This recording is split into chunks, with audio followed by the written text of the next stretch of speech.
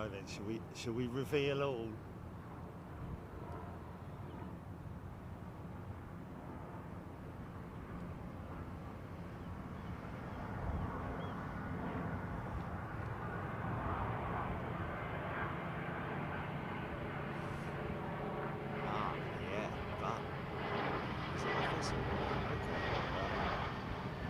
Isn't there loads of trees? Yeah, well there would be if you're sitting on there.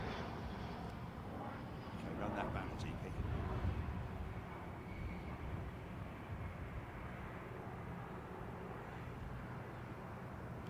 Hey folks, good morning.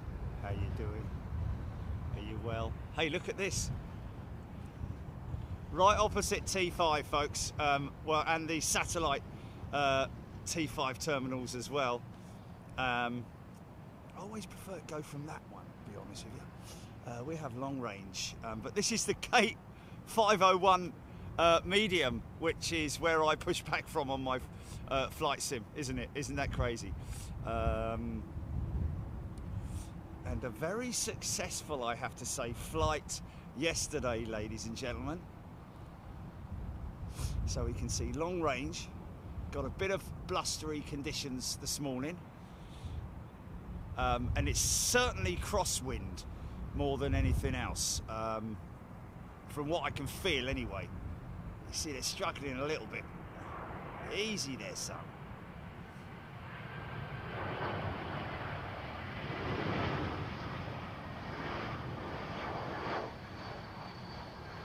Aim for that touchdown zone.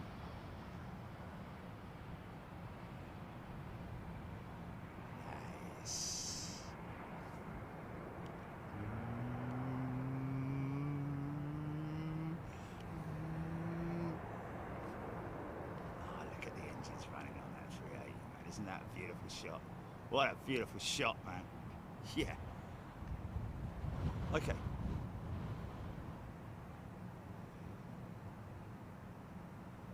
What do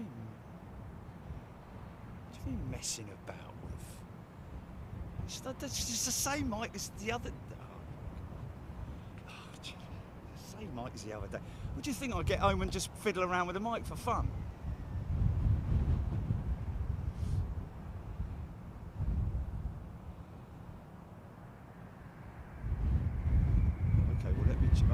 I'm not, oh my God, I do not want to start fiddling and farting around with that, mate. Remember what happened last time? Yeah.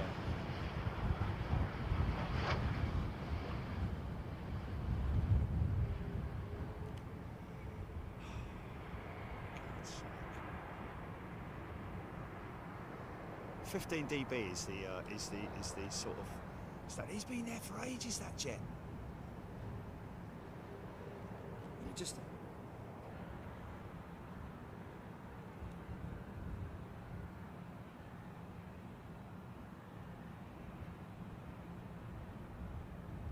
I mean, it's on dynamic.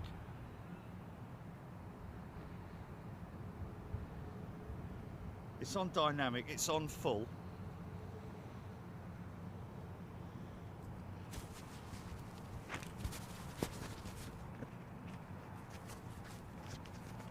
Exactly.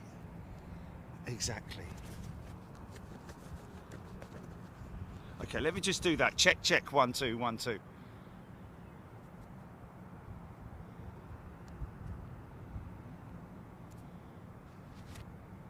Okay, well, let's guess the mic's right here with me now, isn't it? You right there, Mike?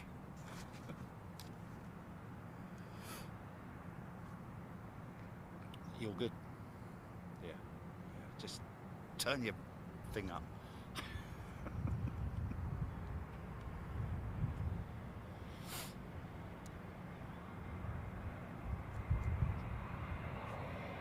Oh, jeez.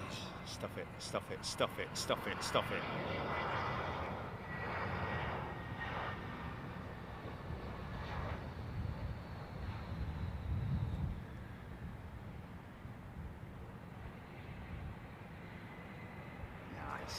Good shots of aircraft taxiing to gate. We've got departures. We've got a direct look through and into the cul-de-sac now, which is where the very unfortunate incident between British Airways and Virgin Atlantic occurred. The wing tip to the well, horizontal stabilizer slash elevator mechanism, which basically ended up needing a complete. Oh, our first 380, look, our first 380, Jilly. Yeah. See, she's crabbing a bit, man. They are crabbing, man.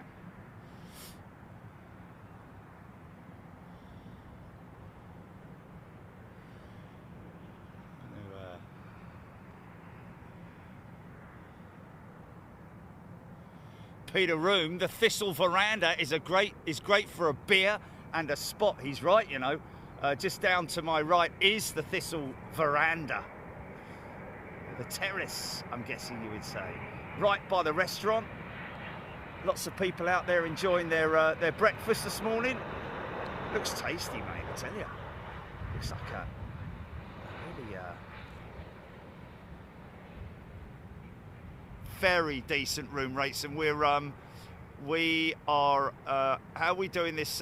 We got a room discount. They very kindly offered a room discount, which basically, no, we're not putting the members code up yet, folks, just obviously at all, because obviously this is exclusive to members, but we will obviously let you know about that. If you want to find out what the is it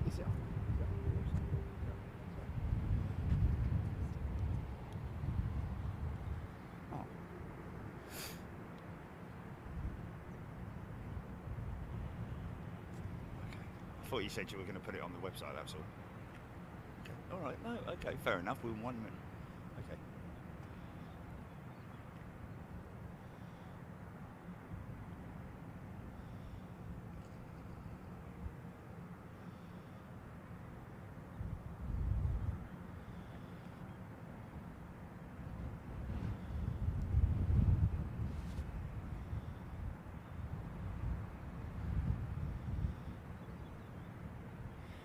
All the way from San Francisco, west coast of the United States of America.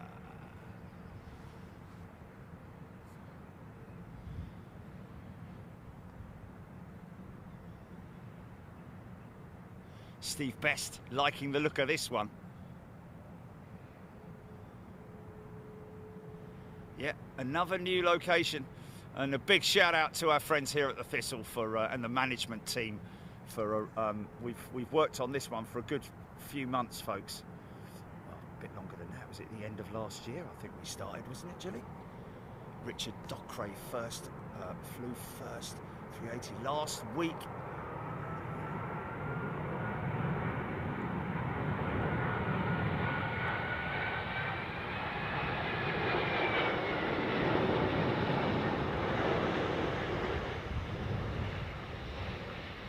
Nailed it. Wow, way before the time. Way before it.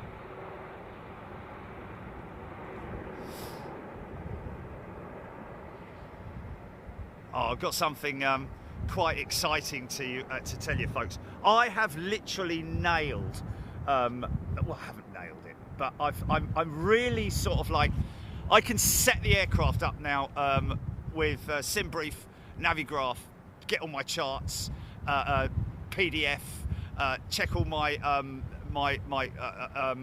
cruise altitude. I can check my index numbers, all of that stuff that you feed into the MCDU.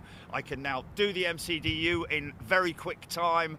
Flew yesterday from here, literally from that gate, taxied down that very taxiway, and successfully flew to the transition point at for Schiphol, and that point I had to manually fly it based on my knowledge, but also programming the heading in the top panel there as well, the upper panel, not the upper panel, but the upper panel, if you know what I mean. And then landed it manually on runway 36 right. At Schiphol, successfully taxied to gate, shut the engines down. So now I'm in that position where I need to Oh, hello. Retro. Nice. Look, they're battling a little bit, aren't they? This is a good looking aircraft, man. Wow, that wind is cold. TAP.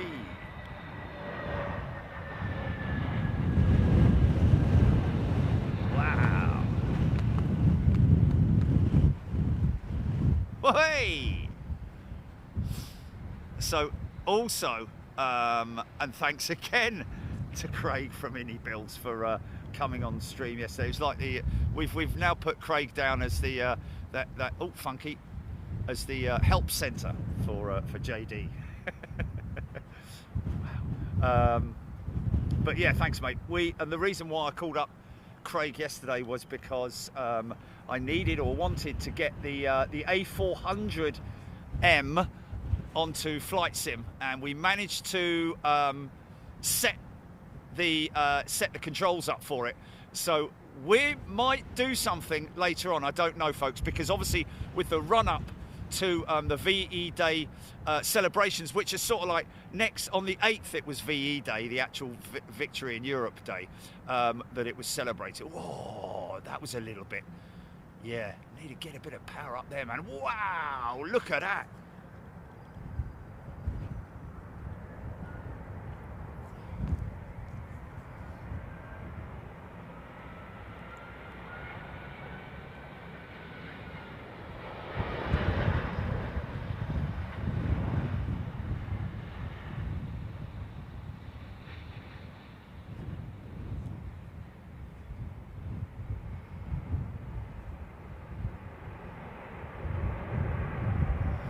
Going to be good in the wet, but also, folks, I have to say, from this position, and of course we were here back in the olden days, of Big Jet TV.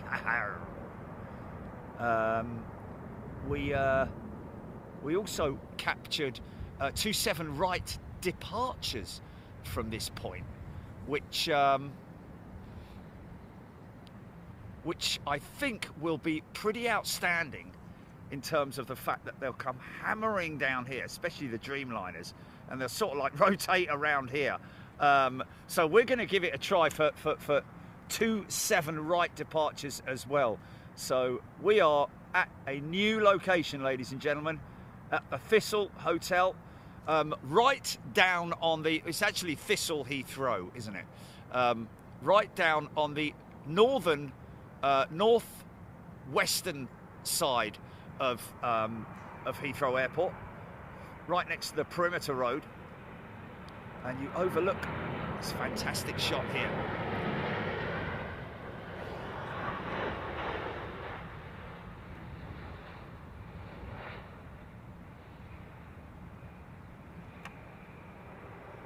And of course in the wet as well, this is going to be pretty good in the wet because of the shot that we've got here with all the reversers fired up. Steve Best, Bosch Central for this position, man. Yeah, it's cool, mate. Like that. 09s are usually bad for spotting, but this location is excellent, Andrew Hickingbottom. You see what? You see, that's exactly it, Andrew, and everybody else. That's our tireless, I wouldn't call it a struggle, but our tireless commitment to you guys in terms of bringing you quality locations around Heathrow. And again, I can't thank the guys at they actually contacted us, to be honest with you, the guys at the Thistle, and it sort of led on from there. And I always like to promote places that you know, that have great facilities. And I tell you what, the breakfast looks blooming fantastic. And there is a fantastic terrace out just down from me, which you can sit out on. XL Aviation spotting. Good day to you. The dew, great when an A380 takes off from this position, yes. So you got a little bit caught. Dip that left wing in. Up come the boards. I have to say, I did have a few rudder issues yesterday, Jilly. but I'm going to have to sort of like live with that for the time being. I don't quite know how that's happened. Oh, blimey, what happened there then? What happened there then? Oh, did it? Oh. Get start-ups over here as well. Bob Shalvoy has gifted 20 channel memberships. Bob, thank you.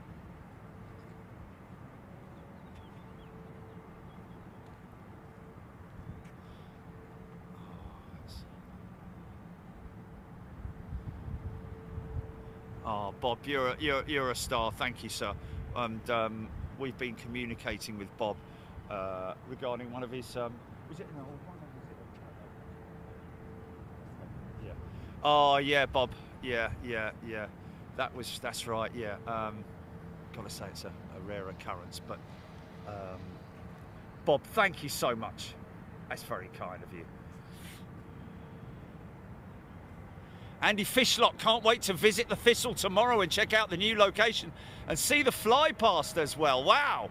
Yeah, I think their Reds certainly do overfly Heathrow. I seem to remember from the times we've been up there. Of course, we're going to be live from the Rembrandt Hotel roof tomorrow from around about 1 o'clock with a 1 hour run-in. We do have the order of service in terms of the, I haven't seen them for a little while, in terms of the fly past. Lancaster Bomber is leading them in, and why not? What better way to have a fly past with the Lancaster Bomber leading you in? I've got goosebumps thinking about that. Then the Voyager, the A400M, the C-17, the P-8 Poseidon, FGR4s, the Eurofighters, we've got, of course, the Red Arrows. We've got Rivet Joint and more and F-35Bs from Marham. So lots of stuff. And Bob's another 5 from Bob. Mate, thank you. That's very kind of you. So windy arrivals here is going to be pretty spectacular, isn't it? Sophie Ellie, pretty cool. Well done, Jerry and Jilly. Yeah, indeed. Well, you've got to put the. I've got to say a big thank you to all our contacts here at the Thistle, and also the staff as well, who are really, really helpful. It's almost like a family-run hotel in a funny sort of way. The guys down at the jump, at the reception, they're great bunch of people. Oh wow, I've got some pretty spectacular departure shots here. Okay, great thing is I can look left and look right.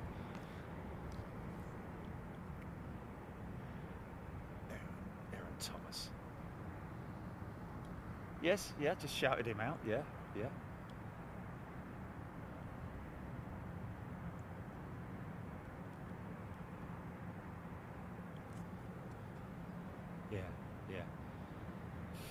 Yes. Yeah. I love that kind of thing, isn't it? Yeah, of course it did. Yeah. Yes, that's right. Yeah. Yes, that was it. Yeah, I forgot all about that. Yeah. Kiss her for leave anything that. Nice. This is a great spot. This is a great spot, man. Nothing worse, is there? There's nothing worse, because obviously this guy here, who's very dirty, mate, you might want to get a shower when you get to gate. He's waiting for this guy to fire up his engines and get gone. He's a little ways from that at the moment, still got the tug attached. Might see the flaps be extended.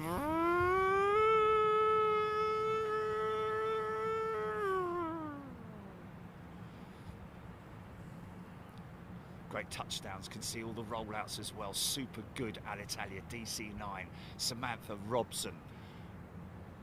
Yes, it is a minimum 2-night stay. Yeah, but that's most hotels kind of run that sort of standard. Read all about it. Listen to her starting up. Can you hear that? Very quiet start up for the 380. quality, has to be said.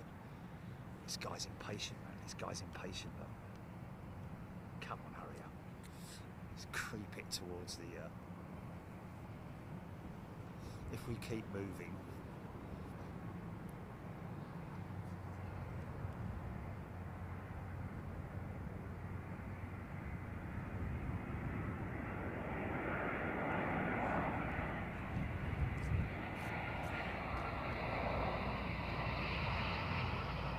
Flaps being extended.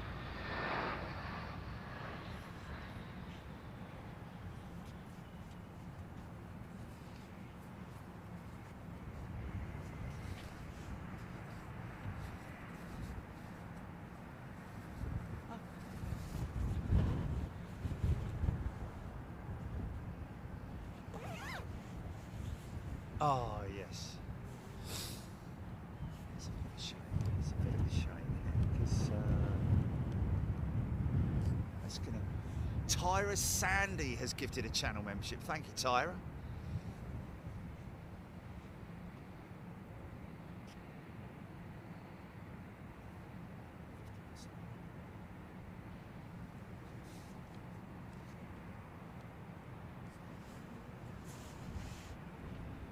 Chris Gossman, how many locations you have used at Heathrow? Well, working our way around clockwise. A little bit of a waggle for the F&F check on that 380. Clockwise, we of course have this, the Thistle now, the Renaissance, the Courtyard, the eastern location at the end of 09 left, or the 27 right. We have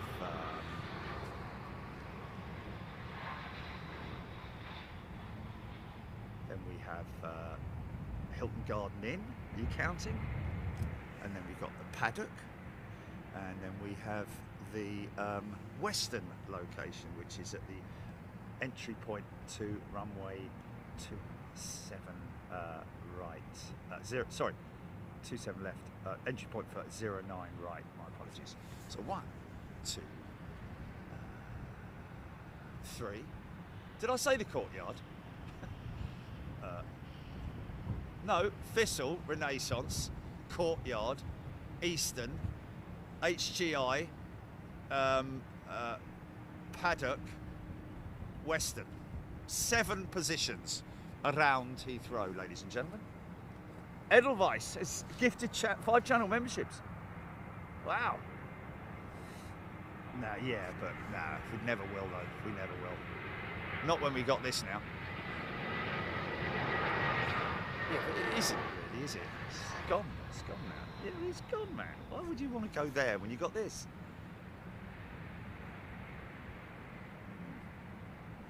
Yeah, but I'll never use it. Well, yeah, but yeah, okay, all right. Okay, all right.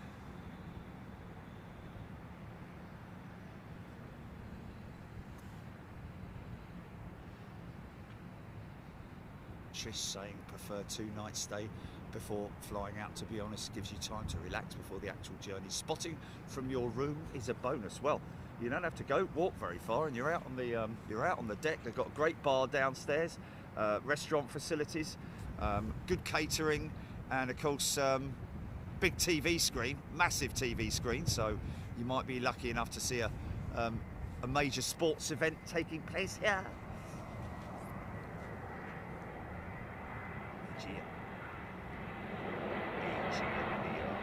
Oh, easy there, roll top.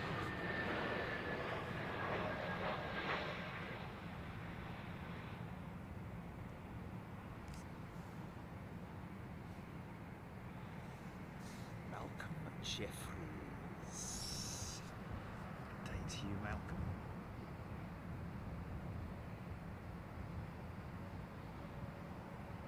So yeah, I'm really getting to grips with my flight sim. I need to get Johnny over because I think Johnny will be quite impressed. Don't you think, Jilly? Compared to what I was like the first time we went out. Well, First time I tried it, should I say. Disastrous. Captain Lee's just had a... Captain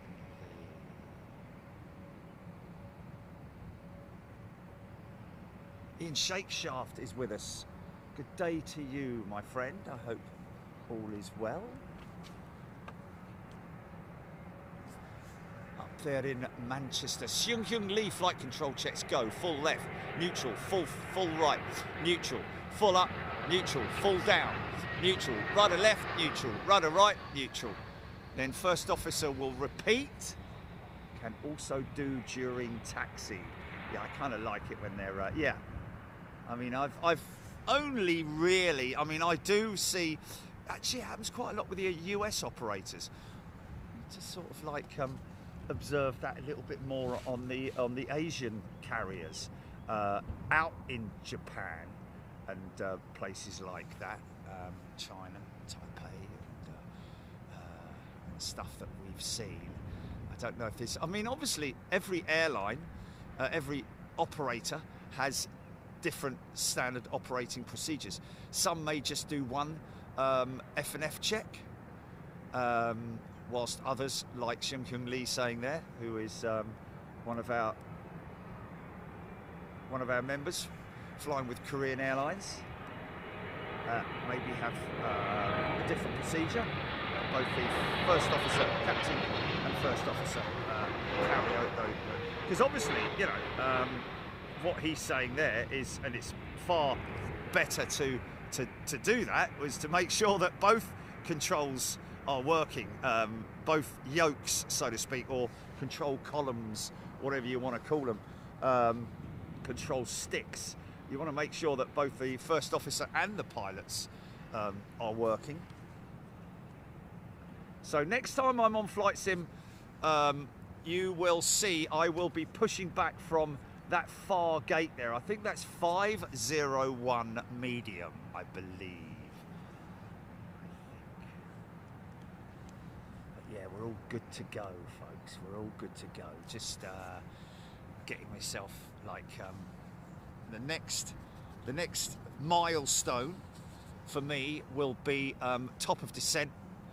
Well, not so much top of descent, but arrival information, popping that into the MCDU. A lot of it's already in there, but you've just got to join up the dots and confirm everything so that your aircraft will continue on that route through the transition point and up to the through the other waypoints and up to the ILS.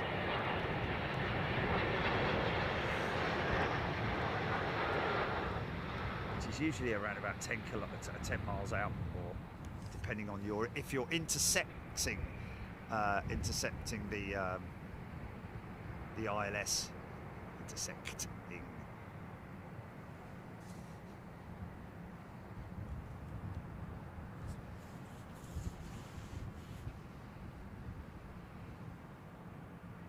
Marianne, loving the new location, totally worth waking up at 3 AM. Wow, that's brilliant. Good morning, Marianne. John G, great views. Taparay.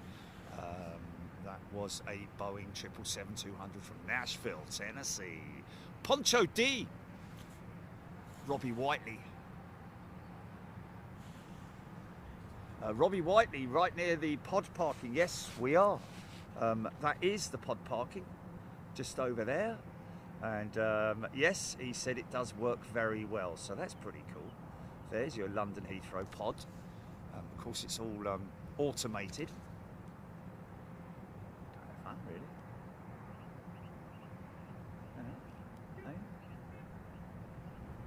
Yeah, love it. Be fun, wouldn't it? Travelling over it. It's quite like roller coastery in a funny sort of way. Very nice and slow and carefully managed, with a minimum distancing between them. Should we just pod spot all day? Pod spotter. Pam, loving the location. Thank you, Pam. Well, gives us a good shot of BA's facility, doesn't it? You know, Terminal 5, the satellites, we can see up at Terminal 2 and 3 there. Miss Toots is a new member. Welcome, Miss Toots. And, well, Miss Toots going to be joining us in Taipei if she fancies it. Look at this guy here. Noticed quite a lot of this, actually, with replacement engine cowlings, both the nacelle front section, they are more or less the inspection cowls there.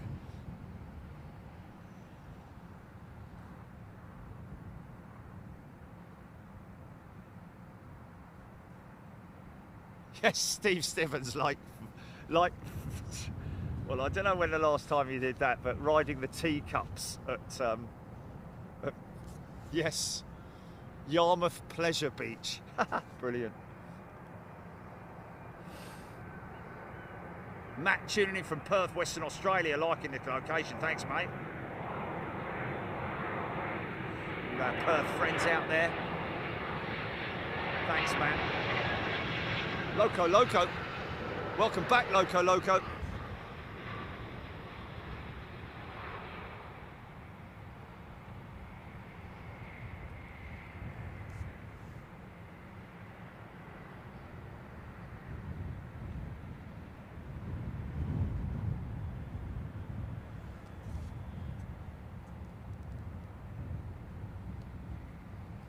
Oh, okay. Yeah, yeah. Yes, yes, yes. You just didn't see it because you weren't looking out for it. Tapare, 26 years old. What's 26 years old? That 777-300. Wow. It's getting on for, wow.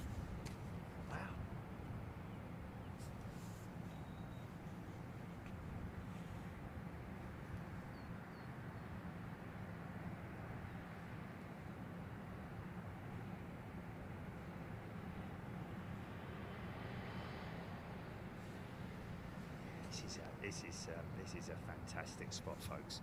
We need to give the Thistle some love, ladies and gents. They are under new management here. Well, I'm not sure how long these guys have been here, but they've certainly made a big difference from what I can see.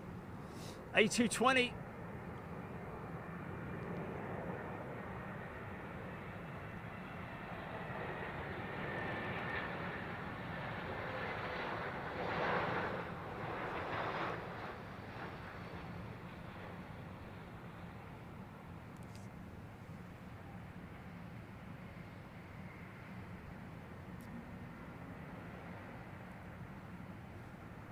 Matt has gifted 5 channel memberships. Thanks, Matt. Or is this the 26-year-old jet, I think, maybe? Ian Hanna, good morning to you. The blind fella, good day to you, the blind fella. You might want to tune in tomorrow, blind fella, because obviously I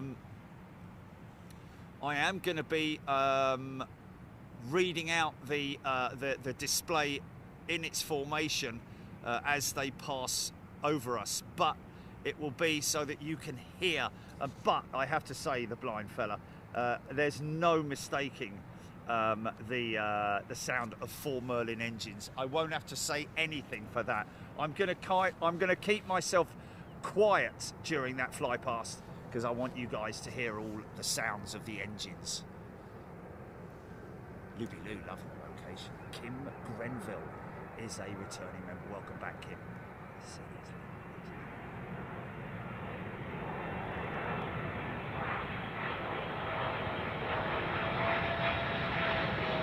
Getting a great for go-arounds as well, isn't it?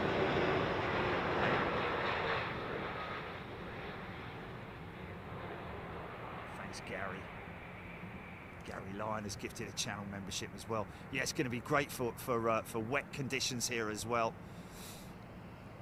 because you're going to see those reversers at full chat.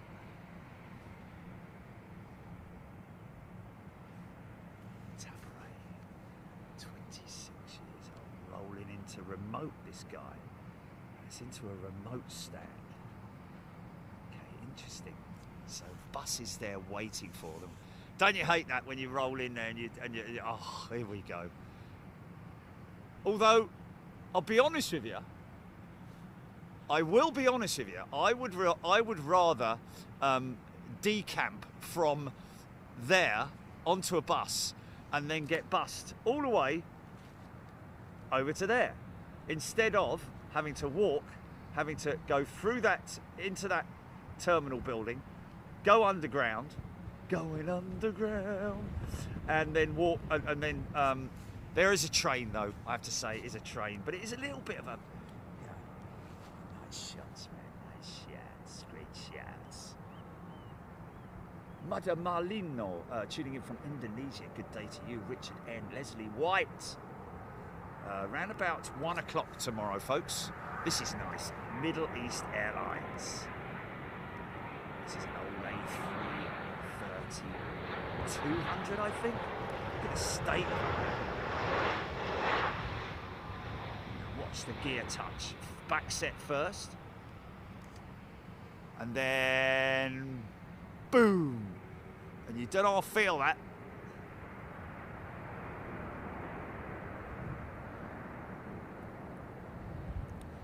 The thing is that regardless of how smooth, I mean, there have been touchdowns that I've experienced where you literally don't feel it. Absolutely crazy how smooth it was. But I have to say, they are few and far between. But the reason why these touchdowns feel so, if it's a little bit heavy in terms of the descent rate before when they hit the ground, because these tyres are pumped up with around about 200 psi, they are literally like rocks, these things. So that extends through the cabin, and that's why it always feels and also sometimes sounds so so extreme, I guess you could say.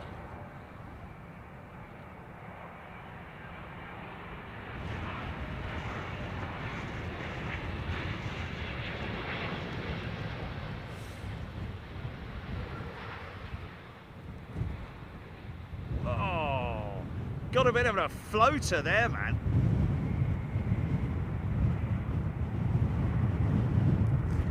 Is that maybe a bit fast?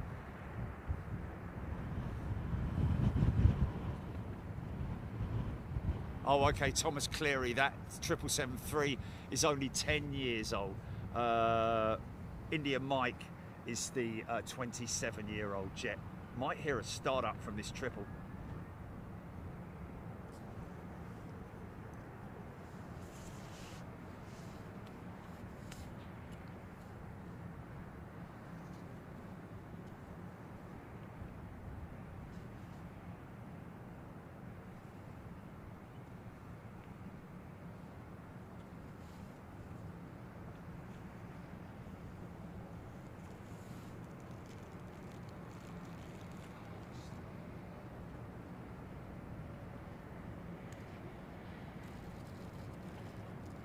Yeah, we're going to bring VAR into play now, folks.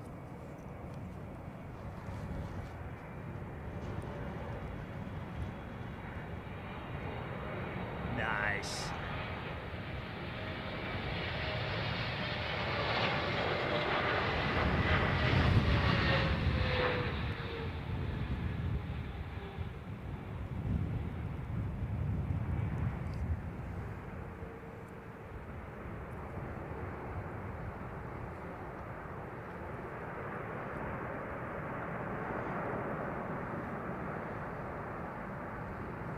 Excuse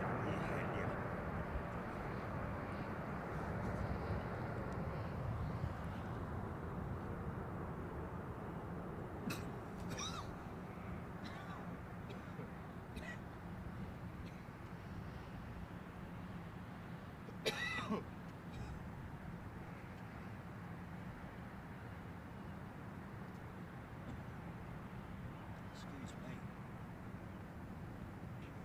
Blimey.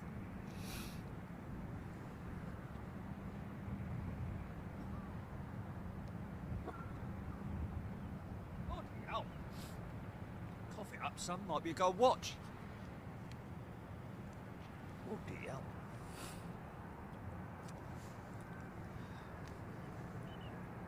Turkish Aviator.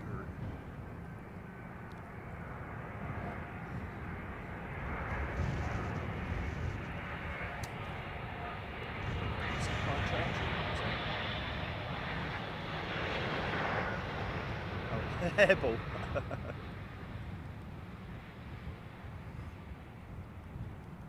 Beautiful. Sabotage. That's a good name for a perfume. Sabotage by Chachi. Because you're worth it.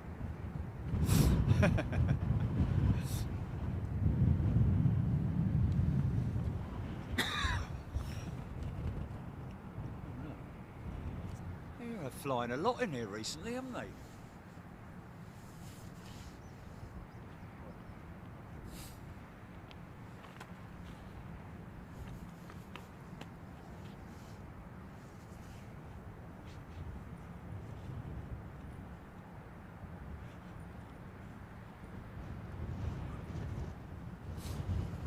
Boys all shout for tomorrow. Do, do, do, do.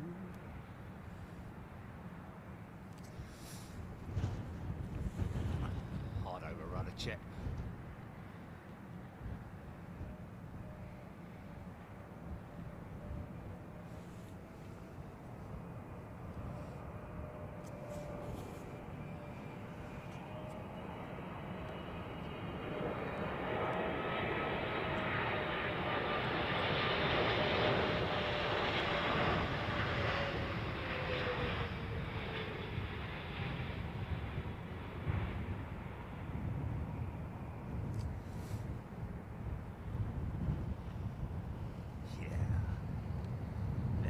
Roll out.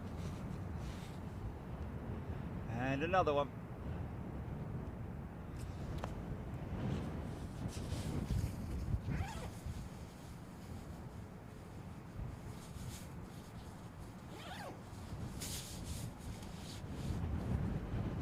La la la la.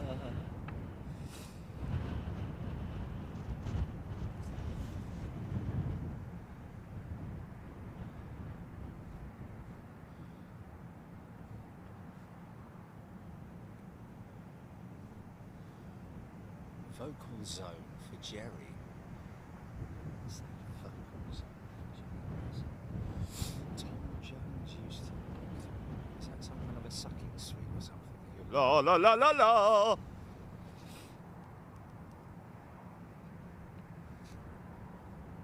Aaron Thomas, 380 in from Washington.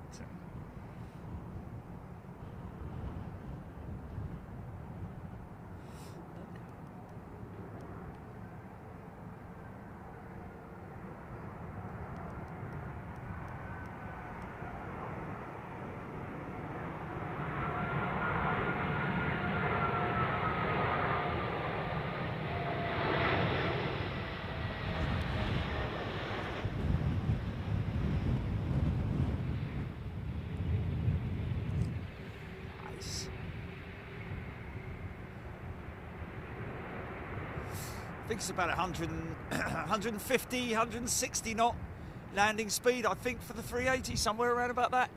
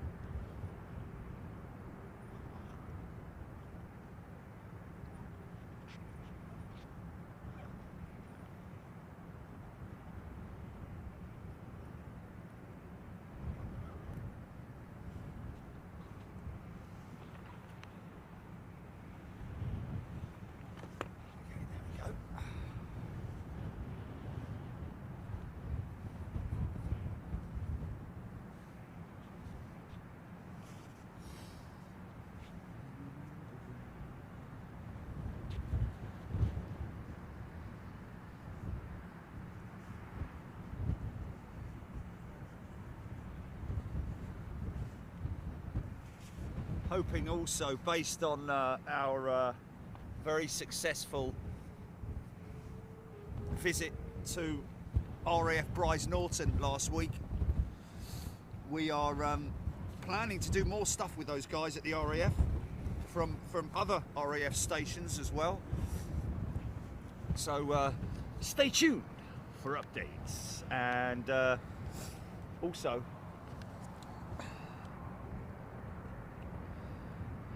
I'm keen on doing another visit to Hendon for the Ton Up Lank, just in celebration for the for VE Day.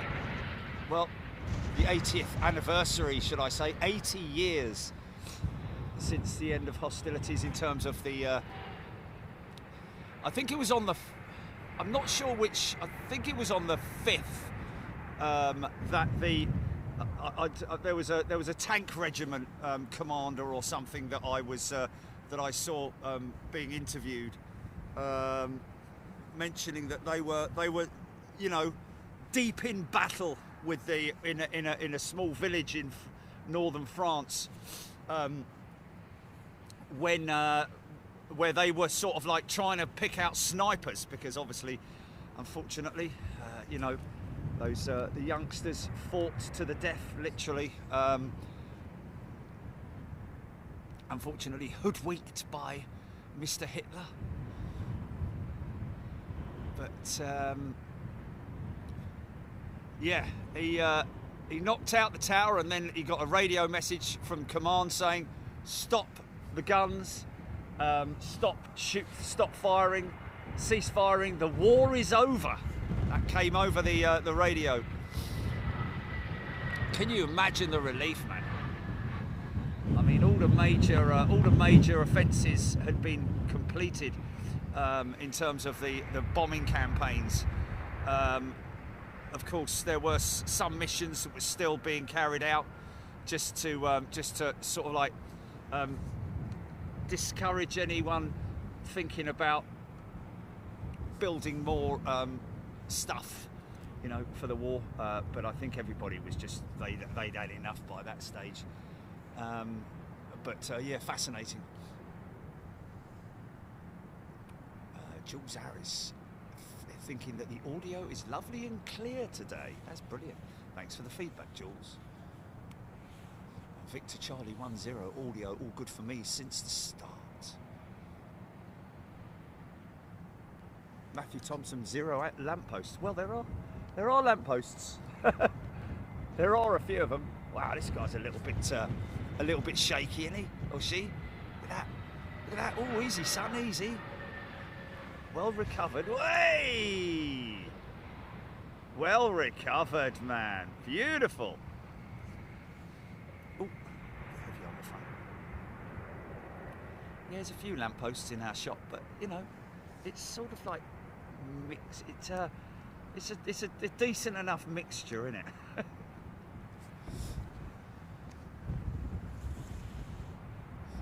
Diane 78, today is Remembrance Day in Holland with 2 minutes silence at 8 PM. Tomorrow's Liberation Day, a national holiday once every 5 years.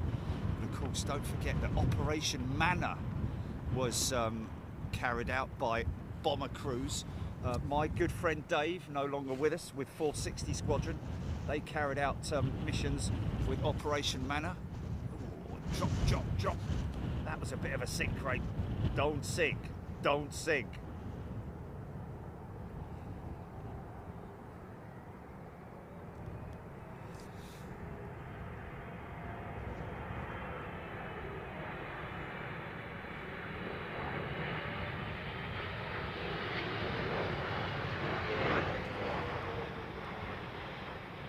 Well, I get what you mean, Matthew. Oh, a little dip there. Yeah, nice smoky landing. Smoke those, mate. Yeah, it's going to be great for reverser action with a wet runway, that's for sure.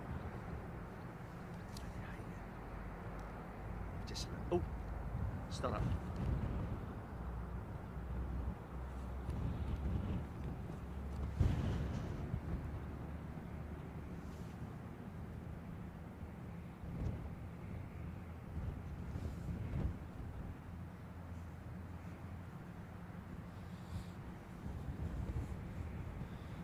Ben Thompson, wow, what a question.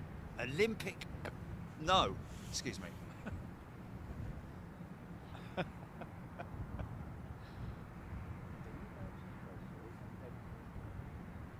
There's nothing worse, is there, man? That is terrible. Sorry, apologies for that. But no, Ben, Olympic. I remember the old Olympic 707s back in the day. Avro Arrow, decent weather expected for the fly past tomorrow. Yeah, well, decent weather, yes. Even conditions like these, we just have to hope that the winds are low enough because, you know, winds above a certain speed make operational flying for the likes of the BBMF a lot more difficult. But I think that the winds are not expected to be too tasty tomorrow. Air Canada.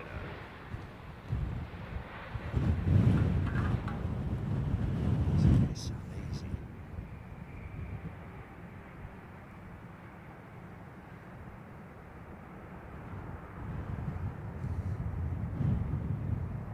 John G, to give my support, you will receive 499 payments on the 9th of May.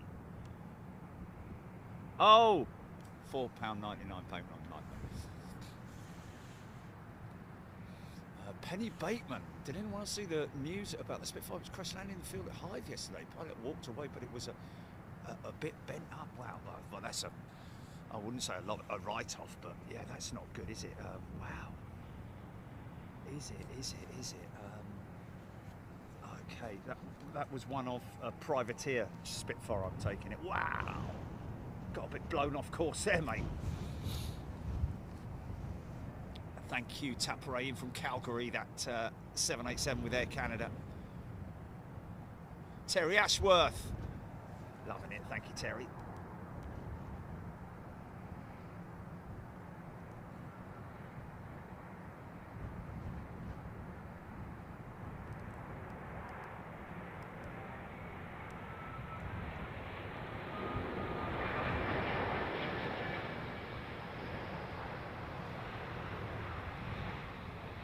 Wow, that was heavy. You can almost hear it. Thump. It's a big old thump, wasn't it?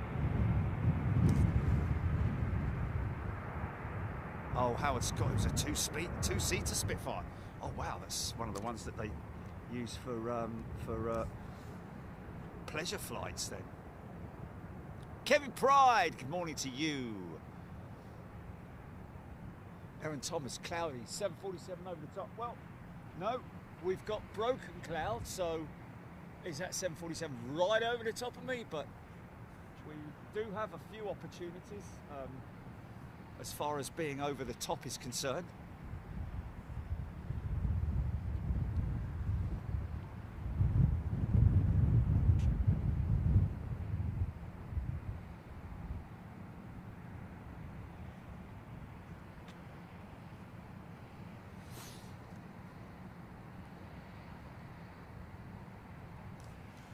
So yeah, all the details about the Thistle Hotel, folks, are in the video description. And members, you will be able to get your discount code.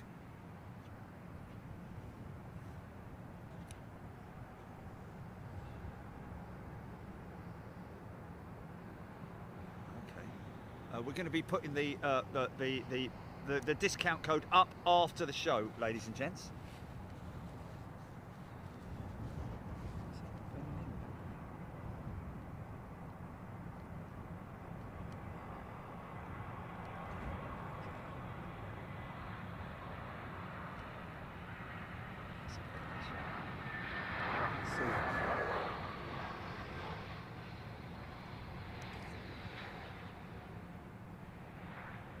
Wow.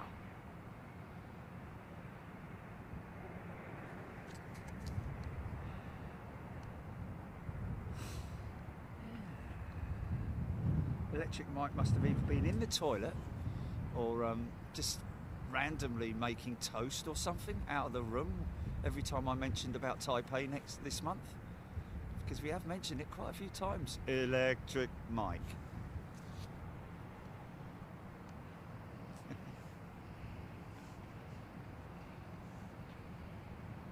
Electric Mike. I need to find a place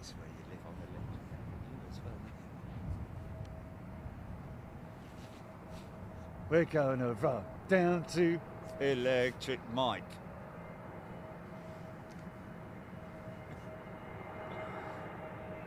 He's forgot.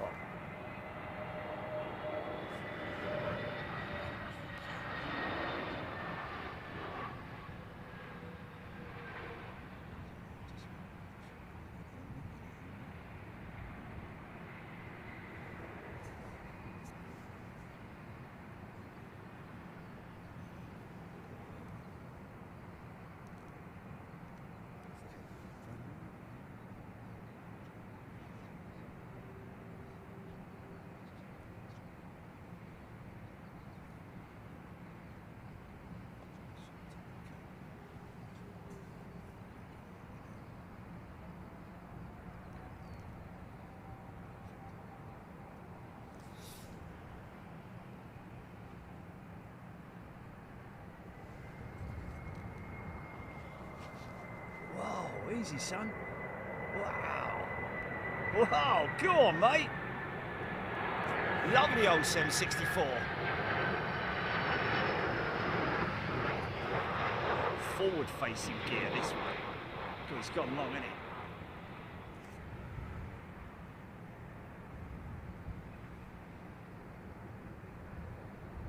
it? Nice. What a beautiful sound, those engines, mate. Proper old school whistling and howling.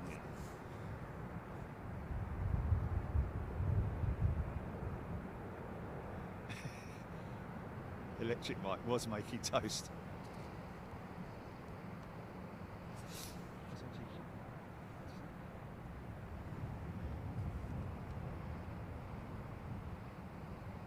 Oh, Craig's in the house. Microsoft Flight Simulator, our personal support team. When I got off the phone from him yesterday, he said, "You might before you go, just to let you know, you might receive a text to ask about how we did in our call today." He said, "Don't worry about it. I'll just send an invoice." Alitalia, looking forward to a 737 landing. Yeah, I know what you're saying there, mate. Yeah. So that's the. You see, when we're at the other end of the runway, you don't get to see inside, literally. Inside the what I call the cul-de-sac. That 777 landing right on, gating right on the sort of like it's a circular section there, and then where I filmed from, waiting for a plane a few times inside that cul-de-sac. It's actually a little bit out of shot because it's behind the tower facility there. Now you can see. How big that facility is for Nats here at London Heathrow. Nice.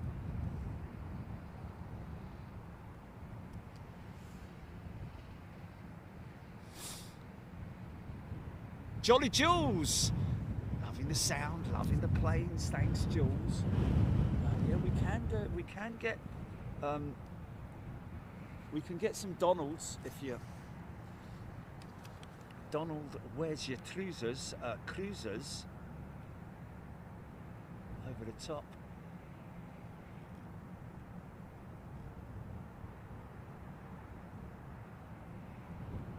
See, they are crabbing a bit, aren't they? There's your 737 Max.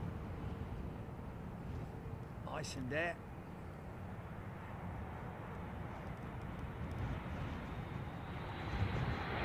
Oh, it's the lemon one. Look at that, it's the lemon one. I like that, I like that. Pineapple, right, okay.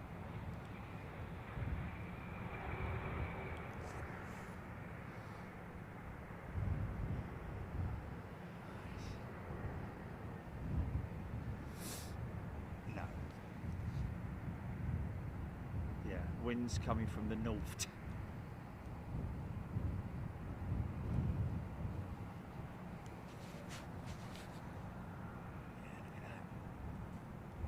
Crab on, boys. Aaron Thomas always wondered what this area looked like before Terminal 5 was built. Yeah, it was just all, it was mainly all, well, there was runways and stuff like that going on, wasn't there? I'm guessing there were remote stands and stuff like that. Oh, this is, well, was a go around for a minute there. Blimey.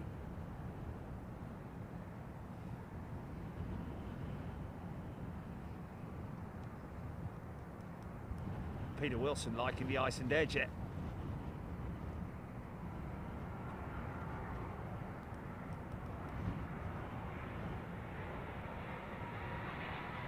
Look at this old girl, look. Wow. Wow. Wow.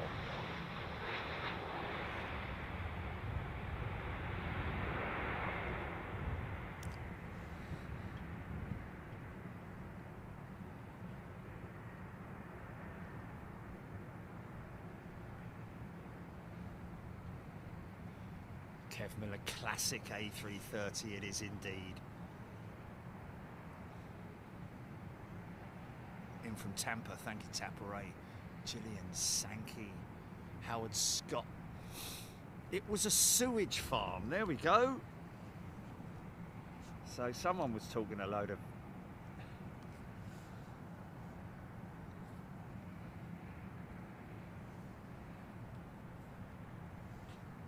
so yeah, I mean this is kind of, we normally, well not normally but sometimes are the other side of this building at the entry point to 09, right, for departures. That's always a good visual experience as well, isn't it? Penny, we won't see Pinky down this way. Pinky lives right up the other end of the airfield. He never ventures down this way. Because he's a United, he's owned by United, or at least was. So this is all BA down this end.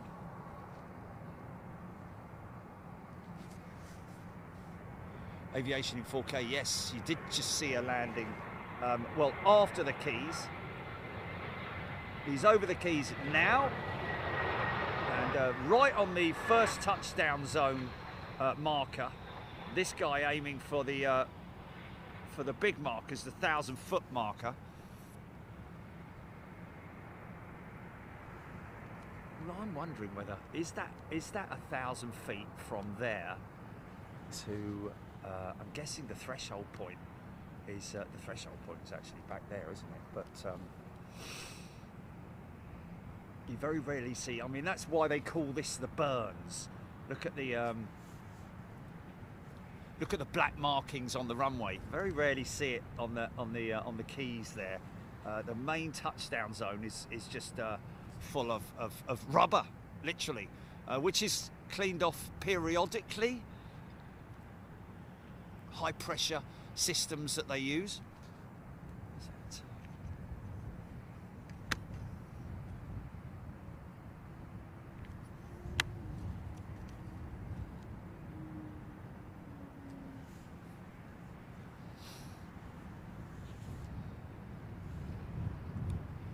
Graham later, or Concord, or Condor.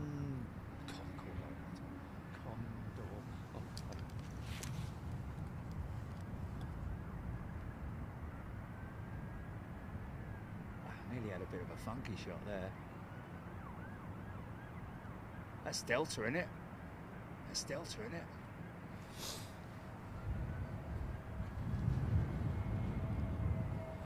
We've got broken clouds, so.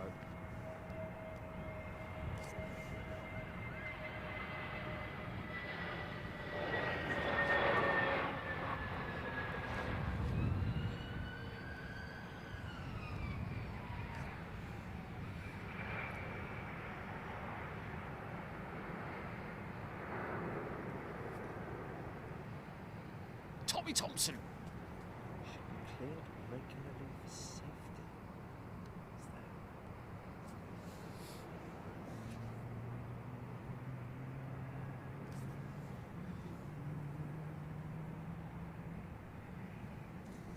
Electric Mike. Pinky is on the rear of my van. Is he? Is it a Pinky sticker? Is it a Pinky sticker? Haha, brilliant, brilliant. He's got a thing. I've got to get one for the truck then, haven't I?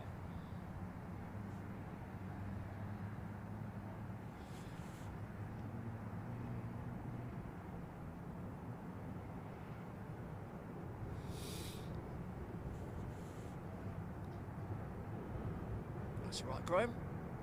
Amsterdam to Boston, Delta over the top, Kent Miller.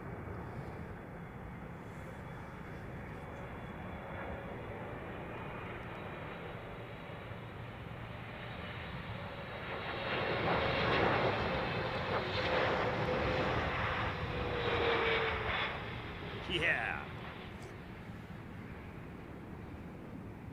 Fully on the decel. Engines to idle.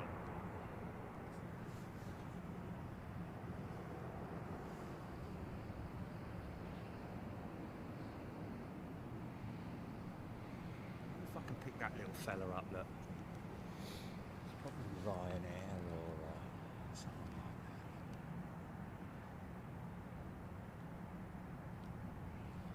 He was there.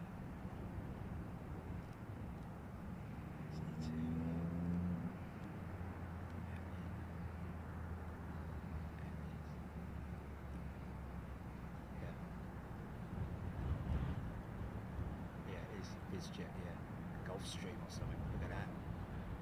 Oh, that's turning. Look at that. Blooming heck. He's on the turn, and he's on descent. Wow. Well, I mean, it just looked a bit odd. That was all. He's climbing, is he? I like it. Blimey.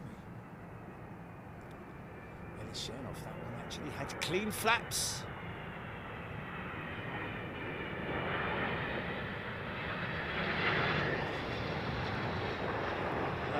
Also, Ellis will be Alice. Who is Alice? Ellis will be. Oi! Ellis will be glad to hear that we're looking at different aircraft for the flight sim now, and the 727 popped up the other day. Of course, to authenticate it as much as I can, I will be getting the yoke set up for the flight sim.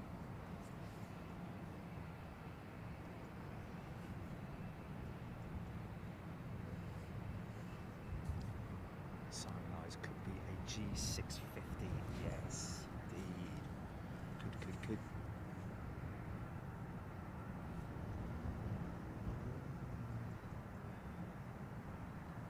That's a big jet, isn't it?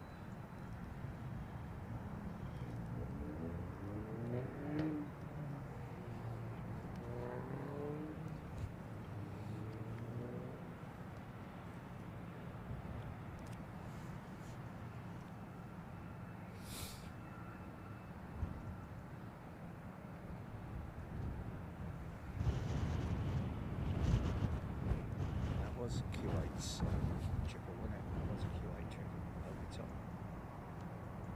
Or south of me, anyway.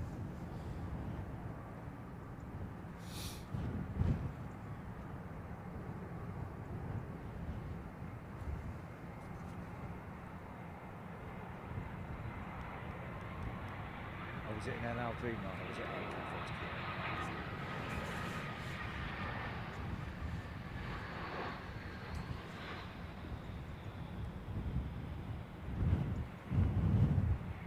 some slightly untidy landings today, but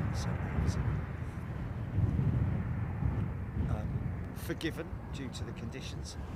Quite a strong crosswind element, as you can see from the SOC, which I've just seen for the first time. We have our SOC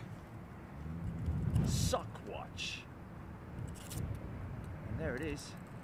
It's quite blustery, as you can see. It's right on my back, so obviously favouring 09s.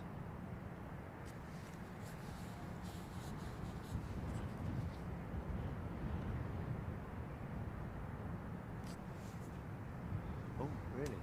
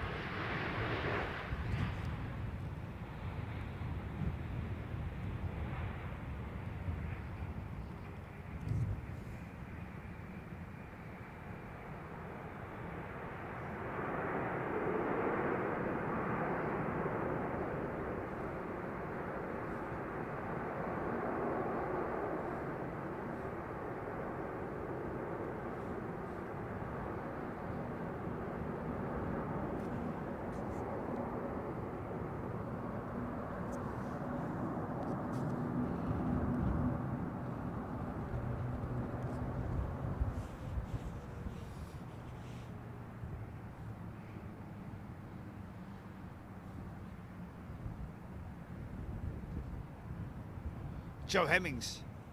Lovely new location. Yes, great. Got lots of stuff to look at.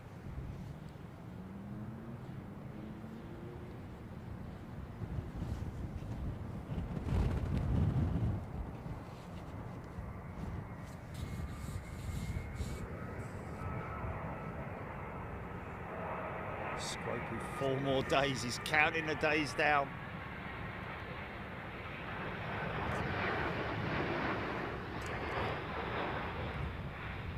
It's that wing deflex.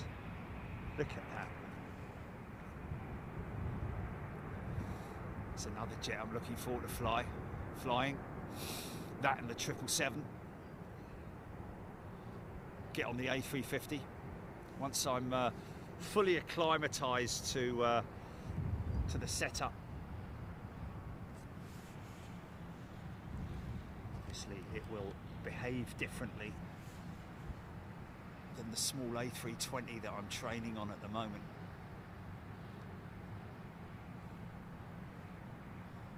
Yes, it is a stark contrast to yesterday alone, wasn't it? It was t-shirt weather yesterday, and then in the afternoon Jilly came over and it was lovely and warm, and Jilly came over and we went through the fly past overlays for Monday, and then when she went home, she was only there, well, you were only there for a couple of hours, weren't you, Jilly? Oh, where? Oh, really? Oh, flipping heck, really? Oh my God. Okay, 5.5 hours then, not 2 hours. But anyway, when we opened the door, it was bleeding freezing. Yeah. All of a sudden, literally, it's like a complete contrast to what it was like. Anyway. Electric mic, wind 030, 15 knots, gusting 33. There we go. So these guys being given their wind, their updated winds. I think even some pilots might call for a wind check just before the final phases of touching down. Literally the wind check at the airfield.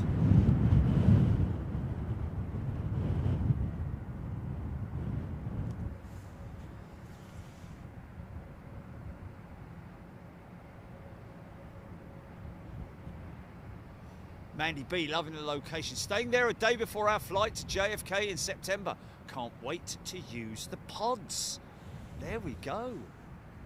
So Mandy B going to be staying here and going to be using the pods. And there are the pods, folks.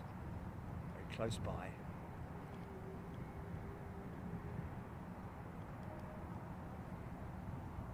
Scropey, great new view.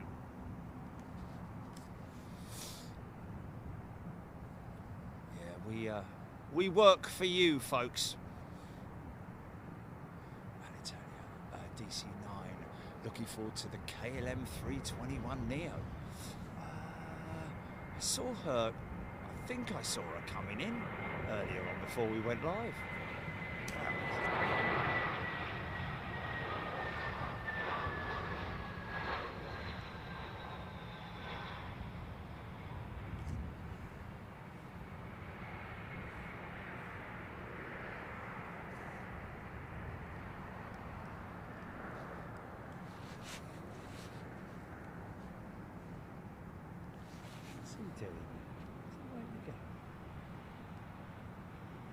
Is he going? Is that an intercepting departure?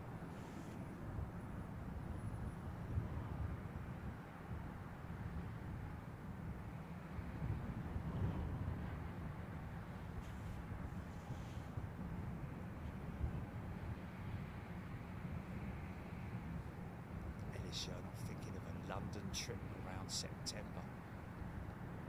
Looby Loo, Oxford for a few drinks, I said.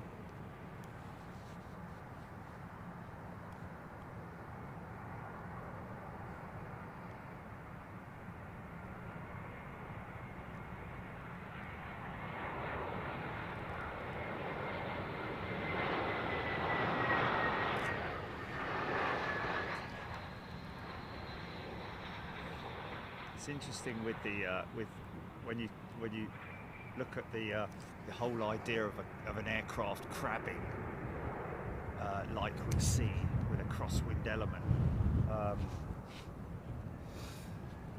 You know, I always wondered. It wasn't actually long ago that I actually fully understood the not the complexities of landing in a crosswind, but not the complexities of crabbing even, because you just fly the aircraft and the aircraft will naturally crab. It's not like you have to turn it into the wind or anything. You just keep flying straight on the track that you're supposed to, and the aircraft will literally crab, even when you're manually flying it.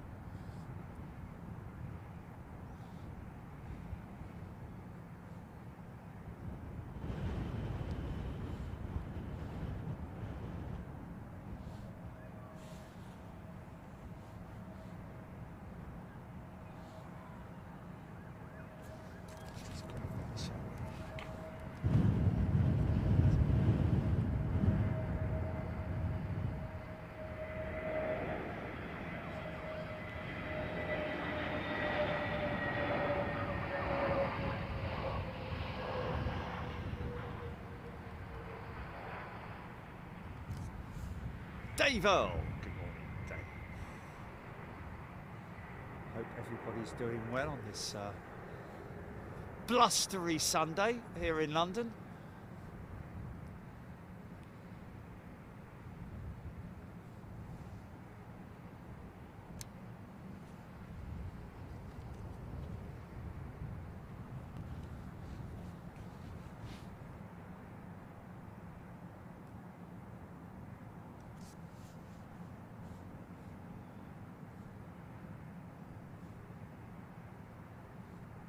Yep.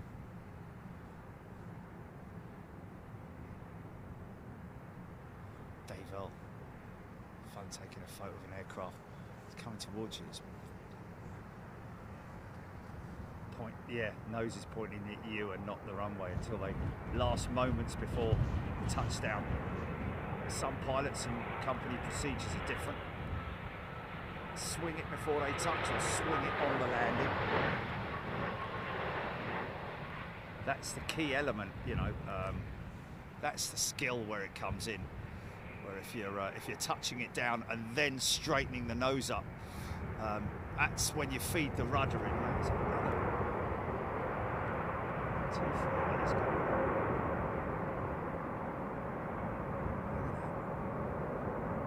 Look at that for the ultimate big funky shot.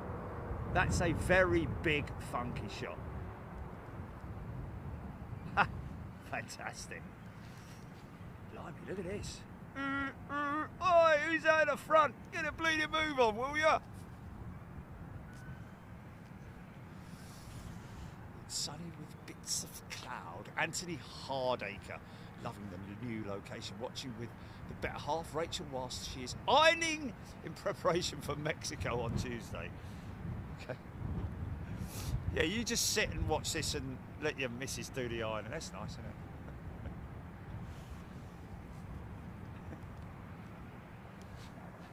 It's nice. Some people find it therapeutic to iron, don't they? I don't mind a bit of ironing. No, I don't really. No, I don't mind doing it, but I can't be bothered. Shirts sometimes, shirts. So, keep a nice clean iron as well. Jeff Hammond.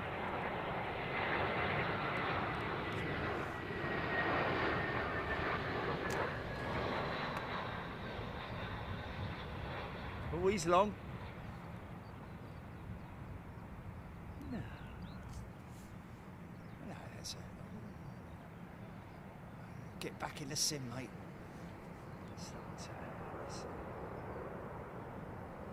Only if it's a specific garment that doesn't require ironing. That's the BNP departure. That was British Airways from Amsterdam. Yeah, I was hoping to be in a Nice crispy shirt for tomorrow. Well, I will be, but I'll have to wear my jacket. I'll have to wear my jacket. Long float, Thomas. Alice.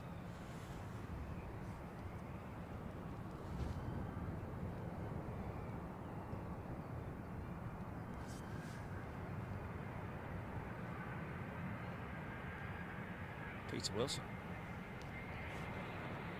Finds it very therapeutic, relaxing and watching the missus doing the ironing. There we go, yeah. Brilliant. It's a bit of a float as well, look. Get it over the line. Cheryl Howard loving the new location. Well, thank you, everybody.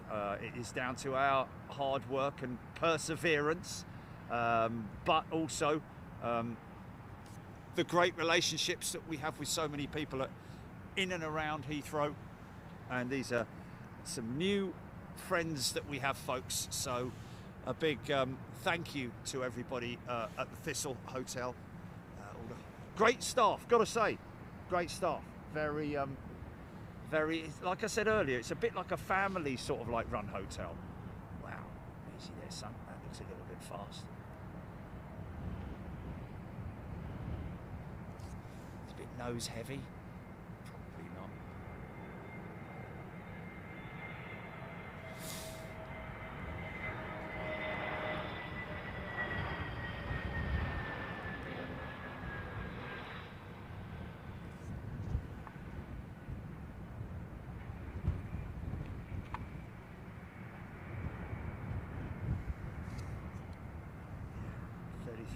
Gusts. Decent enough, isn't it? It's tasty.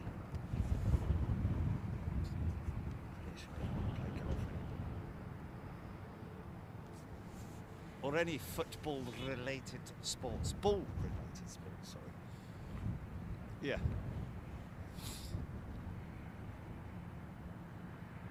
Blimey O'Reilly, look at that. Eddie Neal, my missus bought me my first flying lesson recently, based on me watching Big Jet TV. Good for you, mate.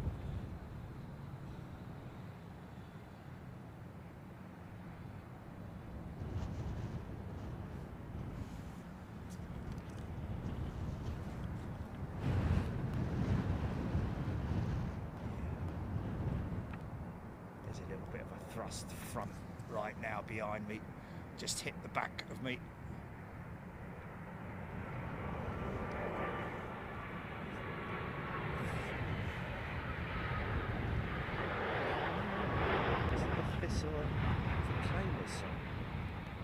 Oh, easy. Oh! 2 for the price of 1. Roll up, roll up. I would fly 500 miles and I would fly 500. Yeah, go on, son. The thistle is a flower, isn't it? It's the Scottish thing for it.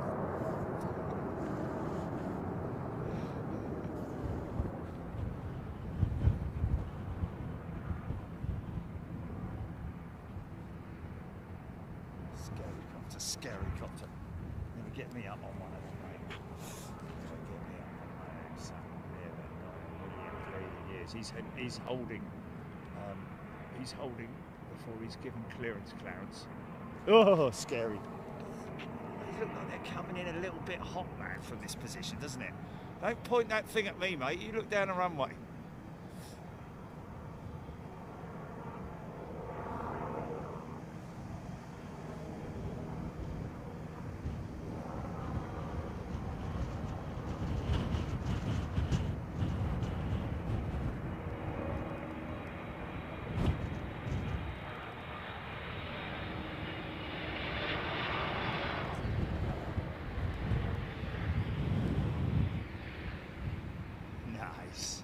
Nailed it.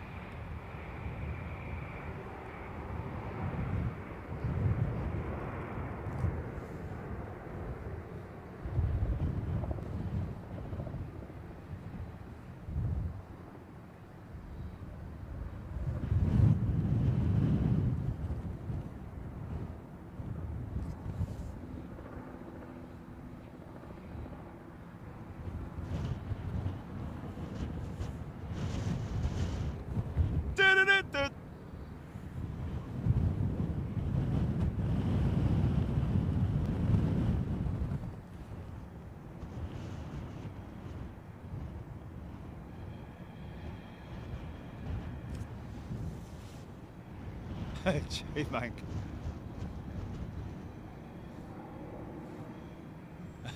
He didn't like it very much by the sounds of it.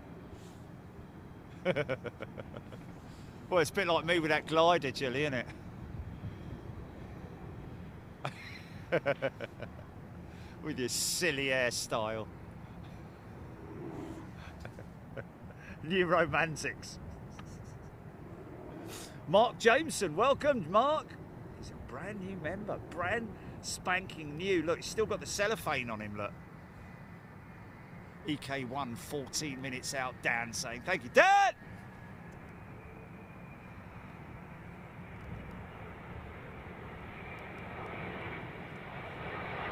Could be Andrew, could be Zane.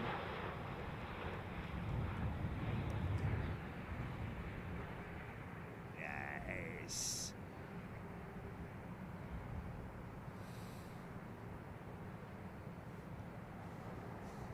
No. It's an interesting vehicle. This is something like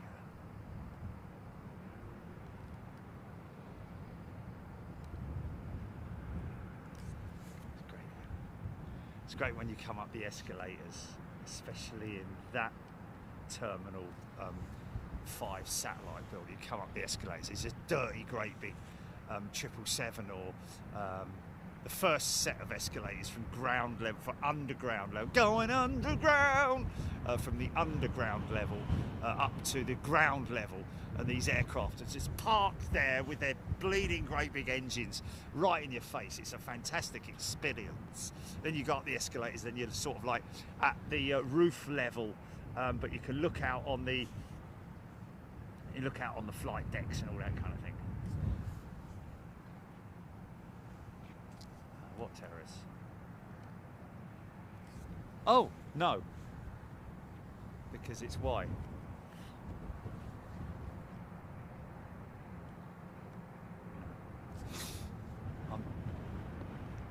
Yeah. No, I don't want to do that because first of all it's distraction. Secondly, it puts everything it puts trees into the landing, into the touchdown zone. Where I am positioned now is the absolute perfect position for yeah, no, absolutely, yeah. Little difficult to do because oh, okay. Well, you can see the picture on the banner, folks, of the terrace. Yeah, if you're on a phone, it's going to be a little bit difficult, but yeah, there is a picture on the banner. But trust me, there is a... Do what?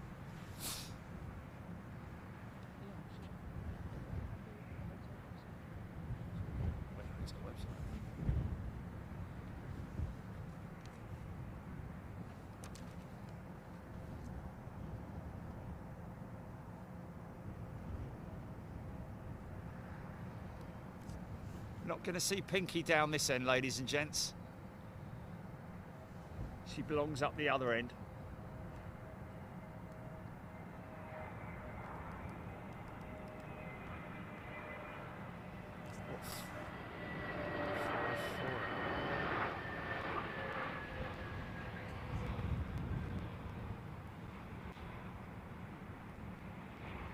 Is it possibly our reason for us?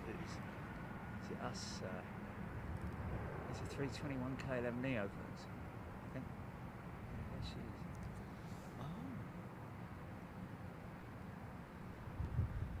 Oh. Always the BPK departure for KLM.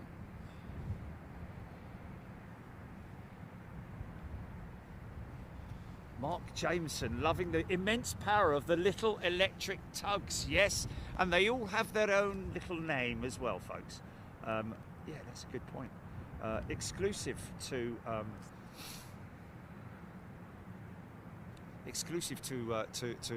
Terminal 5, and I think exclusive also down to this position on the right-hand side as well. Bob M, yes, absolutely, Bob. I was discussing that when we came on live earlier on in terms of 27 right departures. It will be. Looking forward to that. So this position is good for both 09s but also 27 right departures. Not just from us, our perspective, but also if you're staying here at the hotel and you sit out on that terrace, you see them all the way through to the touchdown zone. And beyond, really, to be honest, wherever you're. It's just a great terrace to sit out on. And the great thing is, it's not a narrow terrace like some other hotels. It's a big, wide terrace down there as well. So, you know, let's see if we can spot one of the little electric tugs. Oh! Flipping heck, excuse me.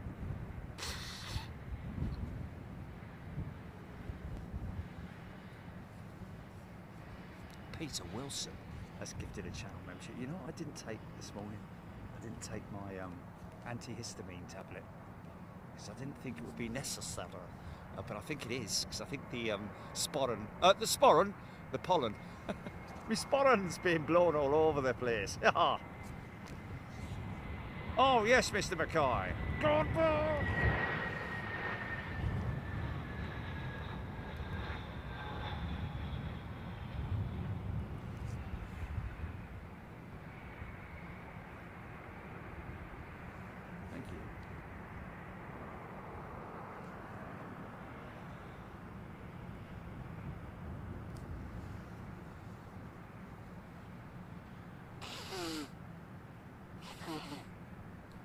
I'll name that tune in 3.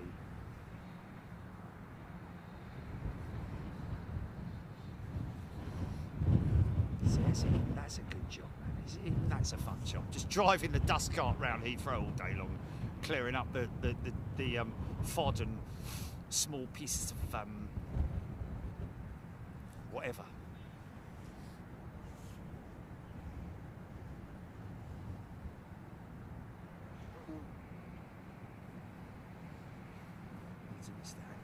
Howdy ho!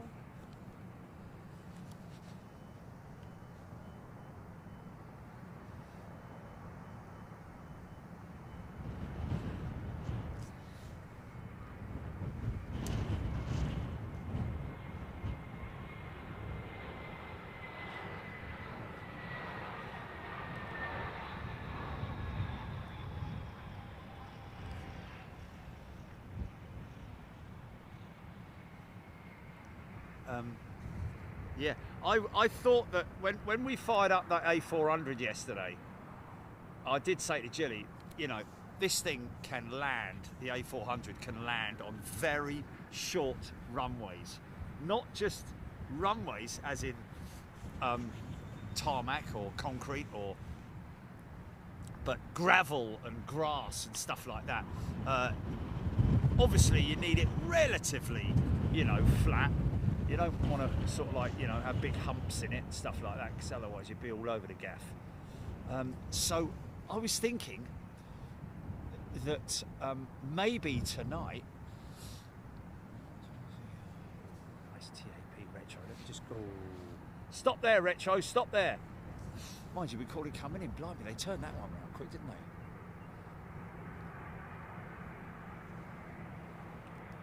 they? Yeah, no, shit.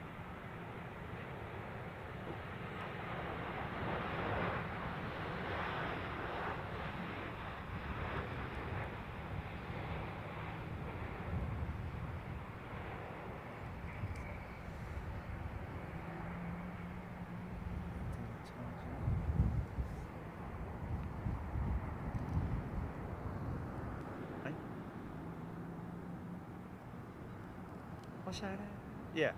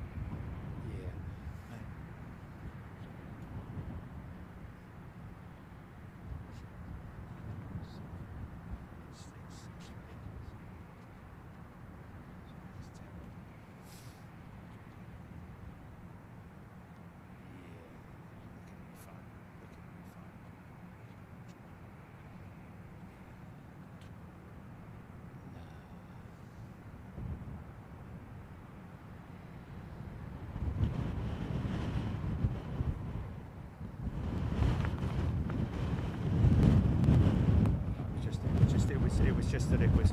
No, it was just that it was. No. It was paused on the very bright runway. It's fine.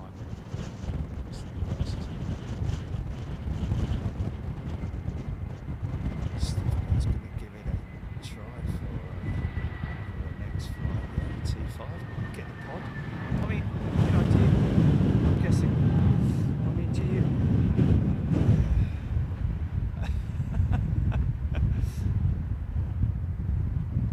I don't think you can get the pod.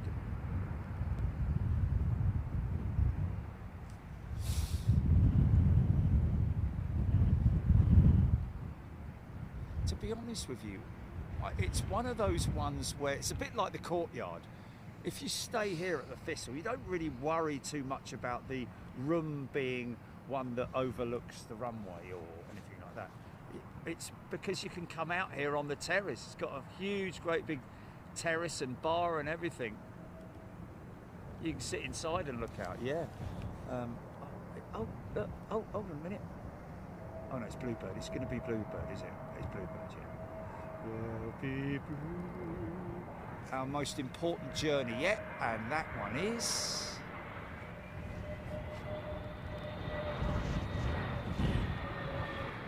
What am I at?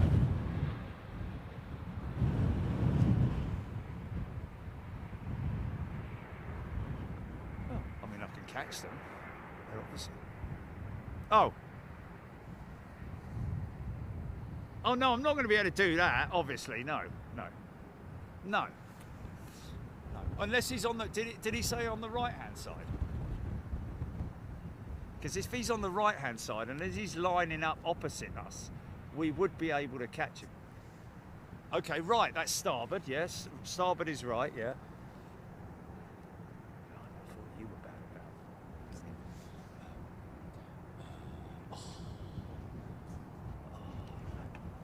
Sorry.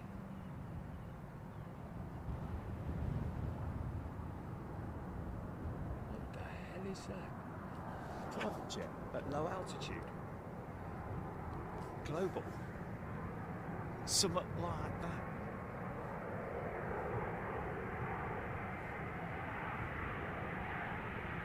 Yeah! Got a bit of thermal there.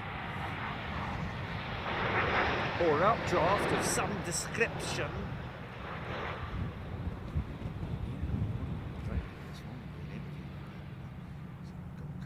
Got a dog called Star. Sort of Darth Vader-ian.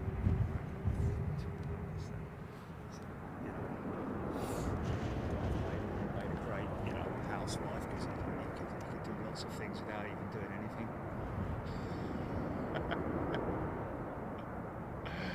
Yeah. Great, hold on a minute. Let me just change the bedclothes. Wait a minute.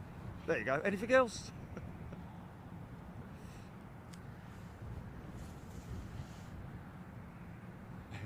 Tapper 25 years old, Global 7500. Brian Stewart, thanks. It's a Global Express biz jet, Ellis Chernoff. Big, isn't it? Ellis Chernoff, tiptoe on the mains. Yeah, love it when they run them out on the mains, man. But when you run them out on the mains, sometimes it's a nice smooth transition from the back to the front, but sometimes they run them for quite some time and then all of a sudden, boom, they come down. Ian Morrison, great new position, thank you. We are at the Thistle Hotel, London Heathrow, folks.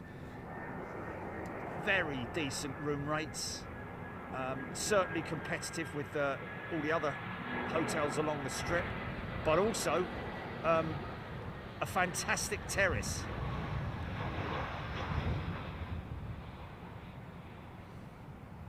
Which sort of like, you walk out literally from the bar. They've got a big screen down there, so sporting events, things like that.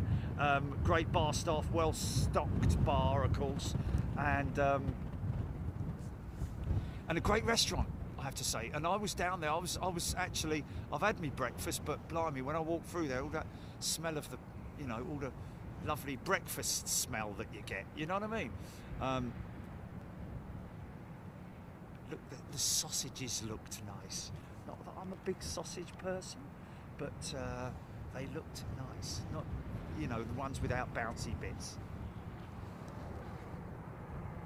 Oh no, you can kind of tell, because you kind of tell. You can kind of tell. If you're a bouncy bit connoisseur like me, mate, trust me. Oh, look at it, did you A380, do? I can spot a bouncy bit a long way off, mate. Trust me, I know a good sausage when I see it.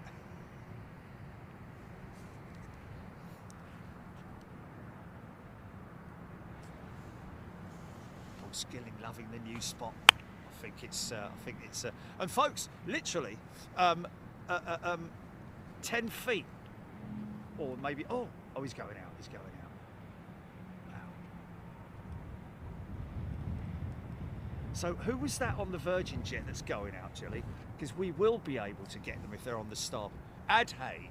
Okay, so Azhay, yes, Azhay. Make sure that you keep us posted on all of that. Don't expect us to spot it. You need to tell us. And you can stay on the stream probably right up to the point where you're about 200 feet off the ground. Maybe even more. Depends on the, well, Virgin, yeah. Well, it depends on the atmospherics and all that kind of love.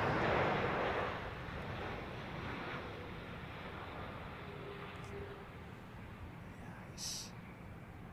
Yeah. The true pilots out there like Ellis. Captain Manny was here earlier. Captain Bob, I think it is, and Screaming Emu not with us yet. He's probably still sheepy nan-nans. I don't know, but waiting for one of these jets out here for the 500 gates. That 501, I think it is. That's the gate that I always. What do they call it? What do they call it? Morphic. Is it Morphic?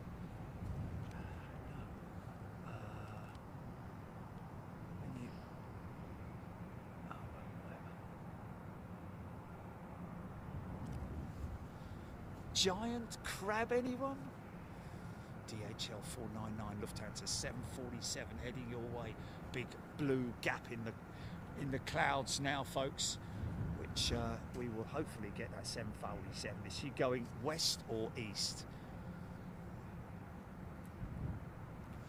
Dan, we will be showing the BBMF Lancaster tomorrow as part of the 80-year commemorative fly past for celebrating victory in Europe.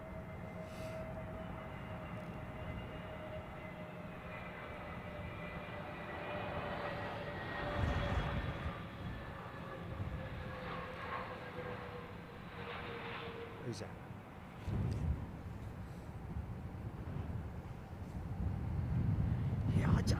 You know, I know people are sort of like, you know, have their own feelings, and well done, High Fly, I've got to say, well done, High Fly, for operating the 380 with global written on it. Congratulations to High Fly for arranging the A380 rescue mission for some down to Spain, I think it was. Is it Madrid? Yeah, to rescue some cruise ship passengers. That's all it was for. So, James, don't get too, you know, cocky about it. I think you'll be able to do that when you're when you land in New York or wherever it might be for the first time. Then you can really let rip. Good luck to you, mate.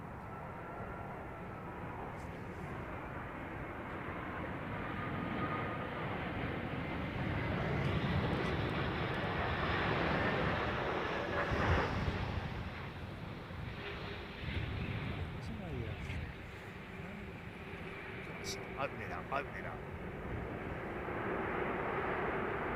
Nice. This is going to be great for winter park, wet arrivals.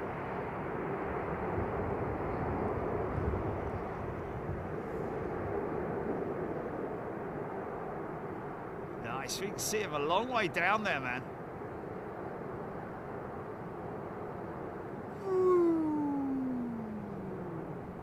Still going. Wow.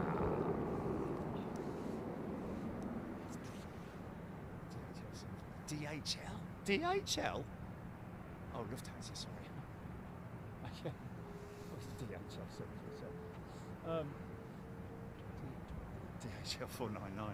Yeah. I've said that before, actually.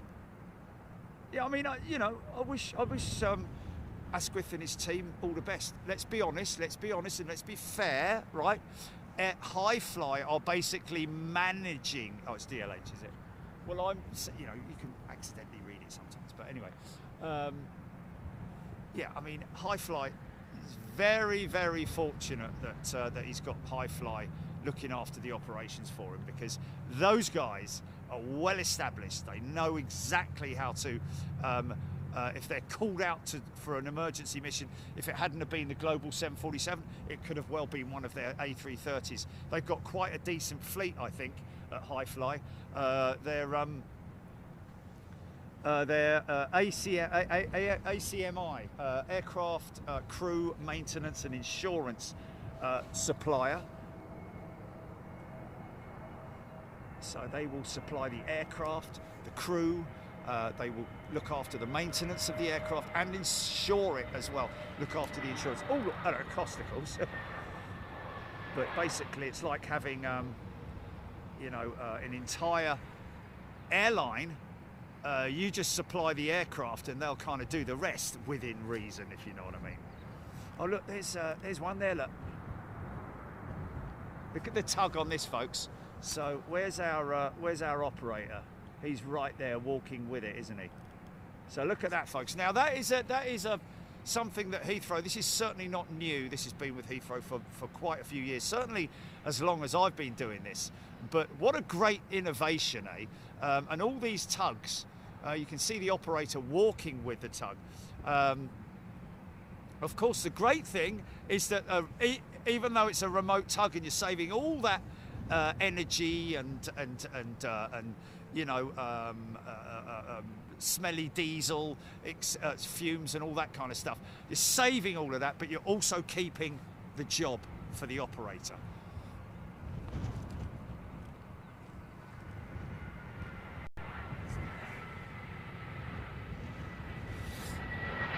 And it's soaking wet, this.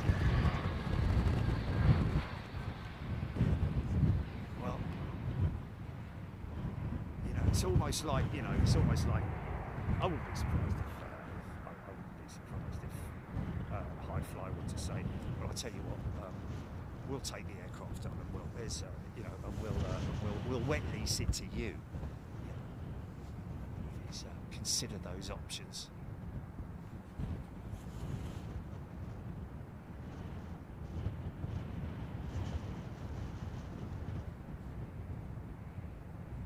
Chernoff, I think that the tug was developed in Israel.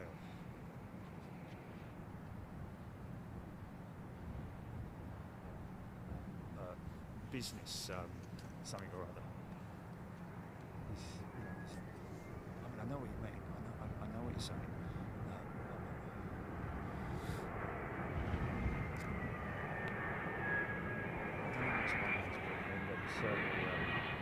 It's a business. It used to be involved with Etihad, didn't it?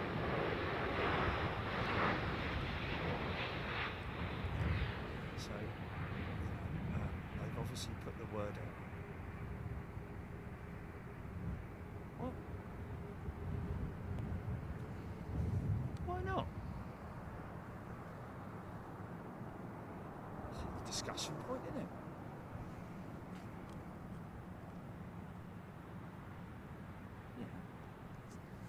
Isn't it? And I think didn't I take a short video of one of those tugs and then posted it, and then somebody said that that's Steve or something like that, the tug, not the tug operator, the tug. They've all got names or something.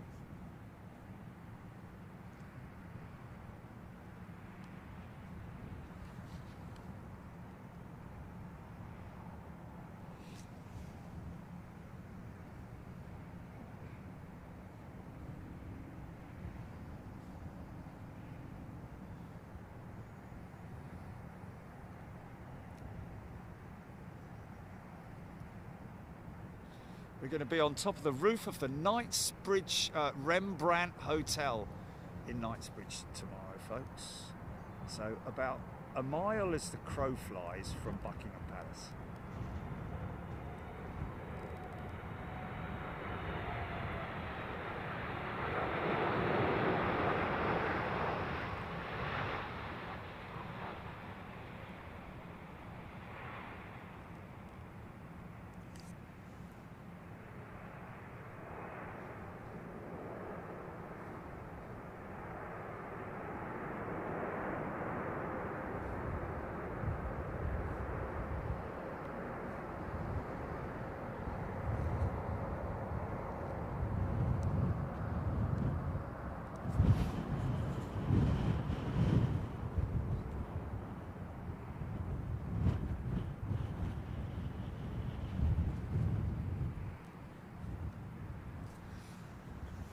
Tugs do have names. I used Jim last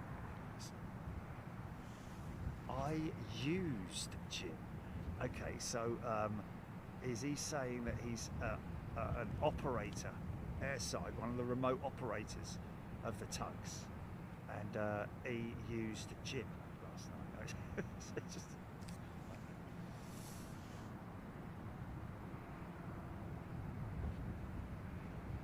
Captain Bob, it indeed is a great position for stormy 09 arrivals. It will be epic.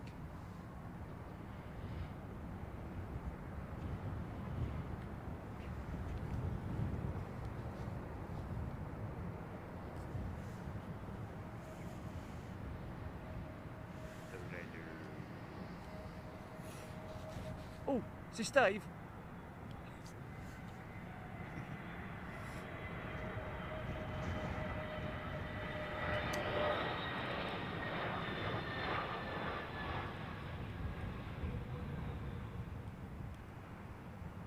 Tell you what, lots of people coming on saying how good this position is in terms of our visual experience and audio experience, but remember that we're at a hotel, folks, and there is a massive, if you look, that you can just about see the top of the restaurant. See how long that roof is there? I'd say that's about getting on for 80 yards or something like that, 60, 80 yards. And down below that is a huge terrace which reaches out as far as this roof here on the lower section there. You can see how far it reaches out. And it's a great terrace, so you're not all cramped up there. You can sit out there, have a drink, or have dinner, or a packet of crisps and a can of Coke.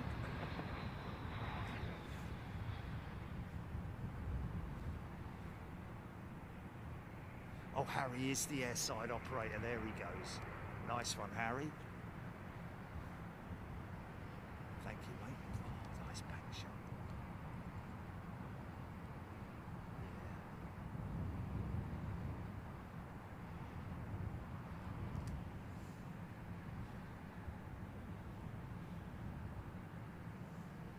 Aqua Biba Ashash.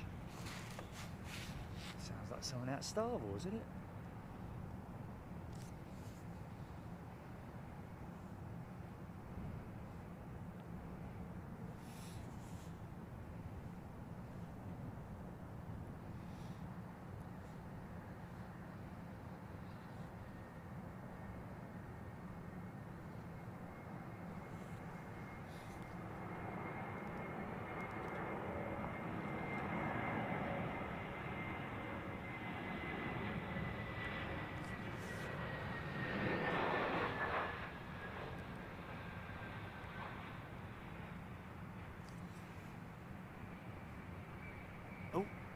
Screaming Emu, greetings from just post security at London City. As I wait for them to inspect Mrs. Emu's bag. Got lots of eggs in it. Emu's eggs.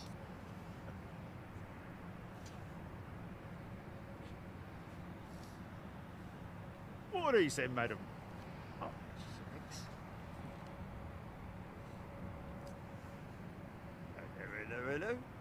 What's this sausage dog doing? Oh, look. G'day. Well, we haven't seen that for a while, have we? Haven't seen that for a while, eh? Good luck with the thumbnail today, Jilly.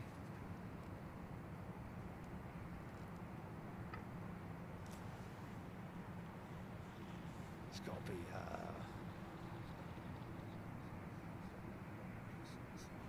big and bold in the shot. God bless you, blimey,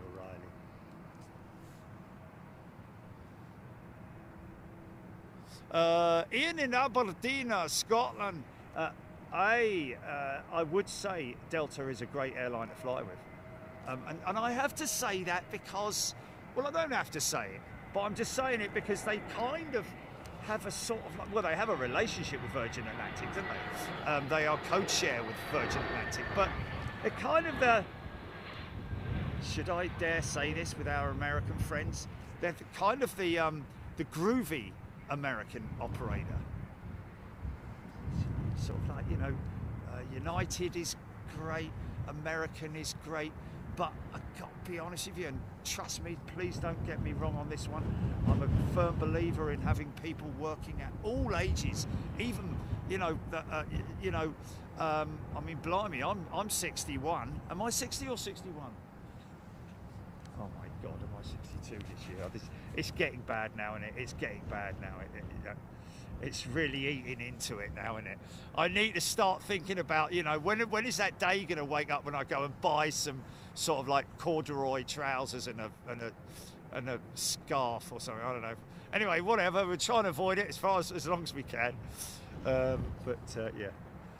But yeah, I have to say Delta are a great operator to fly with. If I was given the opportunity, it would be Delta out of the Americans. Sorry about that for all you United and American fans. I do apologise. There's good shots like that as well, Jimmy. There's good shots like that as well.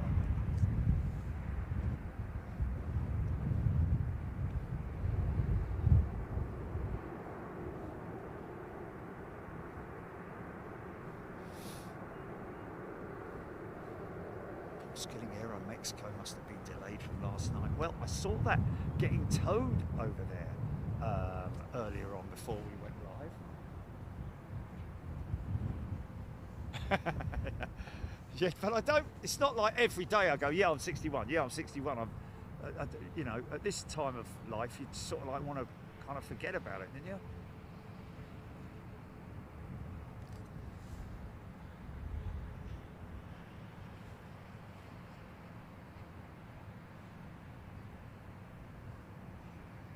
Kev Miller, he's flown with Delta, great airline.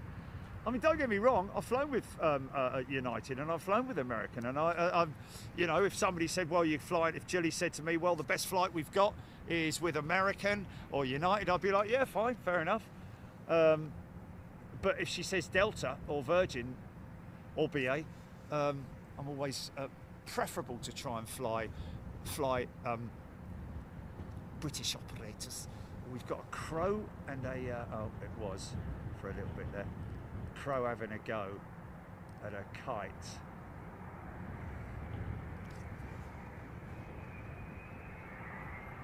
What's Molly done? Oh, Molly's gifted a channel membership.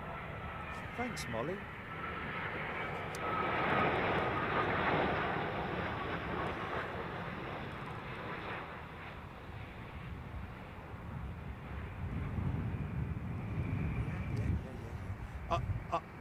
Yes, I have to say that I personally think that they're short, well, not short haul, because that was quite long haul really, wasn't it?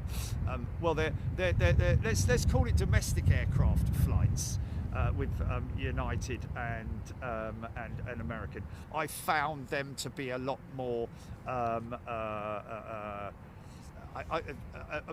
nicer experience on the short/medium haul stuff. When we connected to Honolulu, for example, from LAX? Yeah, we went LAX Honolulu, didn't we, on the 321neo with American Airlines. And that was a good experience. Yeah, it does help, yeah. Yeah, those old 737s are looking very tired and sort of like travelling very tired now as well. Ellis Chernoff loves Virgin Hope flying the next trip. Autopilot American 777-300ERs look longer for some reason, delivery no doubt. I think you're right, Autopilot. They do look very long, don't they? Yes, there is. It is funny how some liveries make aircraft either look stubby or extremely long. South is nice. I mean, look, you know. Yeah, Alaska Airline. Alaskan. Is it Alaskan or Alaska?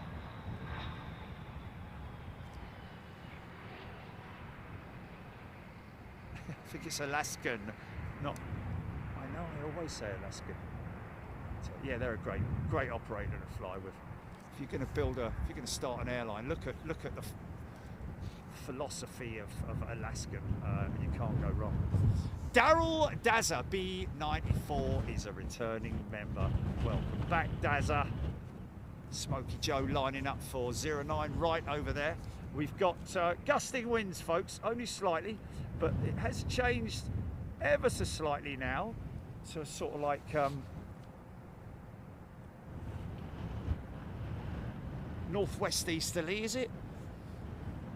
Oh, that's Daryl. Yeah, that's Daryl. Yeah. Yeah, Daryl from ARD. Yes.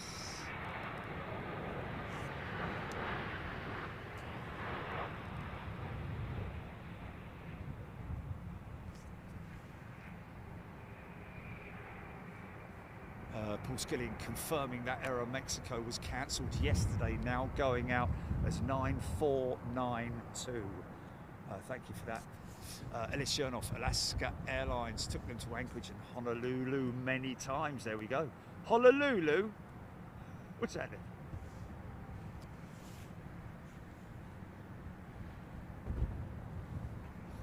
So you can see the 10-mile final turn on for the ILS here.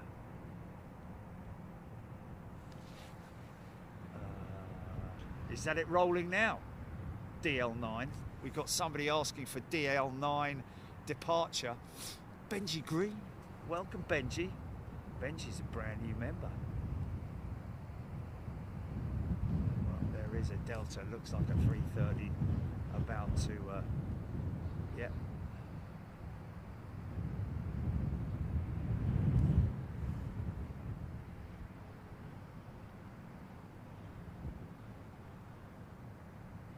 I think that's all their problems. Yeah, we need to get. I think, I'll be honest with you, mate. I think this position here is absolutely ideal. Better than any of the others. Better than any of the other ones.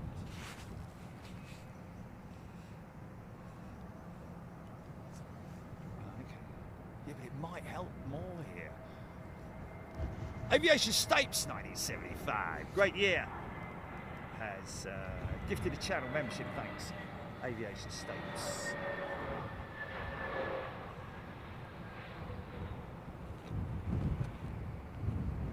Steph Bird was gifted 10 channel memberships.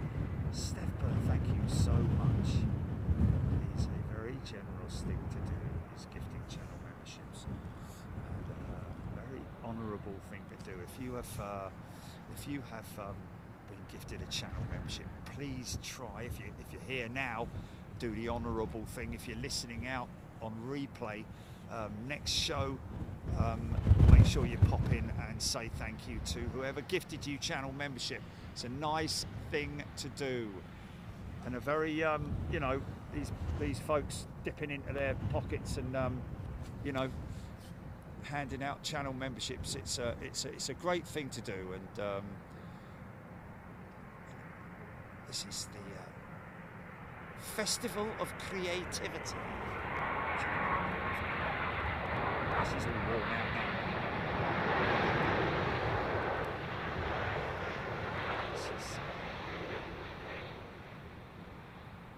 Slap that one down. Here.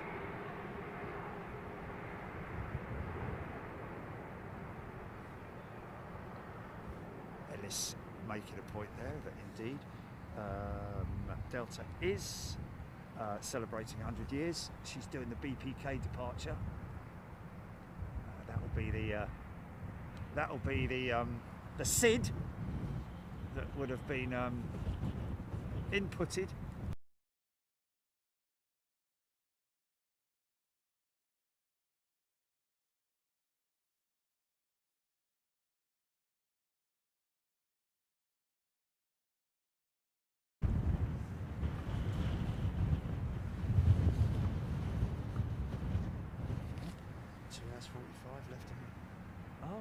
What happened there then?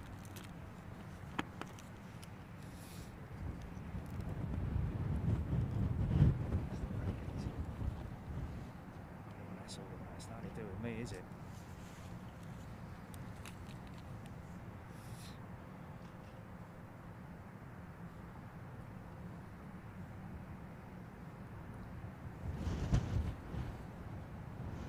Sorry about that. Nothing to do with us, folks. Blame your local provider.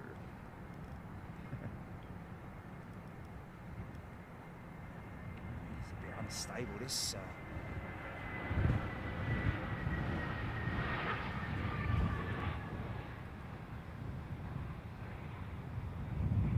Decel.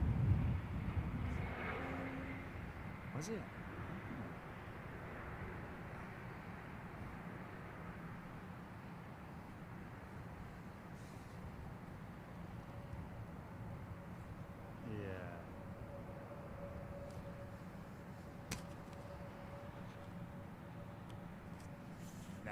Nice. Oh, I'm gonna get bombed by a 320. We'll get it, we'll get it. There we go. I love how they've got the old liveries on the fuselage there. Go and have a look at it online. It's a great looking livery. I really like that. I mean, obviously incorporating the old livery as well, don't forget, with the old, mind you, it's got the, yeah, nice, celebrating 100 years, man, it's crazy. 767 Smoky Joe, first one, well, the 300s anyway, we've had a 400 in earlier.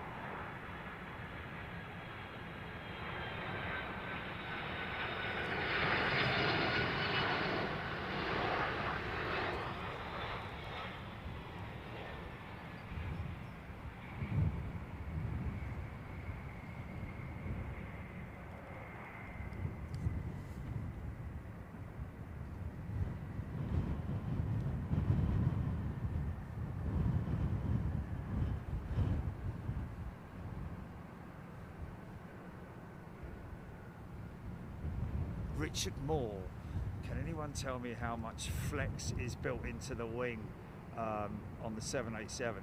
Well, put it this way, Richard, when they tried to break the wing in the ultimate stress test that they carry out on these aircraft when they're new, not every plane, but when they're before they have to pass numerous tests and checks before they're certified to fly,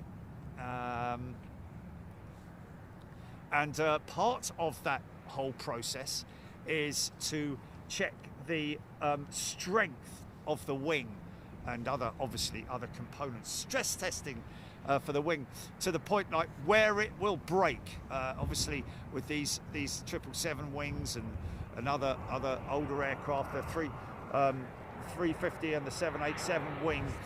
I'm not sure about the 350 wing, but certainly the 787 wing, when they tried to snap it, it just they gave up, I think, in the end.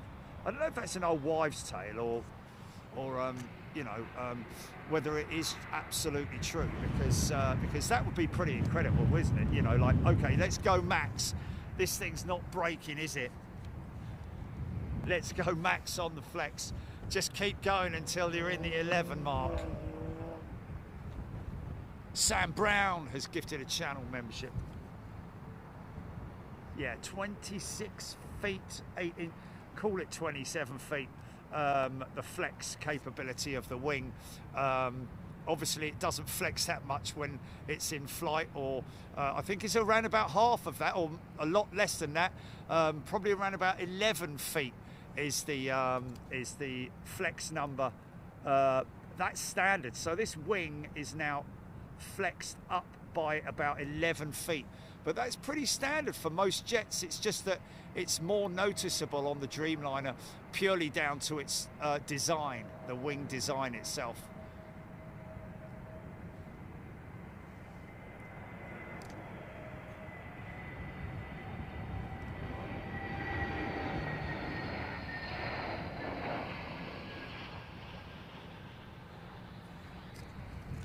Float. Go on, son, get it down. Nice. Sorry. Oh, did she? Oh, that's lovely. Sorry, folks. Oh, has she? Wow, Seung-Hyun Lee, the 350 flexed up to 17 feet when tested. So 8 feet less than what the 787 was tested to. So there we go. That's interesting because obviously, you know, the numbers, the zero number, is the zero number from a complete level, or is it from the wingtip? Because the 787 has a natural sweep to it when it's on, even when it's on the ground. If you look at one there, I think that's one there, isn't it? Yeah, yeah. You look at the angle of the wing compared to, say, you know, a 767. Look, it's a lot flatter.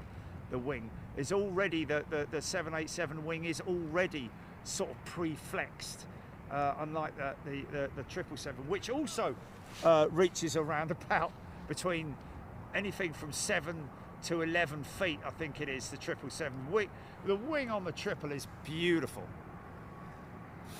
Oh, okay, stinky mold. There is a clip online of the 787 wing breaking under the max stress testing. It went off with an explosive bang. Oh, that's the one. I thought that was an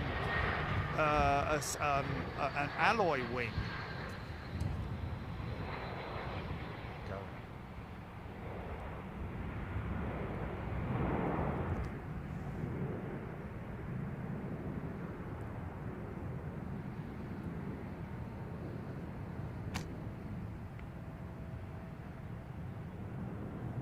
Based on the fact that guy, no, that was pilot induced. That wasn't, I don't think that was wind shear. I just think that was, I think that was just because he was too long. I think they were way past the touchdown zone. And then it's just standard procedure. I think, read all about it. These guys, ground thermals are, yeah. I will look for that stinky mold. I have seen that video before, but I thought it was a 777. Maybe I'm wrong. Okay, 767 time. Approach speed 150, something like that. 5160. Oh, easy. Mechanical turbulence there.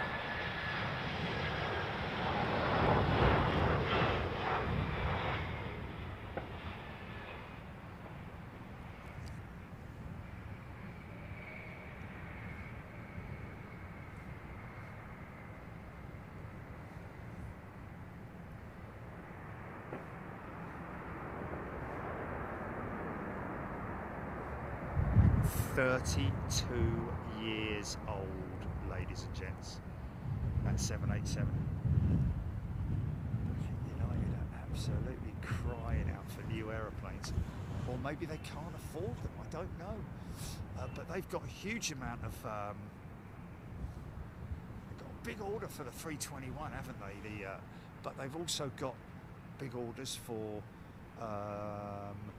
Well, it must be 787s, because I can't think there's going to be anything else. There's no 777s around, is there? They're not an Airbus. They're not. They are a part Airbus. But of course, don't forget that United, well, all the American operators, none of them are going to be operating the 777-9. There's a lot of people who are probably going to be quite, really? Because, you know, you would have thought the US operator would be all over, but, oh, this is long, no?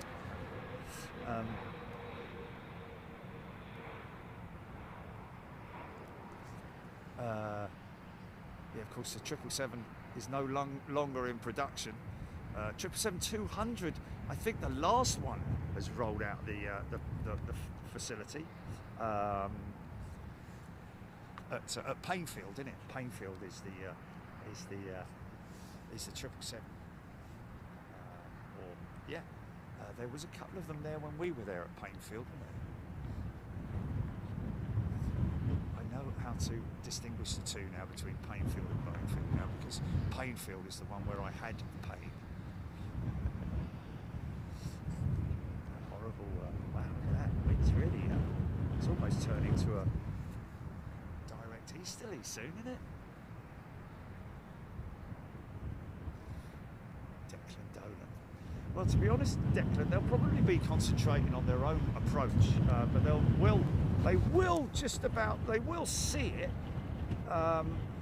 because they are kind of keeping a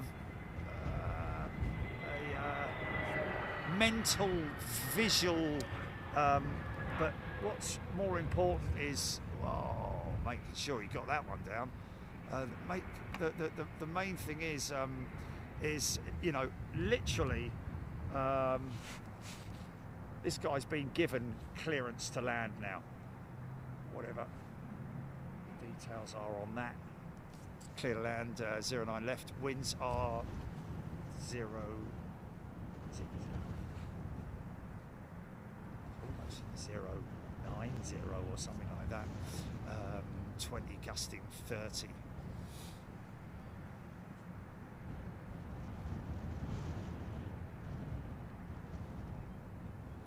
Well, so yeah, I see what you mean.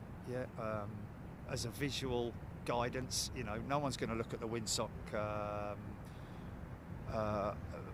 if they're lining up. If they're lining up for departure, a visual manual look is not such a bad thing, is it? To see the, but you've already built into the system the winds. I guess it's just a visual confirmation, isn't it? Carl Huggins is a returning member. Welcome back, Carl.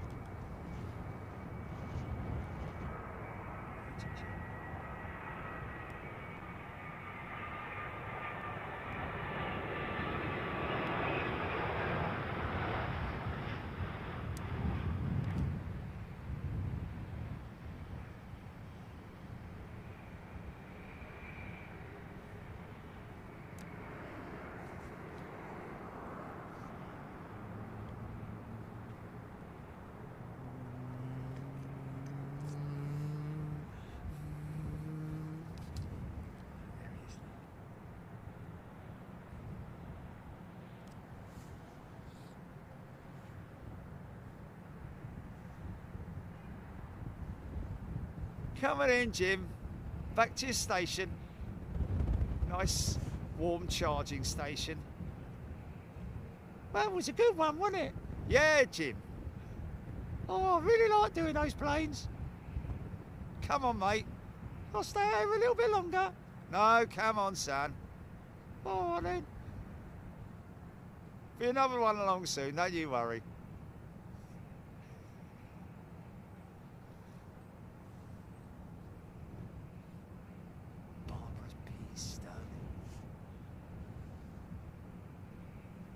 Sue Wise is a new member. Welcome, Sue.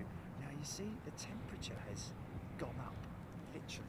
As soon as that sun is exposed,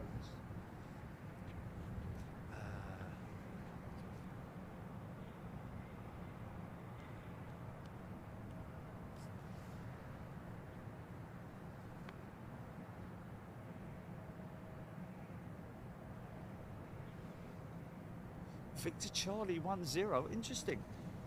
Verspina hasn't flown since December 17th last year. Are they going to use Verspina for the fly past? I don't think they are they? think they're just going to use a stocker from 96 or 101 squadron, is it? Oh, actually, no, it wouldn't be either of them.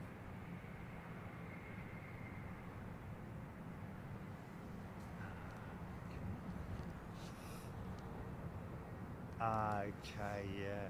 Oh, yeah.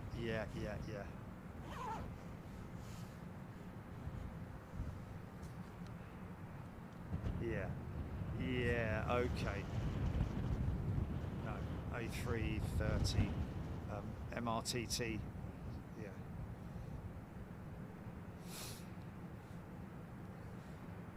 King of England in a Boeing, how dare you? Only joking. It's the Boris jet, yeah.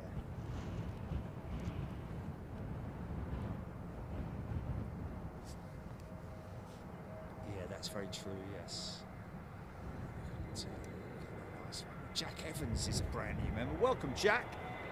Sue Wise is a new member as well. I don't know. Private jets, probably. From Northolt. Quite heavy that was. Quite heavy, wasn't it?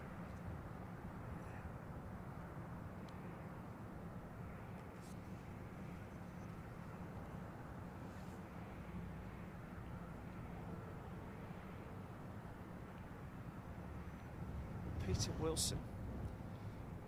Does the salt air at Madeira Airport affect the TAP aircraft engines? Not really, I wouldn't have thought, Peter, sorry.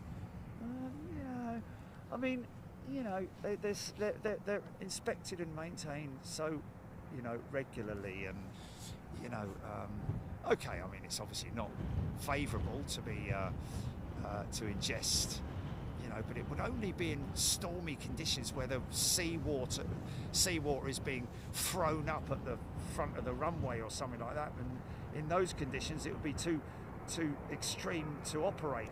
I think there's a maximum speed for operating at Madeira, so I don't think so. Don't think that comes into it at all.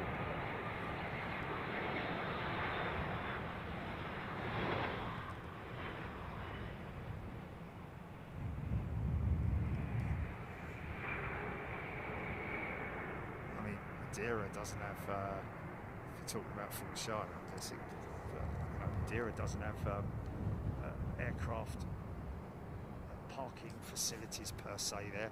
They get an aircraft in, turn it around and push it out again. There's very rarely aircraft left over there unless there's a tech stop or something like that, you know. Beautiful wing on the 777. Opportunity for owning a vehicle down in Brighton or something like that. Not about 3 years, it's just. Rob Sutton, he's upgraded to first class. Nice one, Rob. Sue dropping out for a little while. Take care. Loving the new location.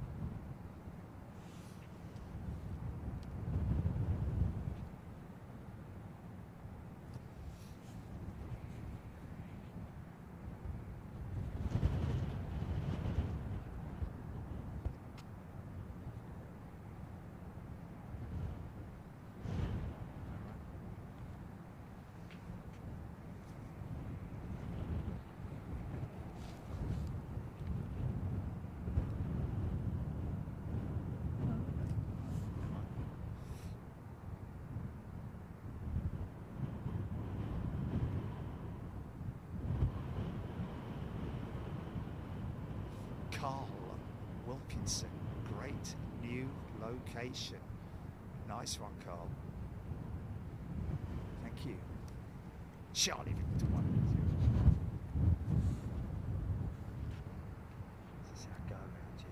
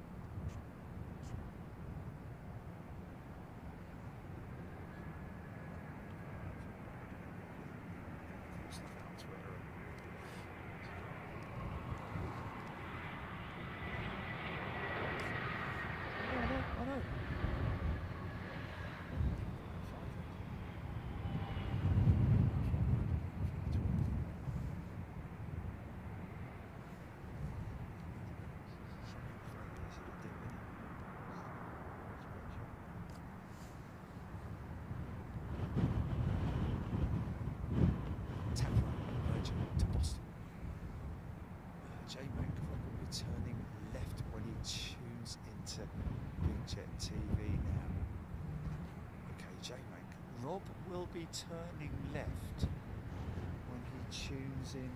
I don't know what he's talking about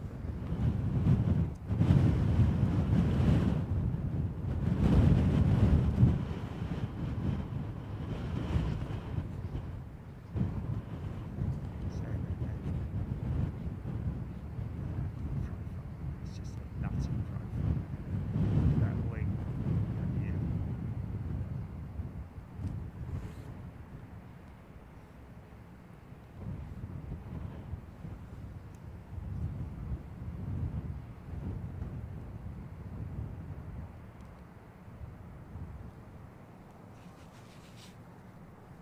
220.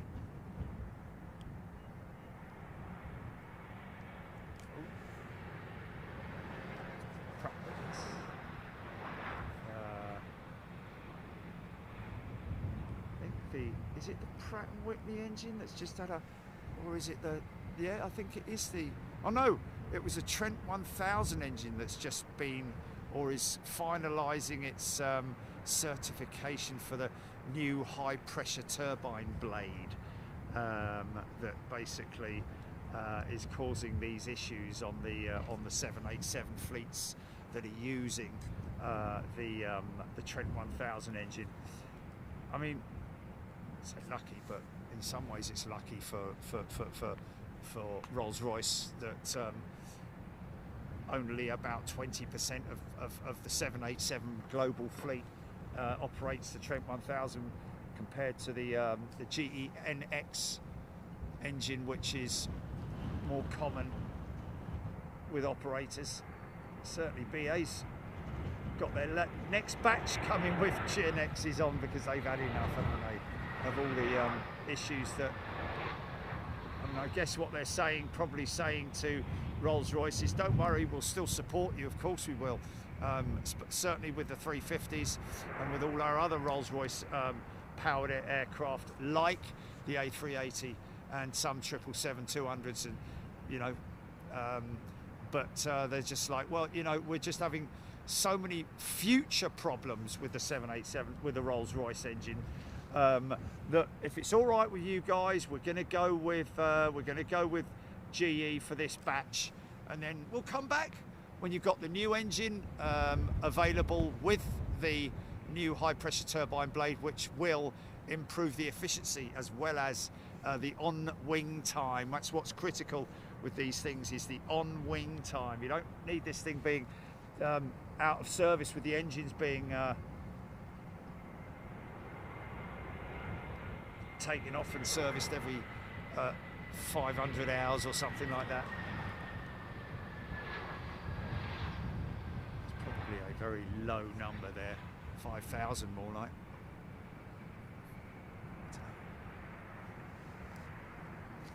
Where's my, oh, you've gone off, Jilly. That's why I can't hear. Why am I on satellite? What is that all about? No connection. Am I, wow.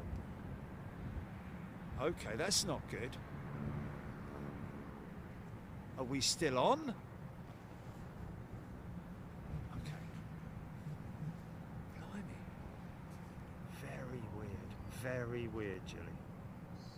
Well, not weird. Not very weird, but oh, blimey.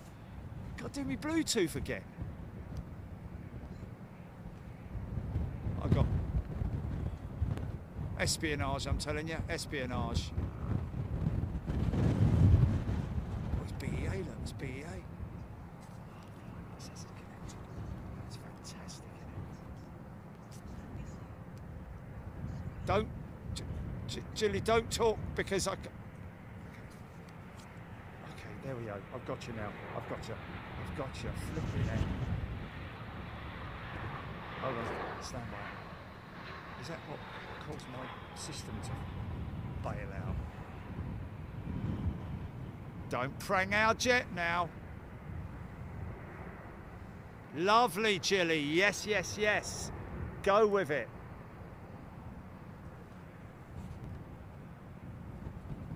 Yeah. I put location in yellow. Wow, look at this big old crabbing That's brilliant. That's a fantastic shot, mate. See? Throw it out there.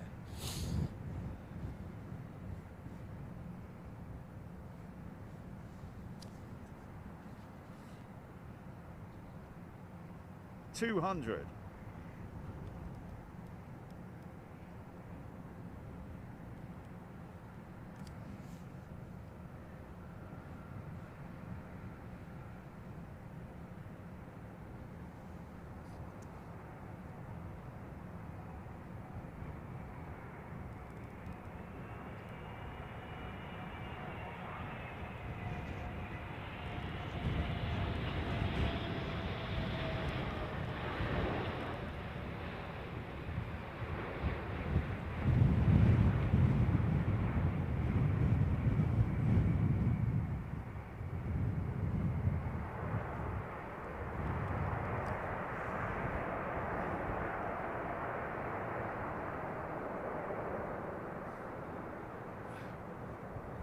Awesome sight, HGC saying. Oh, I'm so glad you guys are enjoying this, man, because we've worked for a good, you reckon about 6 months, GP, that we've been on this, at least. Fantastic.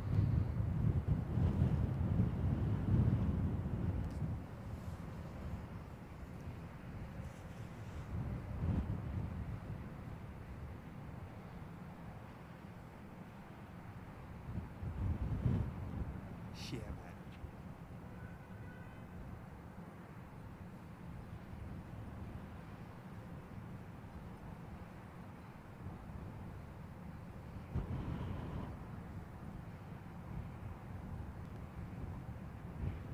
Benji Green discount code will be up for members on your perks after the show. So hang tight, and I tell you, you will not be disappointed if you book here. Don't forget that that discount applies not just to the room, by the way, folks. It applies to all your food, your drinks, and everything that you do in the hotel. So 10% off everything. I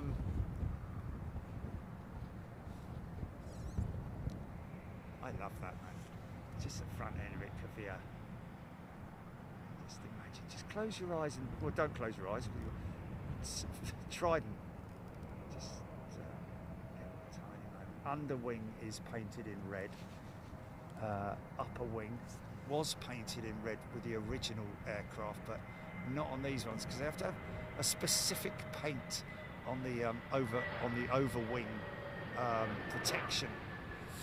Obviously, anti-oxidization paint as well as a base layer, and then of course you have your upper layer, which is a kind of like a grey, creamy sort of finish, which is I think obviously the most important component within that paint will be your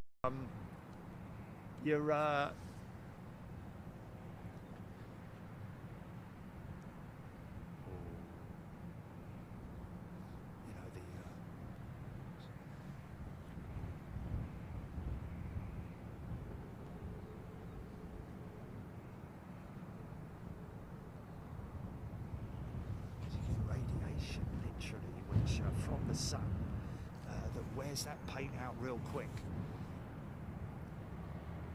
Obviously there's lots of certain parts of the wing components which are bare metal per se, so to speak, but most of it is all coated.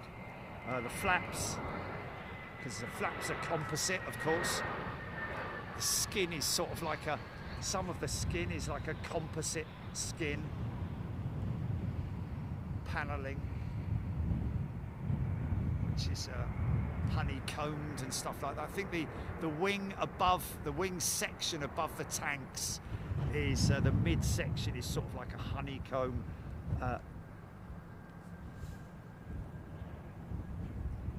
Martin Kelk has upgraded his membership to first class. Nice one, Martin. Great stuff. Going to be joining us in Taipei later this month.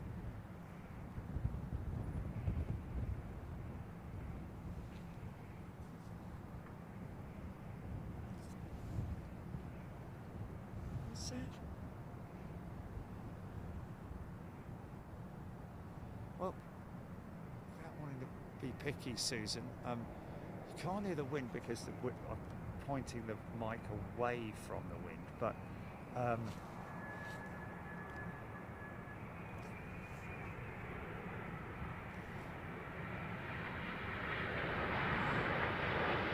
everyone's saying the sound is fantastic. You can hear everything clearly. Yeah.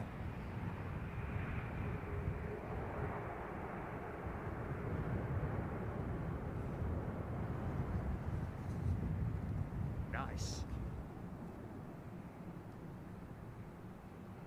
Like that. Ice and air. I'm lemon meringue. I'm more towards the lemon meringue on that one, mate. Mark Barr's gifted a channel membership. Thanks, mate.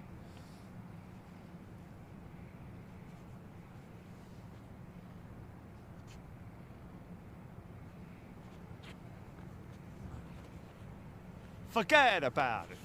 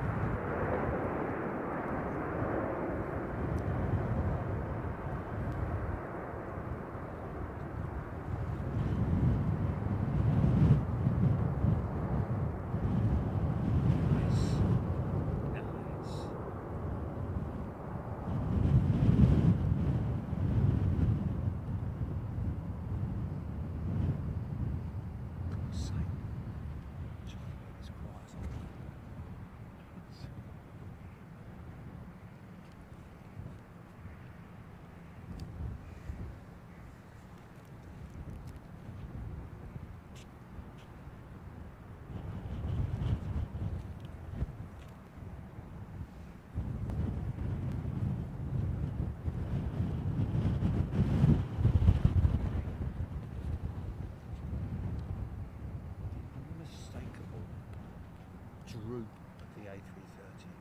Or is it 350?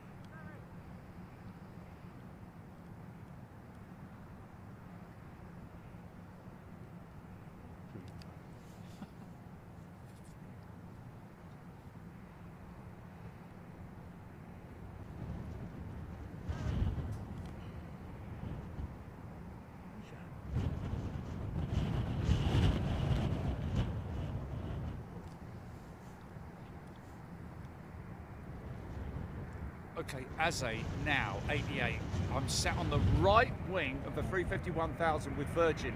Well, which one is it? What? Give me the flight number. Is that it? Is that opposite me now? What's the flight number, as a? Is it that one there?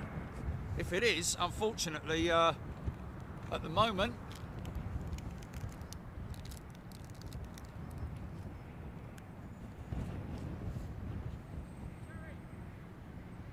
Quite tight, man.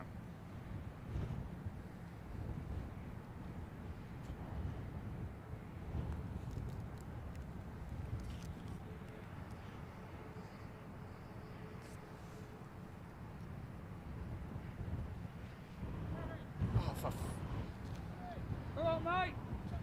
Awesome, fella. Well, nice shirt.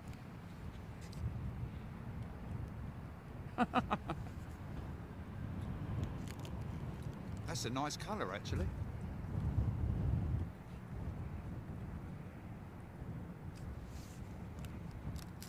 Yeah.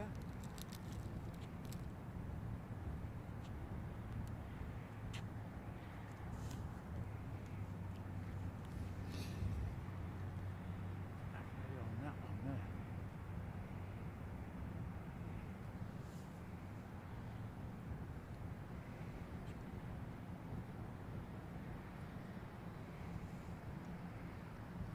Mark Jameson.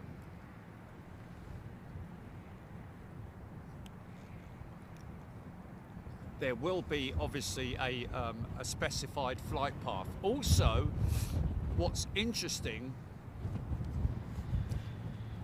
is that apparently, I believe that the fly past kind of planners are on board the Poseidon that is flying in the formation. I think she's got a couple of Typhoons flanking her.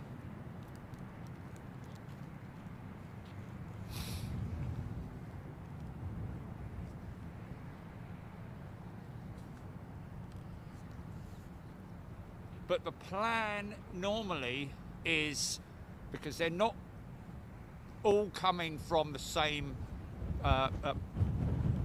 airfield. Some of them coming from Marham, others from Waddington, Coningsby, the BBMF. I don't know if that's going to be, I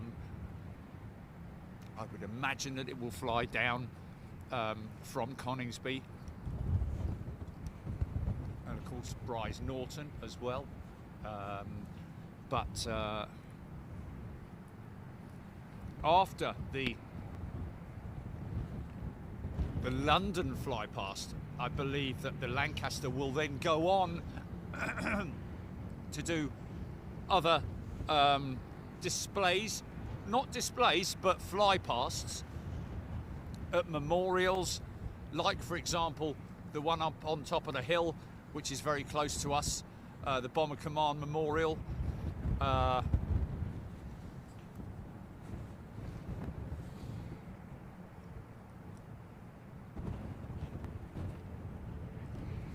Great look. Is he going?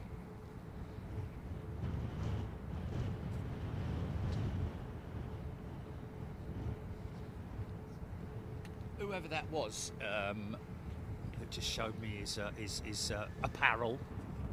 Apologies I couldn't spend any longer time with you, mate. But if you're around after the show, pop by, and I've got stickers on me. And good choice of colour as well, by the way. I bet he's glad he could wear that today. I think he's probably bought it, and then all of a sudden it's got flipping like 30 degrees outside.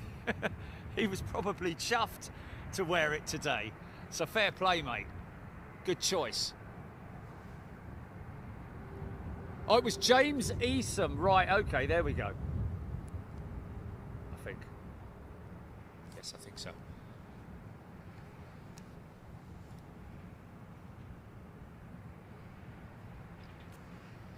Alpha Echo on a flyover for one of the dispersal.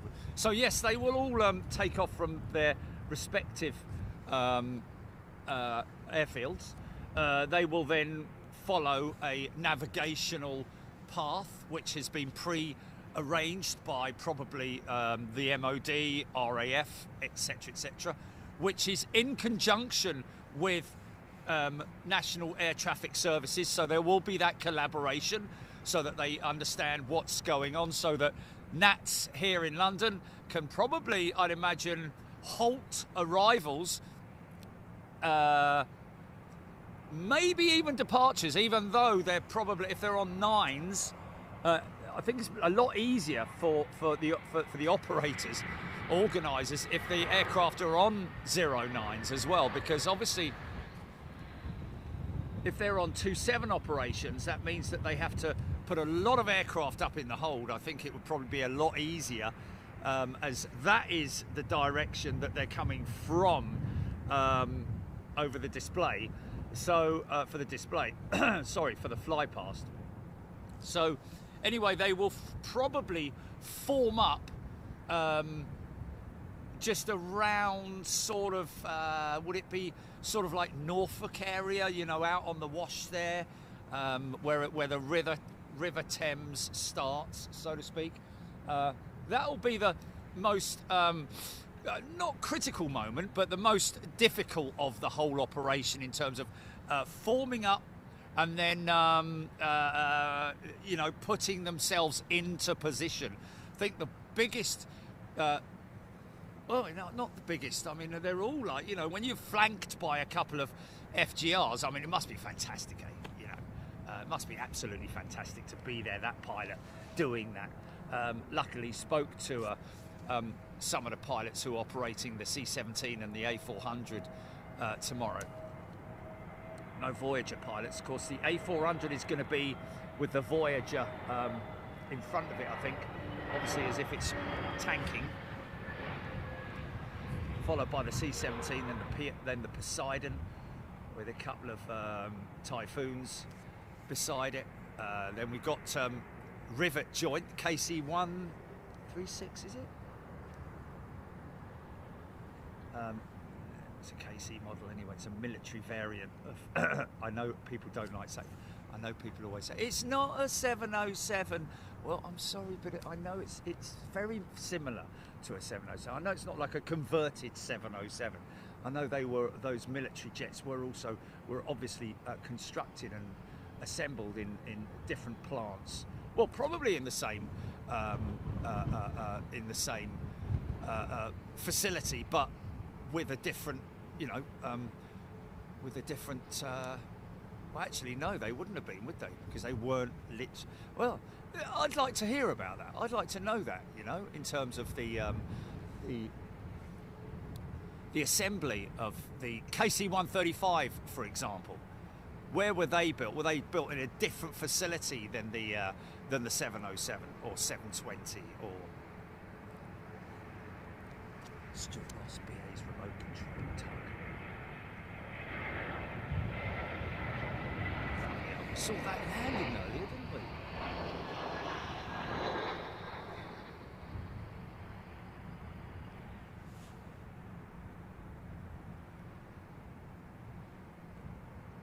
Wow, that's steep turn.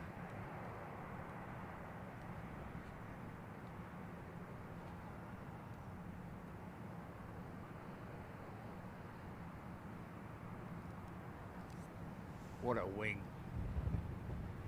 What a wing, man. It's going up quite steep, isn't he?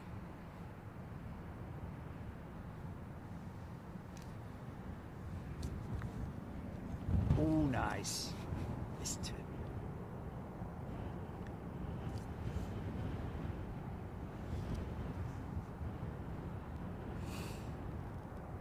Might be doing a sim show tonight, folks.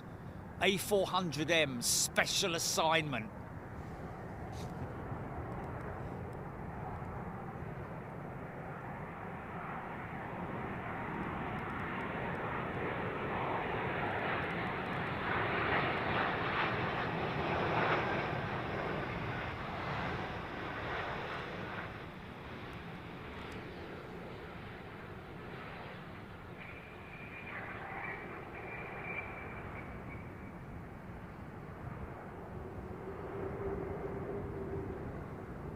Avalon.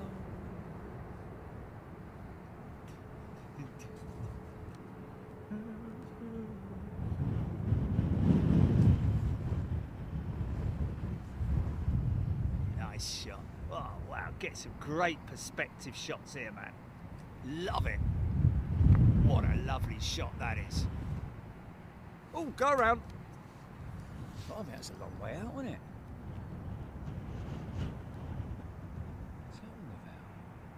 Big jet and all. Blimey, that's very odd. What's going on there?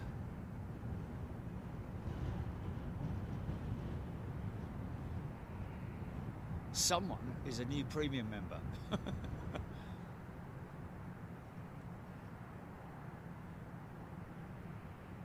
I take it that's a go around, is it?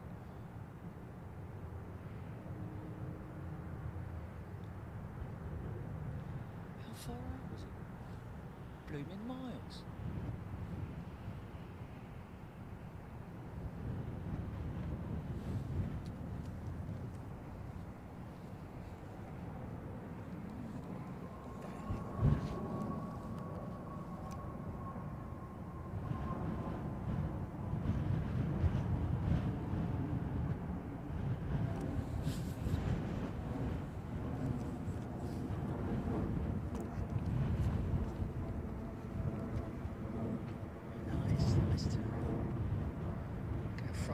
Stack real quick.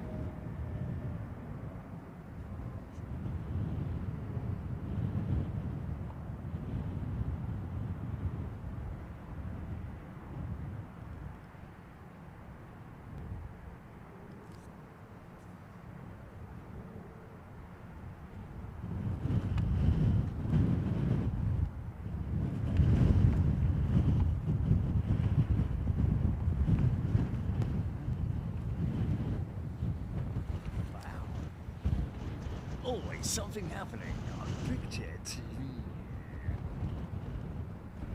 Join us live.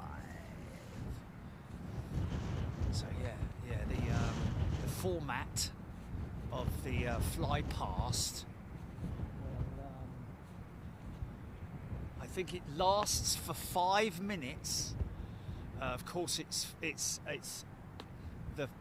led by the Lancaster, and at the back of the group is the Red Arrows. Of course, 9 jets in that group, but also flanked, I believe, by or followed by 4 F-35Bs from RAF Marham, which is pretty cool. It's another place we're going to try and get to, folks, is RAF Marham, because that's where our F-35Bs are stationed, man. These is one hell of a jet, and they're the hover jets as well, like the old Harrier jump jet. Obviously a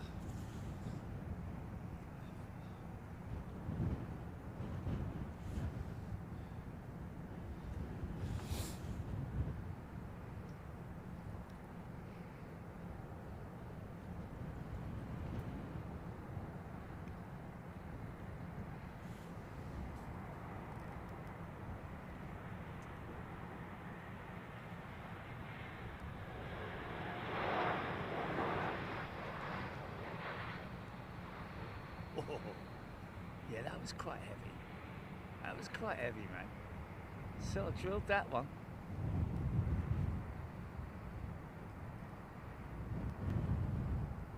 Left turn, Clyde. Nope, it's going right. Same it then. I set things on autopilot, mate. You just sit back. It's great when you select. Too high and too fast, apparently Martin's saying for that United jet. Wow, too high and too fast. That's a bit of an odd one, isn't it? Is that kind of a rookie mistake? Not lining up properly with it. Oh, so too high, obviously that is, he would have had the pappies would have been going mental, wouldn't they? Mind you, he was miles out, man. He was like way out there where the second one is on approach there. So maybe maybe they went manual early, because normally the autopilot comes off sort of like, well, I think it's 250 feet minimum, isn't it? But normally anything from 500 feet really, or certainly sort of like a mile. I like to land manually at, I was definitely too low, I know that. I had 4 whites at runway 36 at Schiphol. Paul Skilling, thank you, Paul. He's gifted a channel membership. Very kind of you, mate.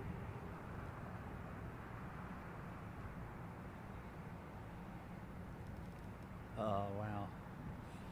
Isn't it crazy that when we first came here way back in the early days, and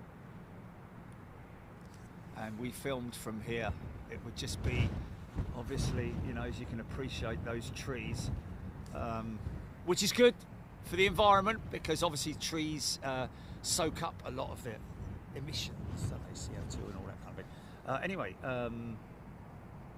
but yeah, now we've got full kind of unobstructed views. Yeah, thanks, Paul.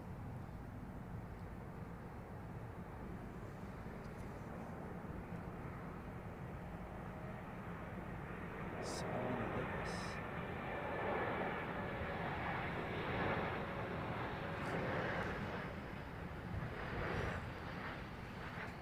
The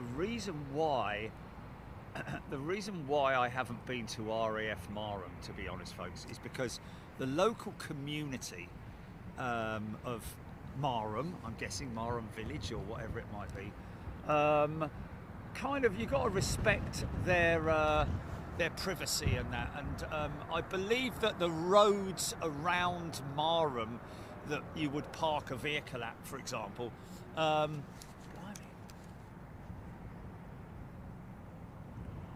big old power up from there. Sort of like, you know, get in the way of local traffic and all that. No way.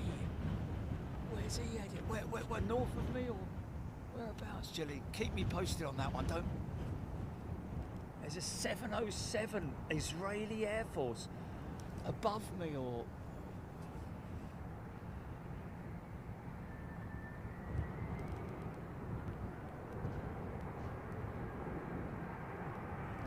This geezer's all over the gaff.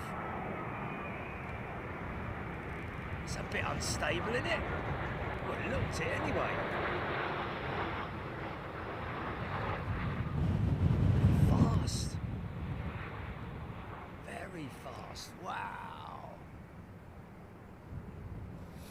Well, kind of looked it anyway, but yeah, it looked a little bit sort of like engine auto throttles were getting a bit mentalised there, weren't they? Ross Tyrrell, fly past route is Ipswich, Colchester, Chelmsford, London East, Bethnal Green and Hackney. That is brilliant. Thank you, Ross. Colchester. So the route that they're going to take to get to Buck Palace.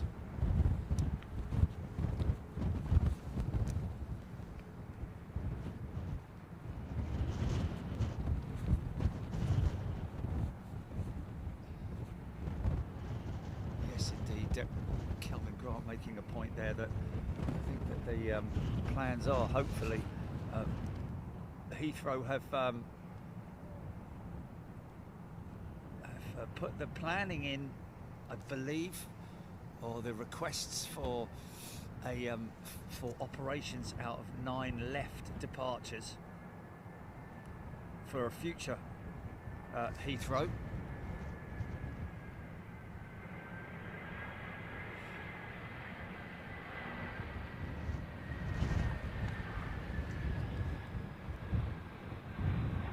Which will be pretty cool from this location as well.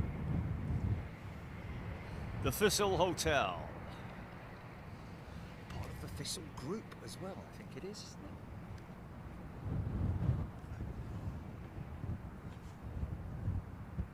it? Tony Dempsey. That United plane was at 3,000 feet over Windsor. Normal altitude at the point is 1,600.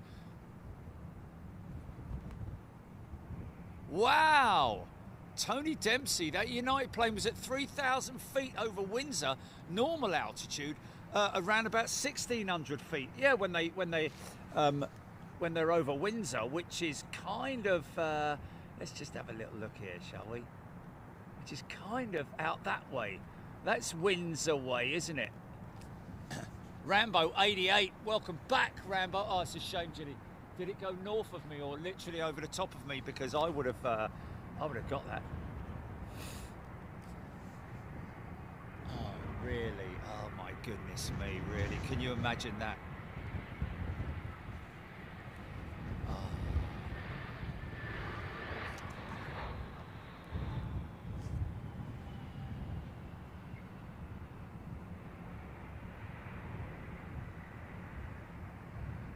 Didcot's too far, isn't it? Didcot's far too far.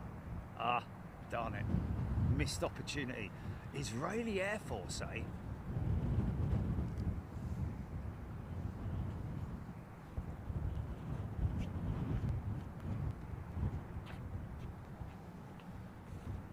Rebecca Weaver, good morning to you. Ken Miller. Marianne, Rambo 88. Cheryl Howard. 9 squadron still based where do you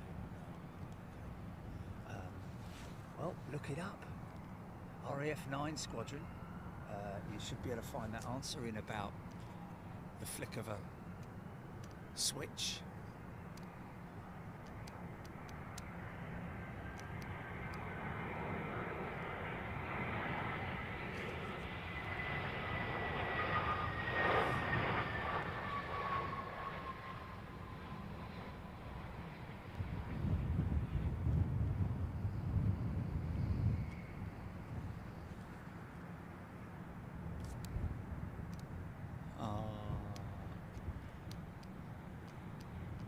What's that?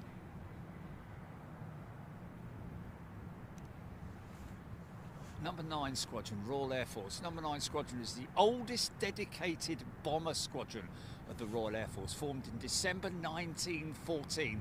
It saw service throughout the First World War, including Somme and Passchendaele. Wow, that's one hell of a history, innit? Eh? Wow. Let's talk about provenance. Lancaster unit. One of 2 Avro Lancaster units specialising in heavy precision bombing. The other, of course, was 617, sinking the battleship Tirpitz on the 12th of November 44 in Operation Chastise with the Grand Slam bomb, I think that was. That, I believe, was in a Norwegian fjord.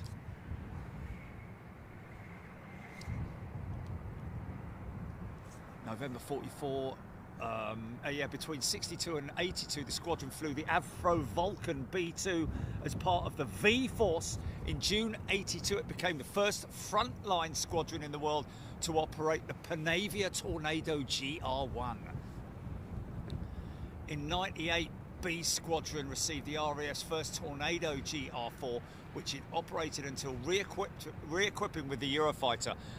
They are based at RAF Lossiemouth, and that is where we're going to be seeing one of the GR4s is going to be coming out of Lossiemouth, isn't it, Gilly? Lossiemouth and Coningsby, I think.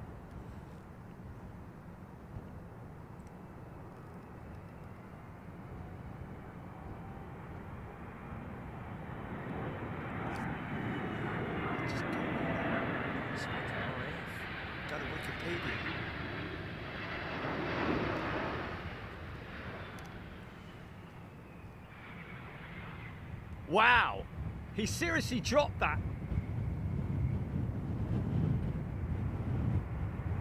Engines were idle, man, but she didn't want to drop. Awesome is that? Yeah, you look back at some of the operational history of some of the RAF. Well, actually, all of the RAF squadrons, folks, all of them. 617 Gibson's squadron, obviously very. No, remembering the dams raids. Wow, what an operation that was. So much could be talked about with that one. But that 617 squadron still operational today up at RAF Coningsby, man. I think it is. I think it's RAF Coningsby. Of course, RAF Bryce Norton is the, I believe, largest RAF base, operating the C-17s, heavy lift aircraft, the A400M. As well as, of course, the Voyager, the MRTT A330 refueling jet. Of course, the Poseidon 737 derivative is out of Lossiemouth. I think is also coming down from Lossiemouth. One of the GR4s, FGR4s. Wow, how about that?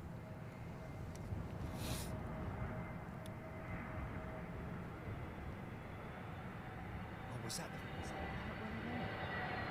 he came in. They got him in quick, didn't they? Oh, he got priority, didn't he? He must have done a very tight turn to make it back. I mean, obviously within parameters, of course, you see. Despite the go-around, they're still 30 minutes early from San Fran, Eagle, Atlanta. It means they're still going to wait for a gate. Oh, my goodness me. That's the worst thing about being early, isn't it? Wouldn't you rather be on time? Trouble is, to be on time, you've got to leave late at the other. You got to leave a bit later at the other end so that you don't get that tailwind.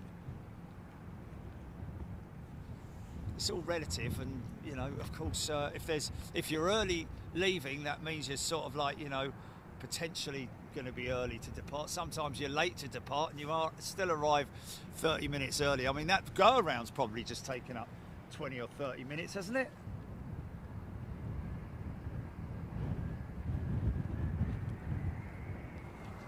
Look at him crabbing, man. Look at him crabbing. Now he's straightening it up. Look at that. Oh, come on, mate.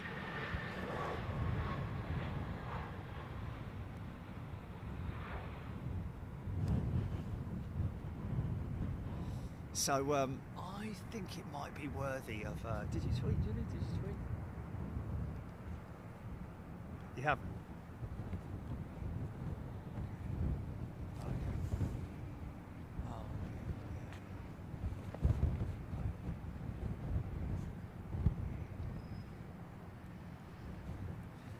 So, just to kind of get... I just think it's better.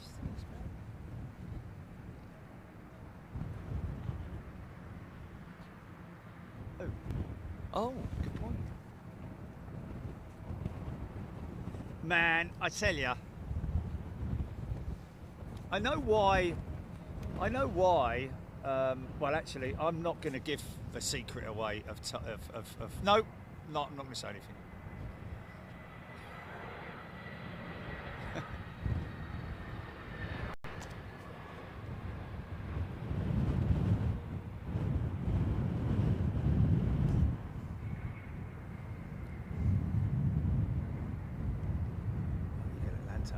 Got the go around in the queue very quickly. Delay might have been 15 minutes or a bit less. There we go. How about that? Still 30 minutes early though. Wow. Look at the crab on it, man. Look at the crab, man.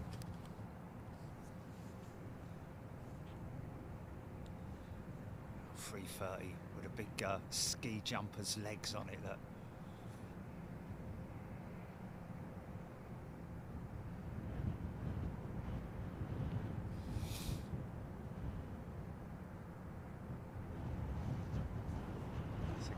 Great piece of info, that Campo Nick or Compo Nick. Yeah, I like that.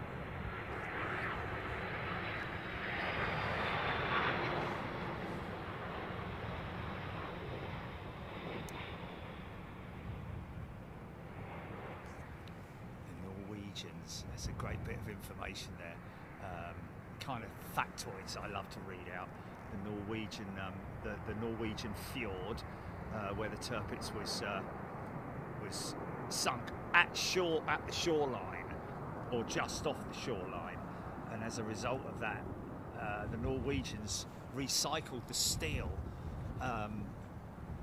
from the Tirpitz, and like he says, they'll probably be able to, if you looked close enough, you'd be able to find old bits of steel, like in the bridges, in the construction of bridges and stuff like that.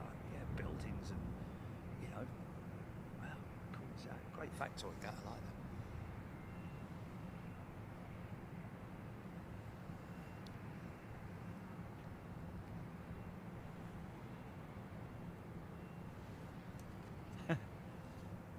that. I'm not going to reveal it. I'm not going to reveal it. This, how either the success or the failure of a sim type stream show thing, you know.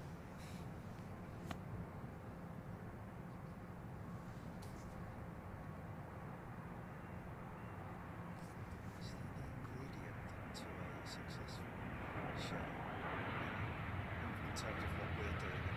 positions like we did with the pilot position yesterday, you know, and gone to the extent of going into the right-hand seat now, you know, and all that kind of stuff to give people a better perspective of everything.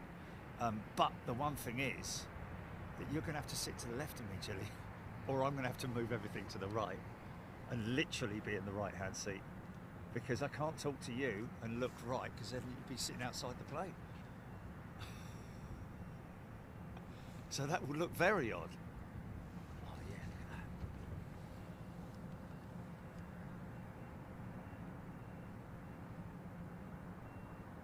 No, we tried that. Ah, no. Yeah, we could try, but then I'll have to change the controls around again. Okay.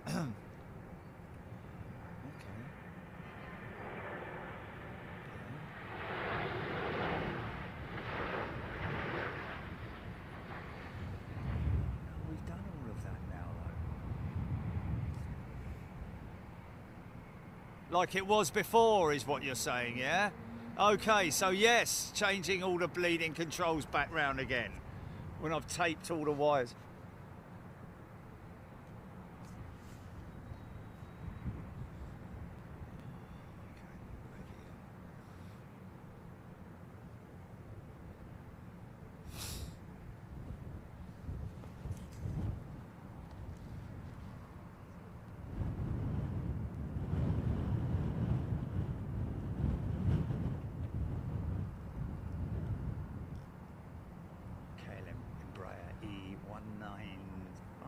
E2? Yeah. Oh, nice, look at this. Wow, look at this. Unmarked 737. Who's that for? And it's a Max.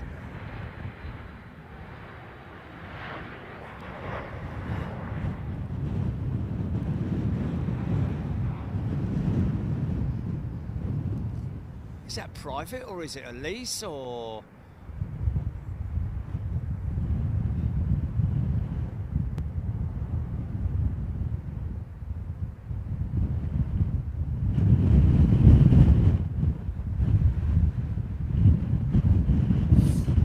Chastise, Operation Chastise, wasn't that the Downs Road? Okay.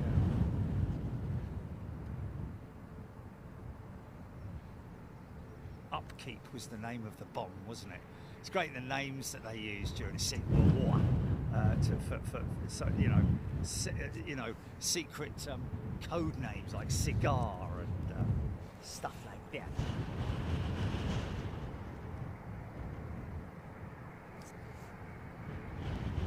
Ascend Airways, Kev Miller saying. Is that an airline? Is it a previous operator or something? I don't know. So that must be an ad hoc operation, I'm guessing.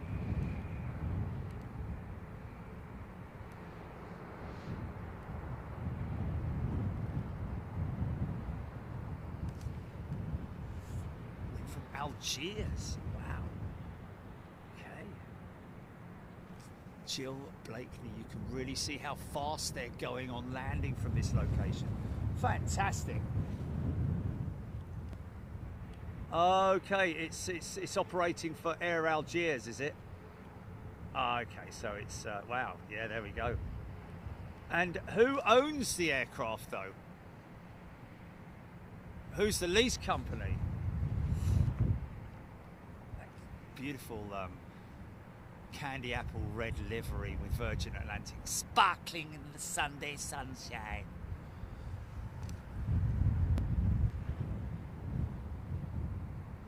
Eagle Atlanta saying it had a Air Sierra Leone livery on it until about a month ago. Well, there we go.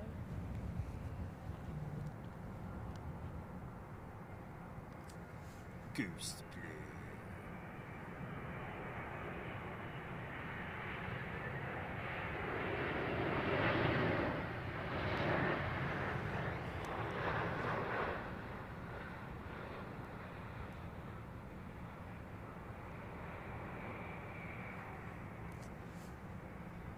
Air Serial Salone, yeah?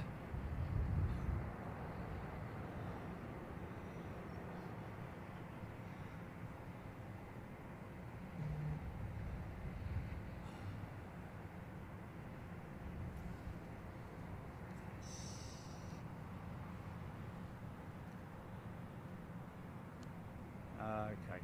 Or maybe it was a short term. Mind you, no, it wouldn't be a short term lease if they've got the thing painted up. Okay. 380 on the short. Gear down, fully configured. Oh, it's an ACMI operator, is it? Okay, there we go. Wow.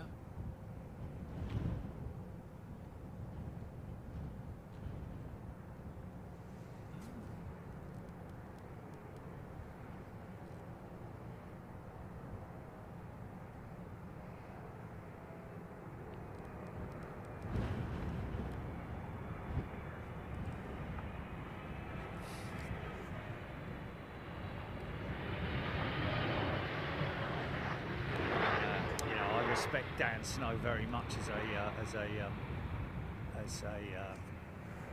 very knowledgeable young man. His dad is also an extremely good reporter and journalist, etc., etc. But there's nothing like reading the books that I've read on Bomber Command, written by Bomber Command crews themselves. Harrowing is the best way to describe it. Harrowing. Would frighten the living daylights out of literally anyone. But indeed, what unbelievably brave young men they were. I mean, Gibson was what was he? Was he 21 or something like that? Running an entire squadron, responsible for setting the whole thing up. And getting the crews as well, hand-picking the 617 crews, not just the flying pilots, but the navigators, the bomb aimers, specific bomb aimers from very successful squadrons.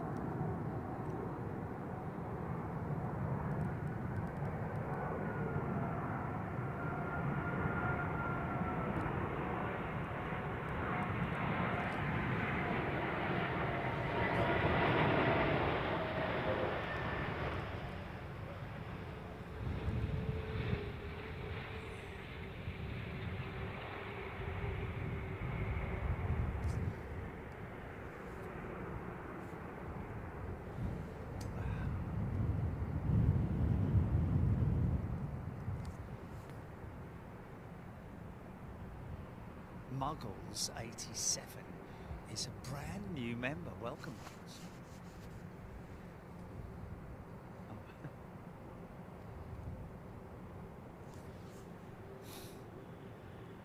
XL Aviation Spotting.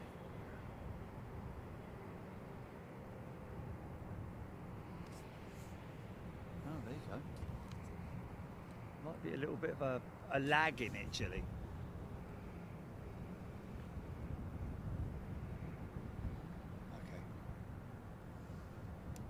There we go, Martin Smith Tirpitz hit by two tallboy 10-ton bombs, but surrounded by 18 more. Plenty of bomb craters still visible. Indeed, they are. There's also, I think, a large portion of the bow of the ship that's still in the mud, if you know what I mean. I think I don't know if the Norwegians got the entire structure out of the water, but obviously quite a campaign to do that. But yeah, the tallboy bomb, of course, developed by the great man himself, who developed the upkeep bomb, as well as the earthquake bomb as well. Well, mind you, I think there were two variants, wasn't there? There was a 1,000-pound bomb. I mean, blimey, 4,000-pound cookie they had as well. Didn't they have the 4,000-pound cookie? Bleeding great big thing, or 1,000-pound cookie, wasn't it? What was it? Yes.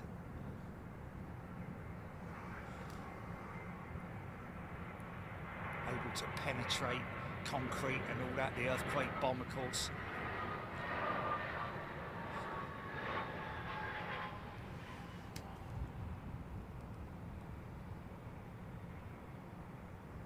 Barnes Wallace, the man himself.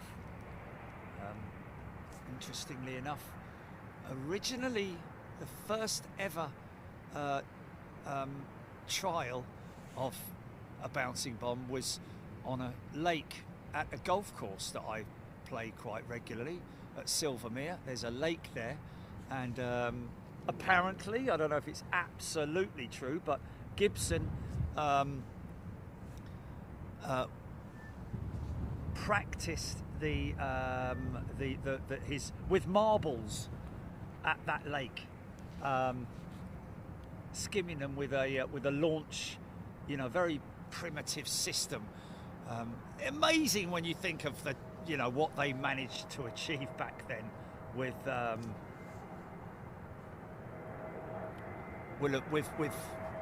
all of their technology then back in the 90s, late 30s, mid 40s, that sort of thing. Just incredible. Interestingly enough, my mate Dave, who was a rear gunner with 460 Squadron, 460 Squadron were actually the only squadron that were assigned to test new equipment by the Ministry of Defence, like the automatic gun laying turret, the AGLT, that only 460 Squadron used, and Dave used it. It was basically an early warning system, kind of like the cigar system that they had, but this was much more of an actual sort of like dish that they used to send out a signal and receive it back, almost like a weather radar type dish. H2S as well, of course. But H2S was run by almost all Lancaster squadrons. By the end of the war, they were all equipped with them. I think H2S was quite an early development actually, but basically allowed the well, certainly on the Lancasters and the Halifax as well, allowed the bomb aimer to, or navigator at least, well, bomb aimer really, isn't it? Because the H2S screen would have been, would it have been in the navigators? Would it be down in the bomb aimer's position? I think the bomb aimer would be mainly concentrating and getting the information from probably the navigator that had the H2S screen in his compartment. But brave men, man. Brave boys more than men, really. Incredible, mate. Just could talk about it forever, really. Magma 747 heading west. Over the top now, if you can see it. Heading west. Okay. Nope. Big cloud over the top of me at the moment, I'm afraid.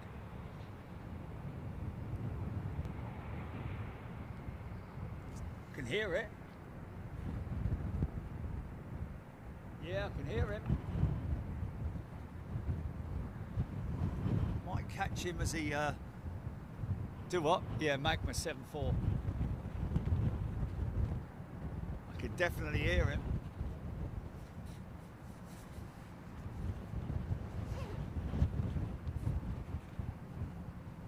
Bracknell in Berkshire.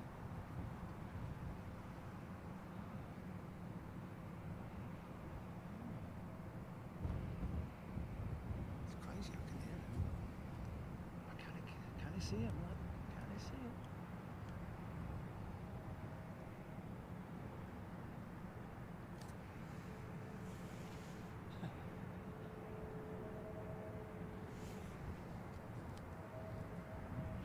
Yeah. Gilly, I keep telling you that you have to start the first line. VE, fly past. Time. Because, yeah, oh yeah. No, it's not, man. Yeah, well, that doesn't answer his question, does it? With one line, which they normally swipe up. You got headline stuff, man. You got to headline it. Yeah, if you open it up, yeah. But on like where I've got it, where it's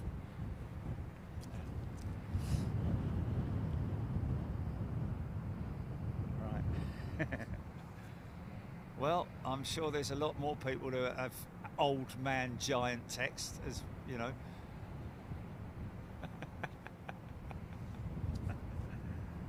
Yeah, seriously, man. I mean, the headline stuff. You've got to capture them with the first line, literally, first word even.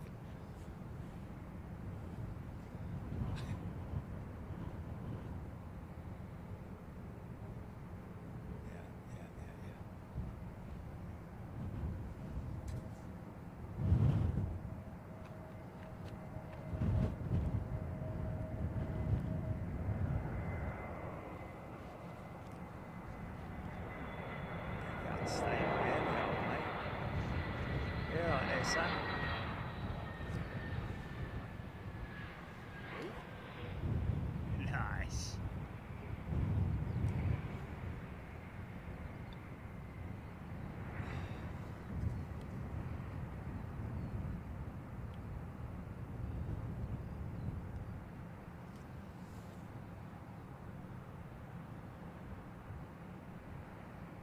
Virgin to Los Angeles.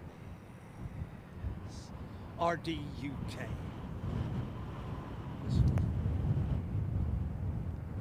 What's happened? What happened? Have we got a tech issue? Is there a tech problem? 350. This looks like this might be Qatar. Easy, son, easy. It's a little bit fast. Don't sink.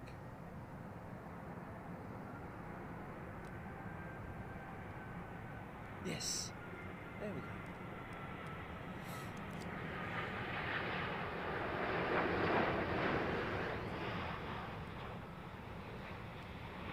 Yeah, man. Wow, nice landing. Like that.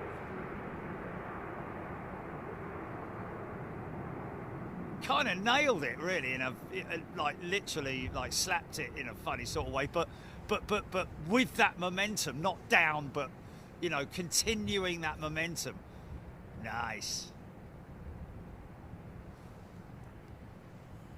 Tristan tuning in from Rhode Island. New location is the Cats plus Javas. This isn't out, man, is it? Aze? What was Aze doing? I don't know which one. I did ask him, Jilly, didn't I? I did say, you know, what's your flight number and all that? I'll just say on the Virgin 350, for God's sake.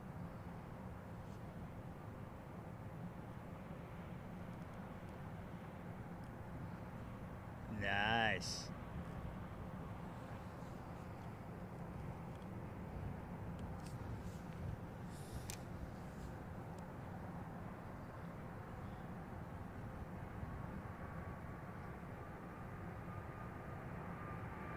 Oh, okay, Grand Slam, 22 tons, wow, wow, 10 tons, sorry. £22,000, 10 tons.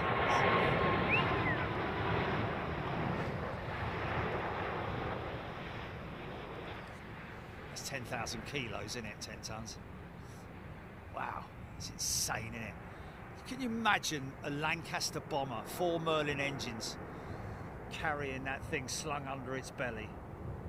I think they used actually the 617 modified upkeep aircraft. Obviously took the mechanism out and just put huge, great big shackles underneath it. Wow, I mean, just developing the bleeding. That's a good shot there. The system, just developing the system alone. You know, strong enough to hang a 10-ton bomb underneath the bleeding thing. There.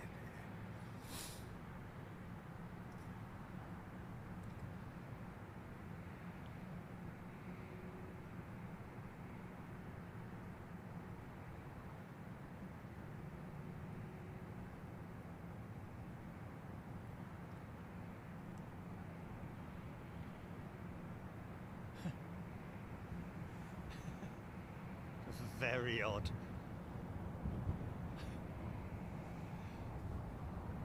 We're gonna run down to Electric Mike's back from lunch.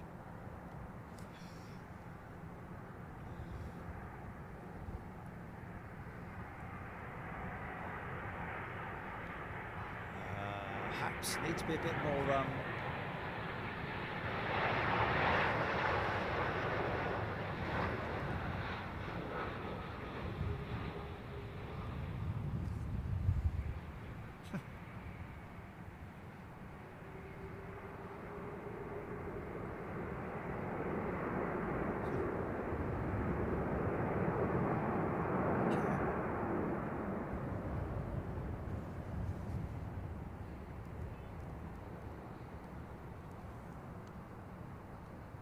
did they? Oh, really?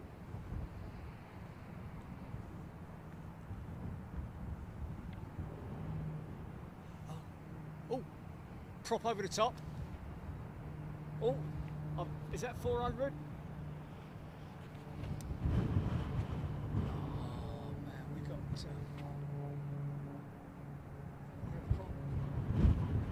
prop over the top of me, man. A prop over the top. Oh no, there he is. It's a little one. Little tiny thing. Yeah, not going to get that.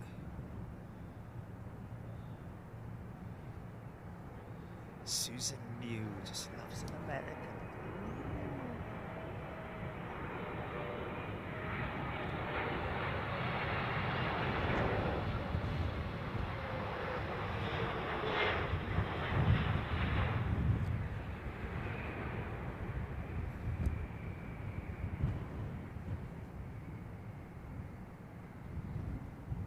Cirrus 22.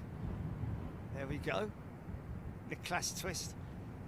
Flies on you, lies there, eh?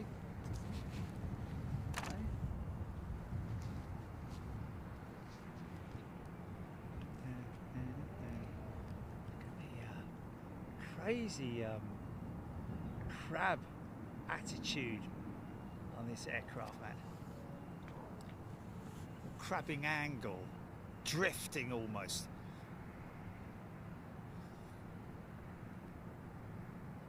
Yeah, I couldn't get that lofty 747, folks. I can hear it, but I've got a dirty, great big cloud over the top of me right now, so. Eagle Atlantic looks like they could raise that terminal on the faster than controlled. Oh, right, okay, yeah. It's not a terminal, it's obviously the offices and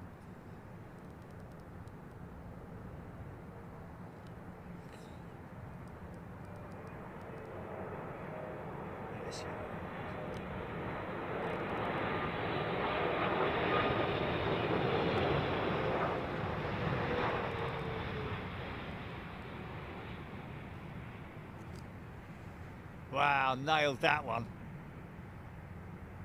Debash mode is with us. Great shots, love these shots, man. Cravitude. Yes.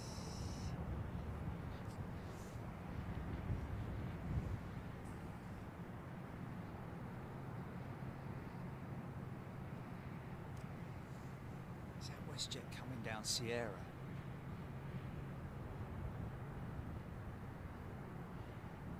Avro Arrow has gifted a channel membership. Thank you, Avro. To seem odd, only having one person operating the robot tug and no wing guide walkers.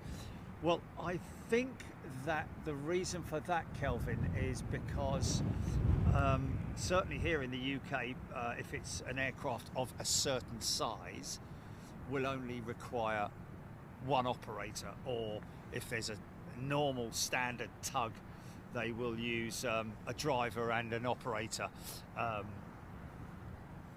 or you know, a comms guy, should I say, or one who's dispatching the aircraft. Anyway, with these guys, they're all hooked up, I think, and they just walk out with the tug, with obviously the tether for the communications, the comms lead.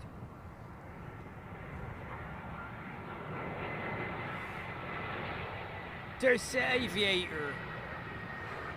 There was a young man from Dorset. What was her name?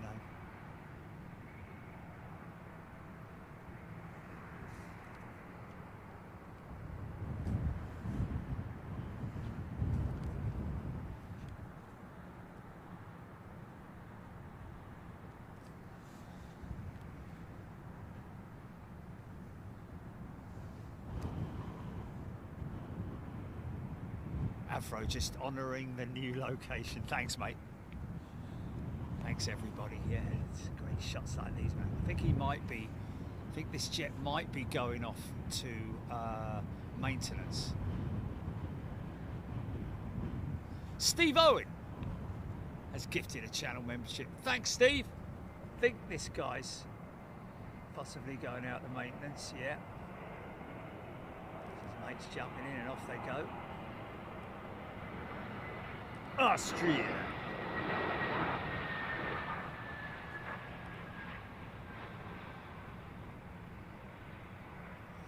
Oh, he's long.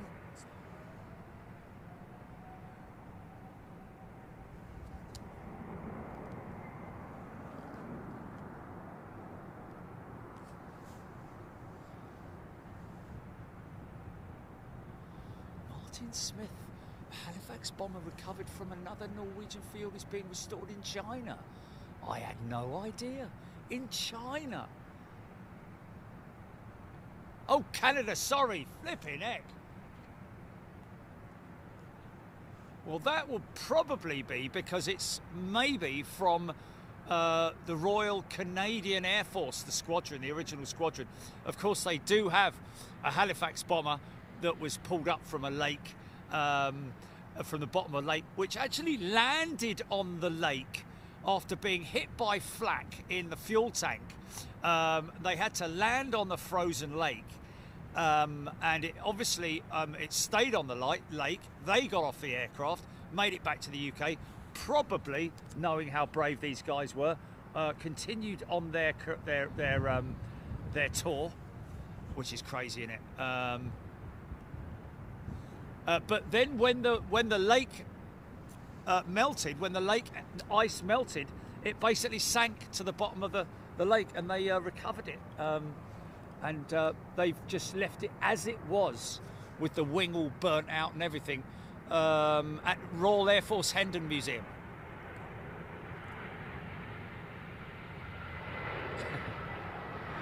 How did I read that as China?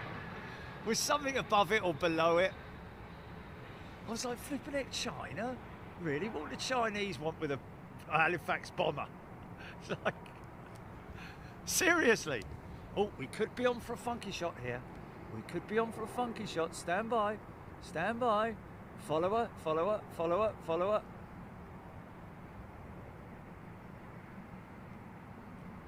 Yeah!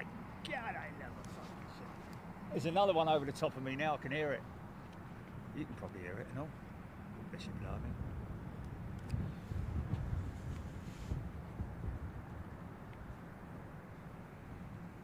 Carol H. Logan Air ATR 72 from Isle of Man just joined the approach.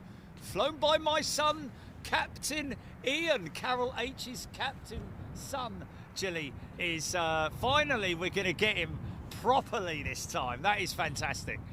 I hope he's operating the aircraft. Is he the actual PIC? Is he the pick? Don't pick it. Stop picking. It'll only get worse.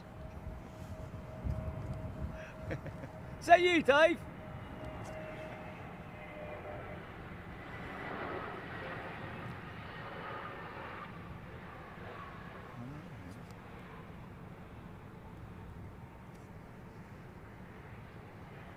Ooh. Bit heavy on the front, son.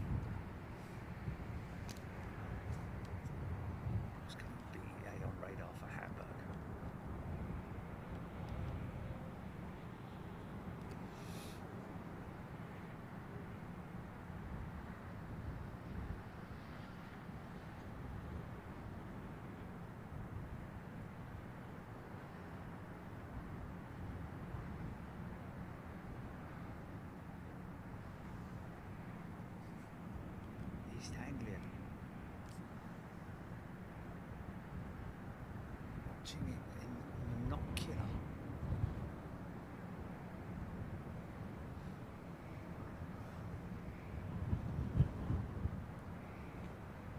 Bill Stephen, fast turnaround for the BEA jet, yeah. Tasty these wings, mate.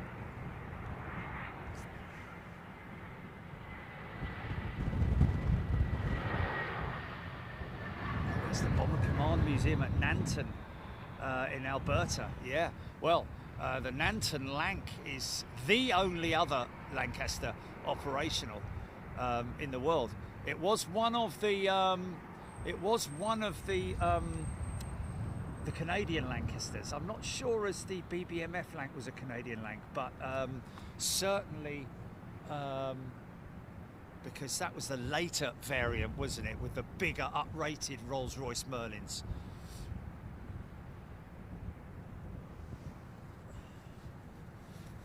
And the Mark V turret or something like that, the very flat turret with the 2.2s on it. Not 2.2s, the is it 12 mil? 20 mil cannons, wasn't it? I think. Is it 20 mil cannons on the later variants where they.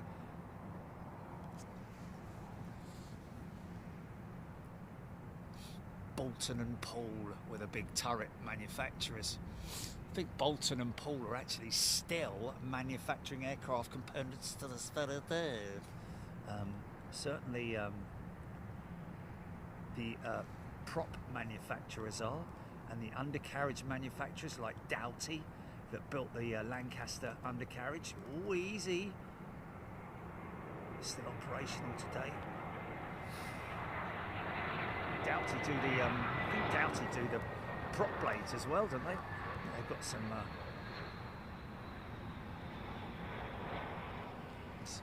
on that.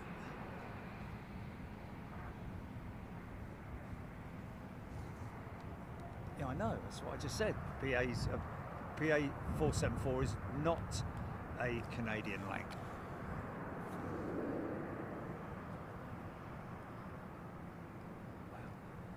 Never saw active service.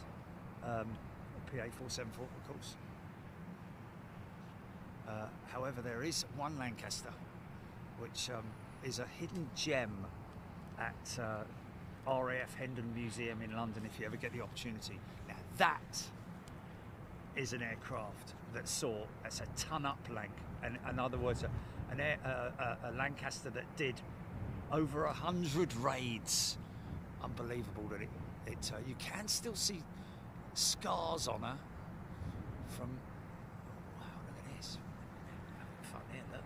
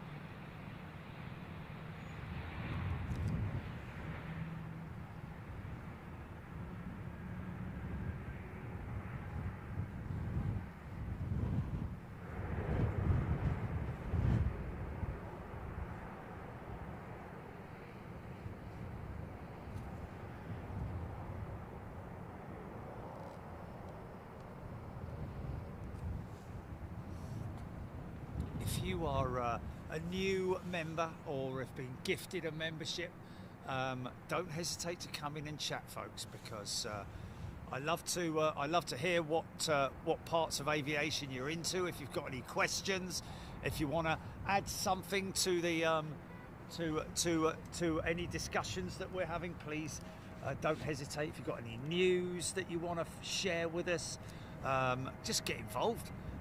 I'm here and willing to chat. Happy to chat.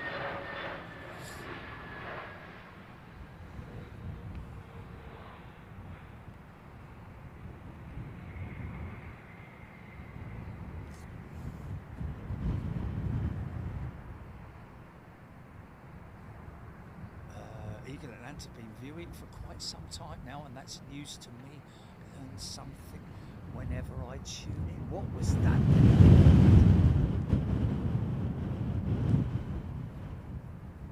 Felicia Pakia. All greetings to you, Jenny. Thank you for first class membership. Happy and thrilled at the same time. What's that, GP? What's that? Oh my goodness me, Chris, look at the thing. Look at it above. It's right above you, Chris. Look above you. Look at the top of the chat. Open it. Open it. Go on, open it. Open it, please. No, no, no. Do you seriously walk into a bookshop and just pull a book out of the shelf with your eyes closed? And then get it home and see whether it's any good or not? Wow.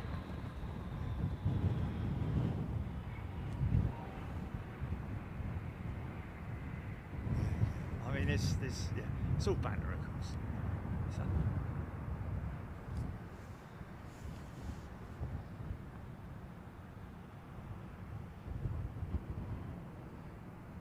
Khalid 3R tiptoe landing by EI. Etihad. EI is Etihad, isn't it? Oh, Elegant, sorry. I haven't seen it. Oh, okay. Yeah, I gotcha.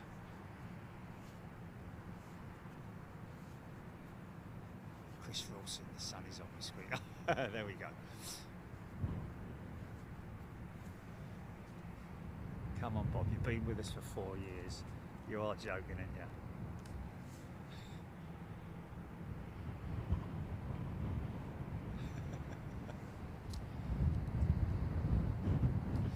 Digital David, how often do commercial pilots use autoland? Quite rarely, to be honest with you, David.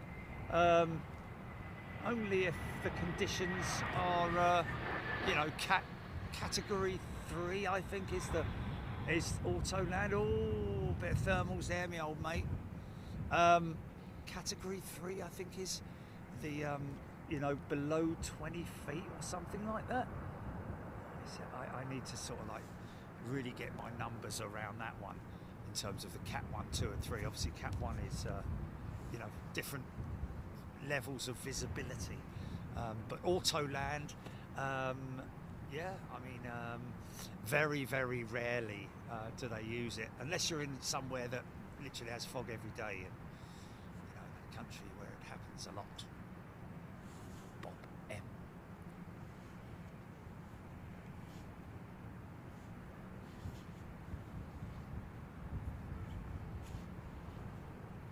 Doug Marshburn. A rainy Florida. There we go. Yeah, terrible rain in Florida yesterday. See the sock.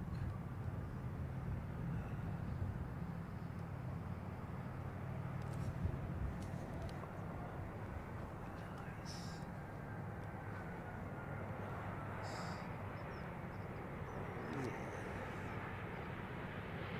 50, 40, 30, 20. Retail.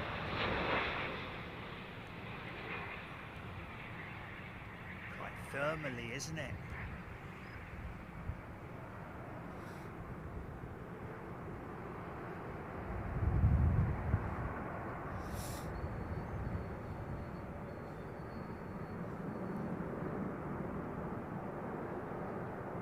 Back from LAX. Thank you, Temple.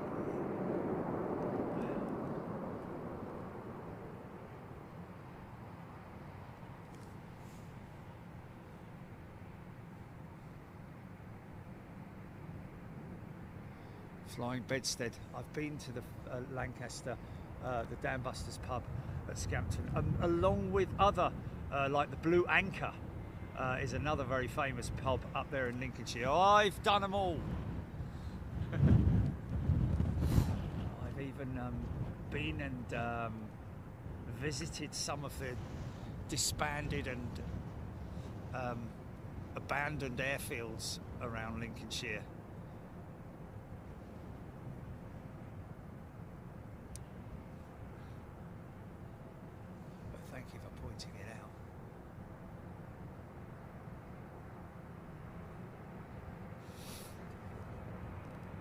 There's also Betty's tea rooms, isn't there, in Lincolnshire, in Lincoln. York, isn't it? Is Betty's tea rooms in Lincoln, isn't it? No, it's Lincoln, isn't it? Sorry, I know, they're millions of miles apart. Oh, okay, all right, sorry. Okay, so Betty's tea rooms are in York. I was correct, but wow, look at a steep climb there, man. 767 air display. Wow.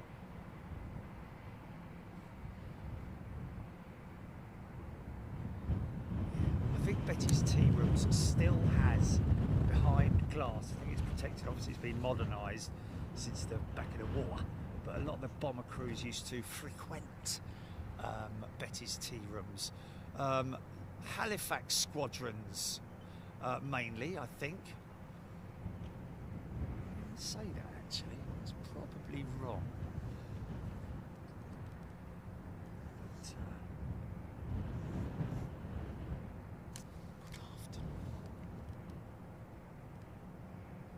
York and Harrogate, Tequila TriStar.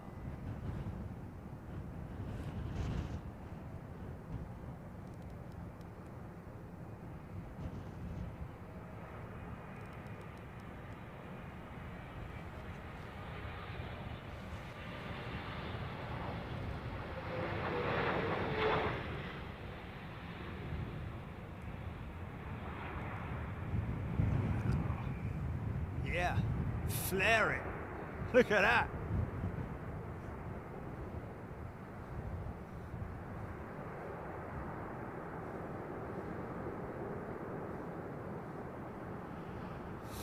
Stagtastic BA268 380 is 5 minutes out from LAX.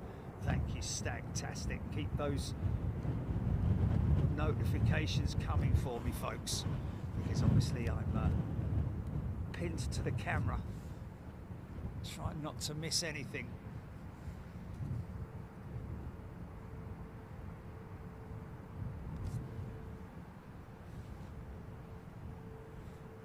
Action-packed, John G. Yes, thanks, mate. Running for another hour.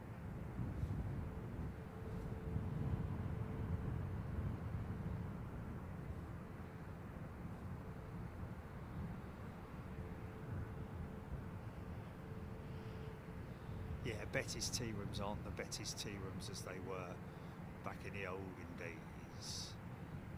It is more a tourist's attraction, isn't it? But, like I say, I think behind protective glass or perspex, they have lots of inscriptions and names of Bomber Command pilots. Some who survived, others who didn't. Not just pilots, but navigators, wireless operators, navigators, flight engineers, gunners, bomb aimers, etc., etc. Nailed that one.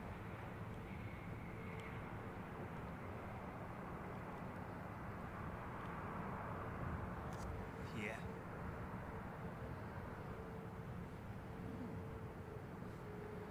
Jeffrey Phillips, when he was unwell, his friends in Yorkshire sent him a fabulous food parcel from Betty's. Oh, isn't that lovely?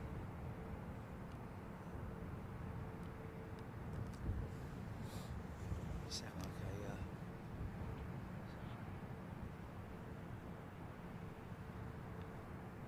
a Cathy Collis. Unless, I don't know about that, there may be a fly past point near Eastbourne, because they do definitely fly down over Kent and parts of Sussex, depending on. I know one flew over Ardingly once when I was down there, just by the Bluebell Railway. Just boom, there it was, a bleeding Lancaster. It was fantastic, man. Like.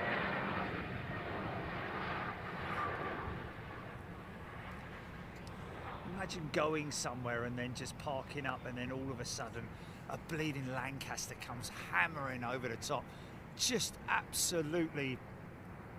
You know, the amazing thing about the Lancaster and to be honest with you, the Merlin engine in general, is that, and to be honest with you, you know, even modern day engines, but when an aircraft like a Lancaster goes past you, you can, long after it's out of sight, you can still hear it, and it is a beautiful sound. That's why I'm hoping that there's a big separation between the Lancaster and the Voyager tomorrow, so I can get a good long run at that aircraft, both on the approach and as it goes over the top of me, and as it disappears off. She's going to be on her own. She's flying solo. Sorry, mate, I'm just going to get that shot there. How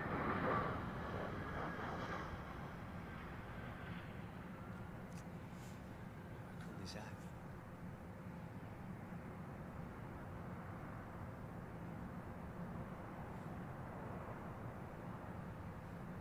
Oh, sorry about that.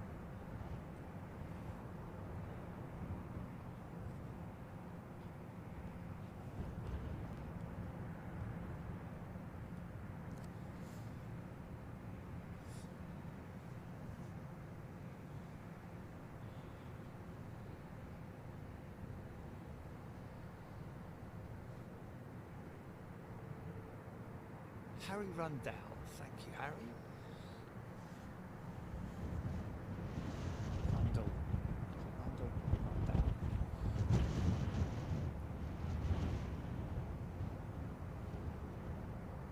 Mike Weaver did a BBMF museum tour last Friday. What a fantastic place to visit. BBMF museum? Interesting.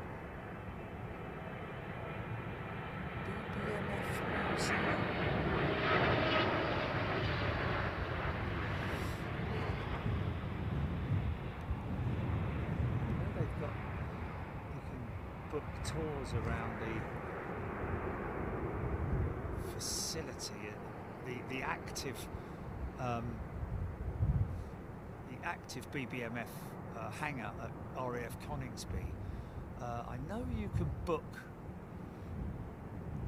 to have a walk around there, and I think they do group tours or something like that.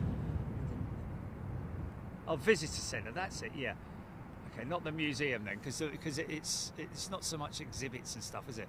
I mean, there is some stuff outside, which is sort of like war relic type things, but it's a working museum, isn't it? You know, they obviously house the Lancaster there, the Spitfires, the Hurricane, and are constantly working on them. And the DC-3, I think, is...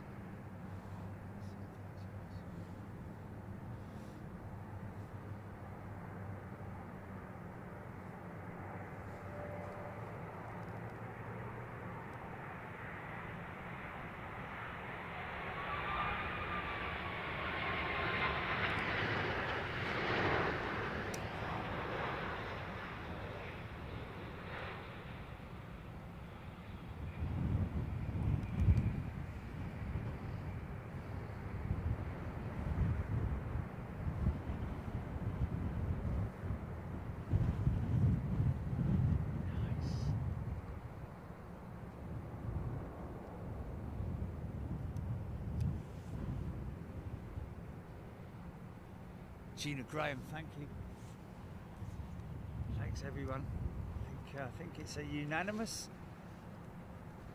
decision that this is just a fantastic location, and it's open to you guys as well, folks. If you want to, if you're staying here, you have got full access to the terrace, which is downstairs. There's an outdoor terrace, but also the restaurant slash bar has huge glazed windows. You can look out, so if it's hammering down with rain, you can still see the jets passing, and you can look out over T5, kind of what you're seeing here, but a slightly lower level. And as a member, if you're a new member and you fancy coming to London Heathrow, then look up staying at the Thistle Hotel, because you get 10% off everything, literally. Your room stay, and terms and conditions apply.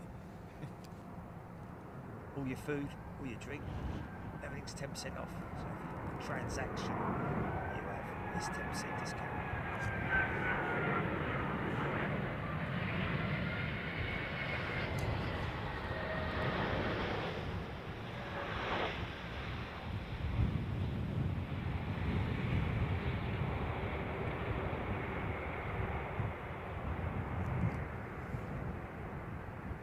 Yeah, look at those elevators shuddering, man. Well, the whole stabiliser, in fact, the whole empennage, man. Look at it just twisting away, man. It's crazy. And that's from the disruptive air that's been kicked up by the ground spoilers. Not really so much the reverse, the engine reversers.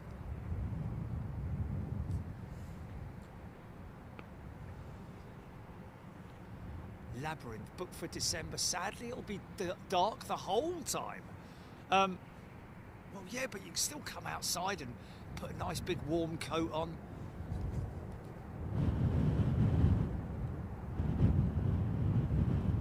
And see Terminal 5 all lit up at night. It's quite a spectacular view, as well as all the taxiways, and you see aircraft moving around and see the planes go by.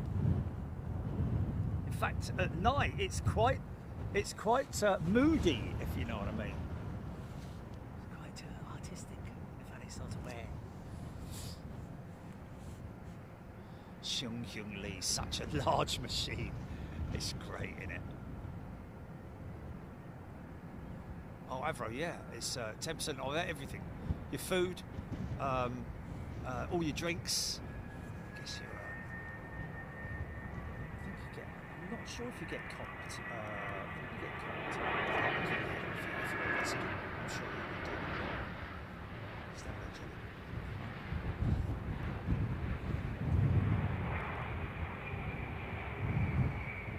Rooney stayed here, didn't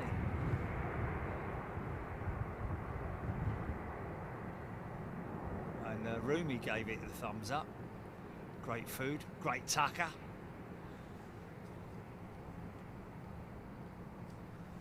He's sleepy nunnies now, isn't he? The old snoring going on.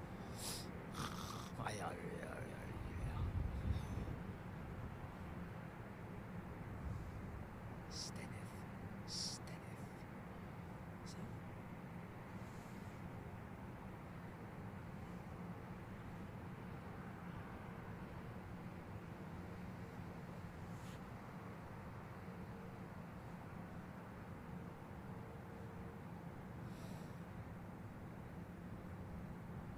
I think they do a couple of tours a year, don't they? I don't think it's like all year round. I think they, well, obviously more, maybe more than a couple, but they, yeah, you're allowed to obviously have a good look around the Lang. See it being prepped up, getting ready, firing her engines up, taxiing out, taking off. Have to do whatever she does, and then I think they tie it in with one of their excursions where they go out, do a fly past at a few places. Very busy during the summer is BBMF.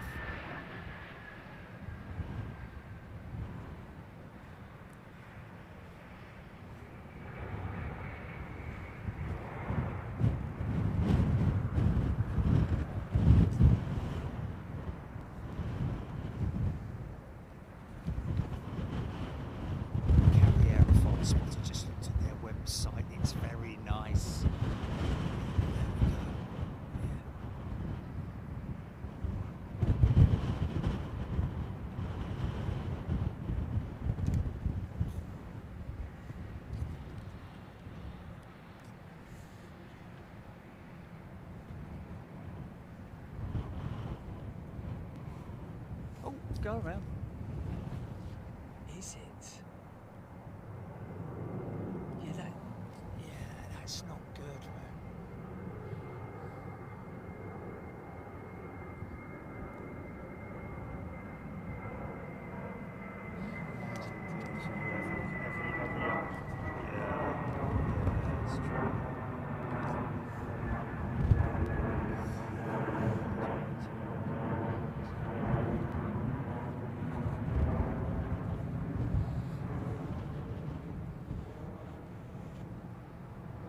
Mick, cracking location. Thanks, Mick. It is, isn't it? Aren't we lucky, eh? Aren't we lucky? Things we do for aviation and the love of it, and you guys. But gotta say a big thank you to the team at the Thistle. It wasn't for them, the management team, we wouldn't be where we are. Fair enough, they did contact us, but we were straight on it. We were delighted.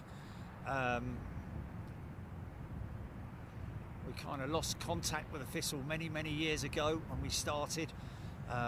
One of the new GMs came in and was sort of like, was not overly happy with lots of people frequenting the terrace and just you know, not sort of residents, if you see what I mean. I mean, obviously in an ideal world, you know, they get, the thing is that there's also a bar that people visit here as well, so they come to eat for the night, and of course you're entitled, perfectly entitled to go out on the terrace. But you know, what people try and do is deter just people turning up and helping themselves and all that. Although then again, if they're paying £18 to park, then I guess they're making a bit of money back on that, aren't they? Maybe, probably not very much, I would imagine. Depends on how much the parking company takes. You know, there's all that to factor in. But you know, it's always anyway. So me and Johnny were coming here. Obviously, we were buying coffee and biscuits and all that kind of stuff from here. You know, from the breakfast area.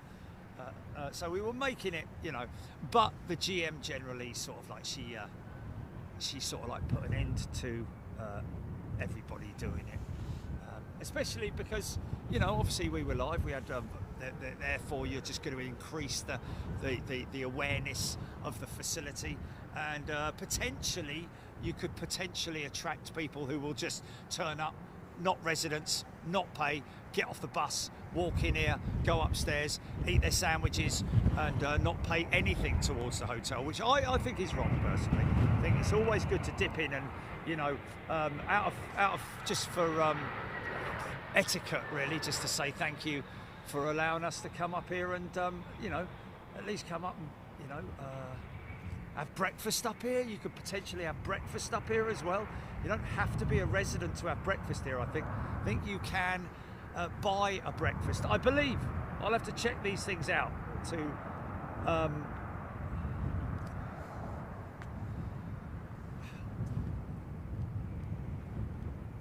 what's that?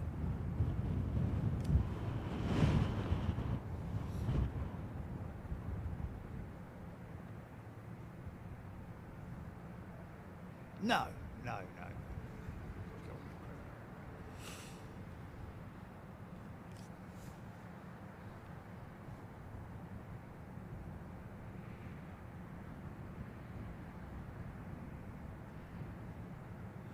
Carissa Alamo. Good question. What are the unique signatures or features for the Taiwan airport? Or Taipei, Taiwan, innit? Is well, we got two airports when we visit Taipei. TPS and TPA, is it? Or something like that? TPE, that's it.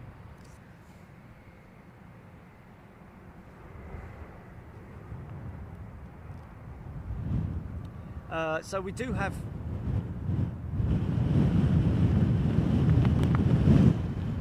TSA, that's it. Yeah.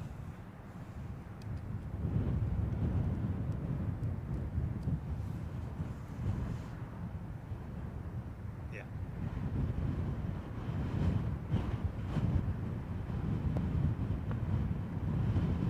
Kev Miller, brand new Turkish 350 inbound. Guess they're most of them are in the Bovingdon hold, aren't they? If they're stacking them at all, it's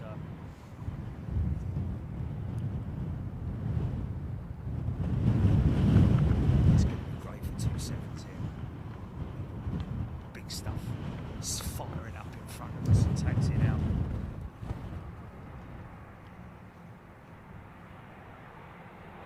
Taipei, is it still?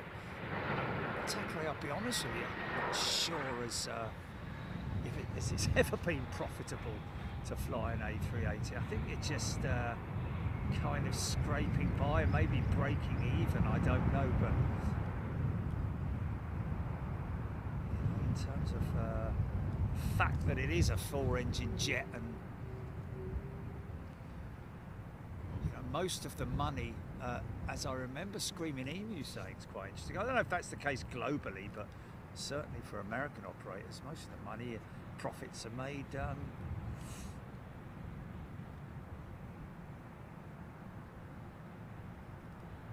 profits are made from company credit cards and things like that, I believe.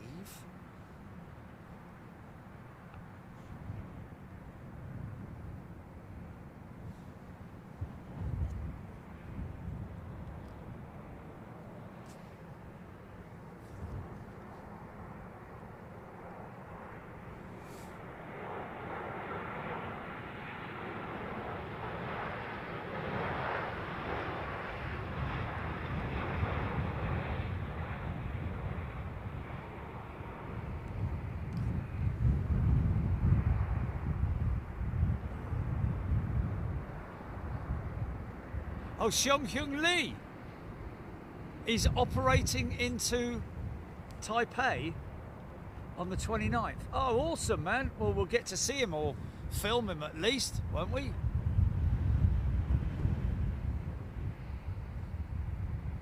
How cool is that? How cool is that?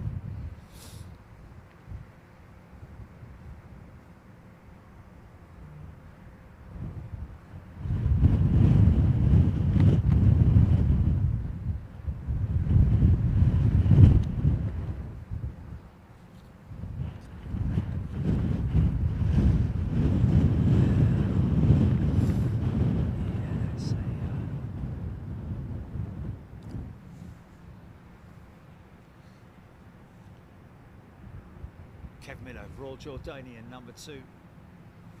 Yes, 28th recce day, yeah. Oh, okay. Okay.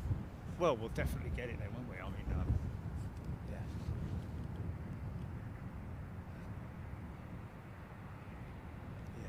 Yeah.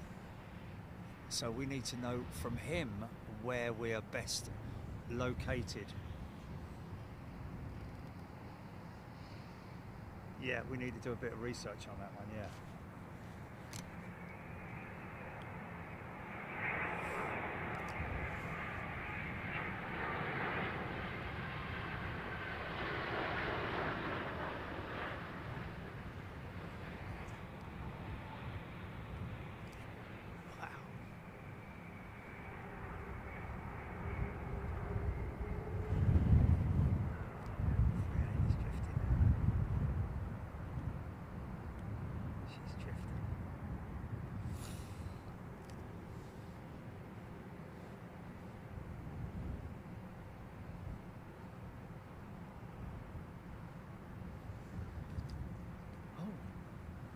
Operating into and or out of? Is he operating in or out of Taipei? Oh, it's a turnaround, is it? Oh wow, cool.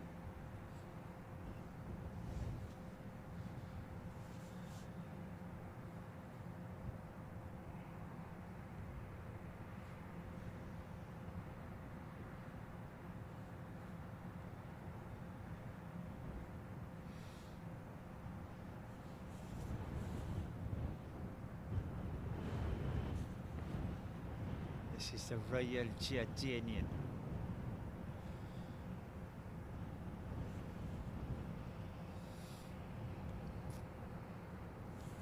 Xiong Hyun Lee, would he be able to, if he's doing a turnaround, he'd be able to get into the terminal, come say hello, have a cup of coffee, and then go back flying? Potentially.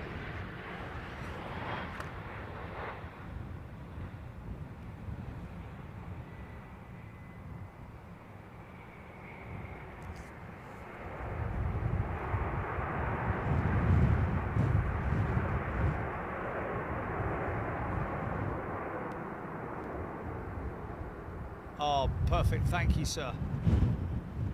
Yeah, that'll be good. Yeah. This,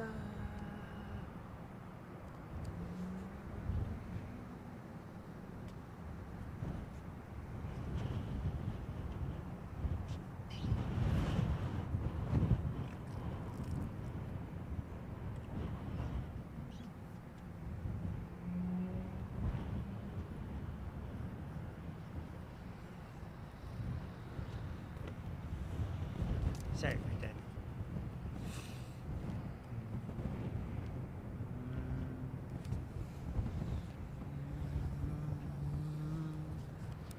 There it is. Hum with me.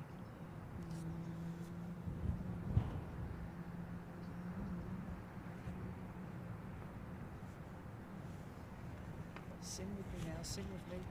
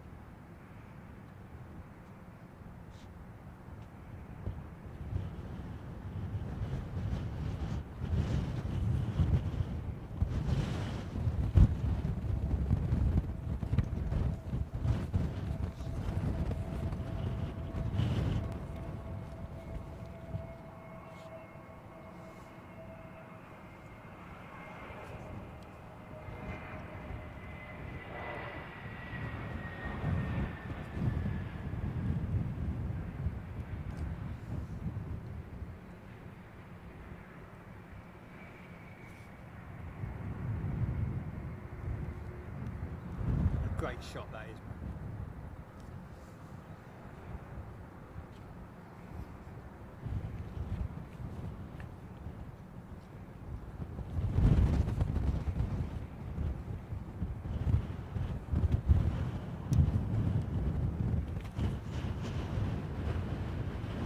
Number 380, anybody? Oh, don't mind if I do, I'll buy it.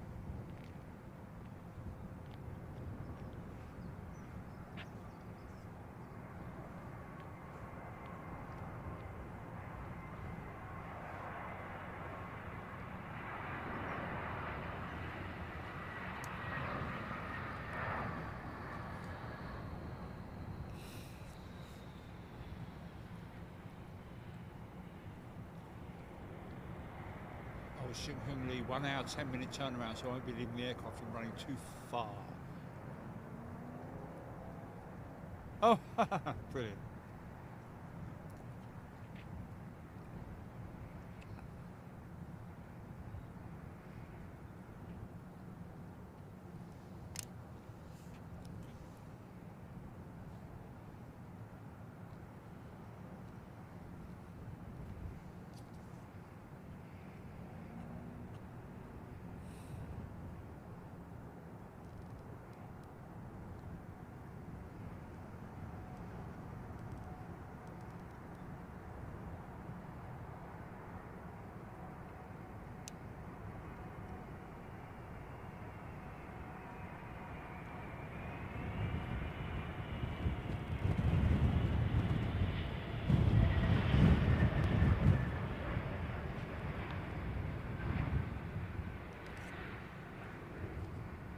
Bosh.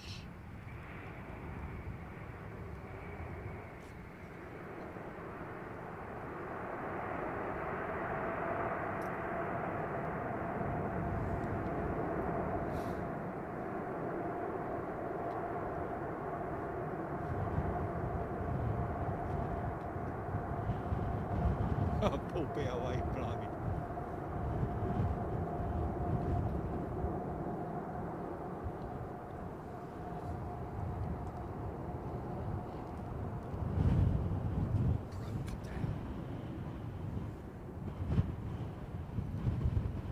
Brian Henry. See for yourself, mate. Great, isn't it?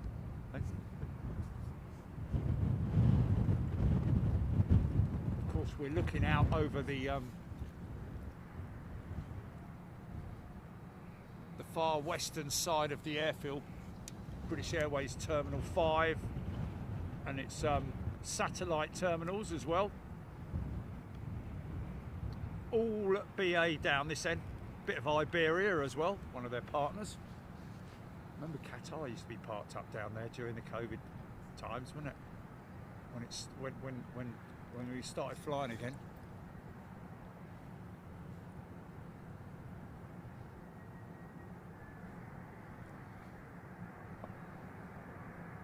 Brand new Turkish 350.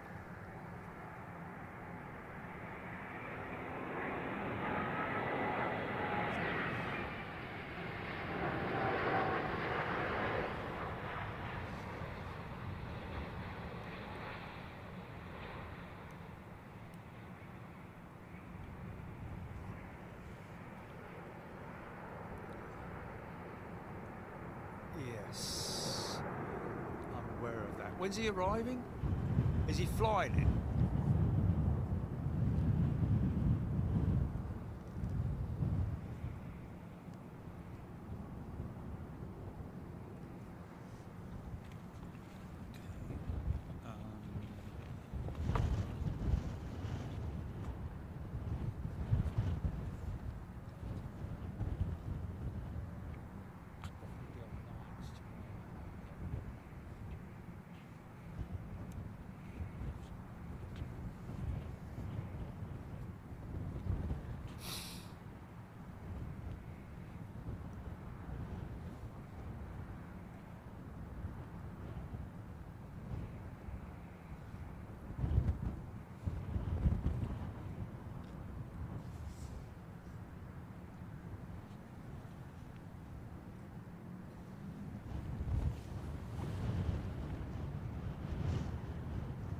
Already?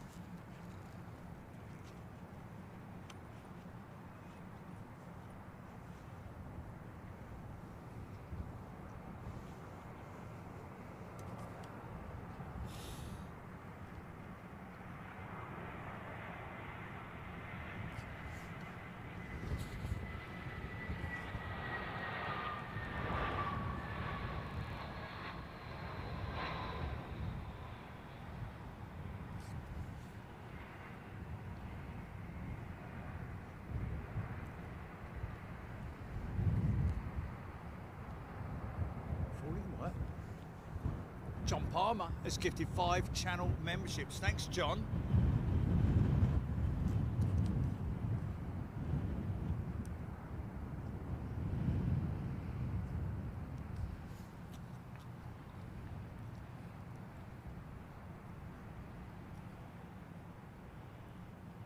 Oh my God. What, between the jet bridge and the aircraft? Oh my God. On the bend?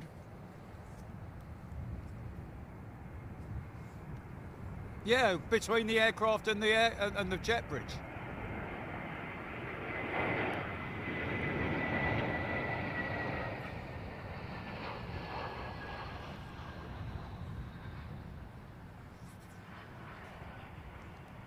What, there was a break in it, was there? Oh my God, poor girl.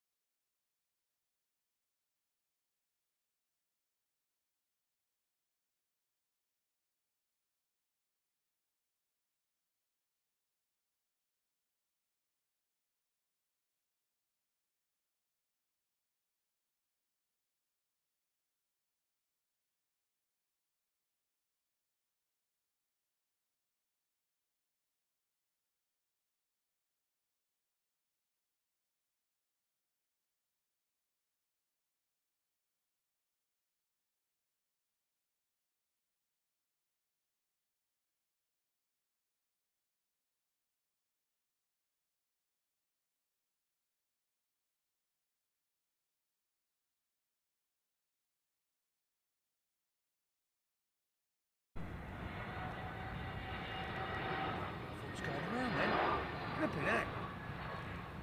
Slow-mo on that, Jelly? Can do... Oh. Did I catch that or not? Can do VAR on that?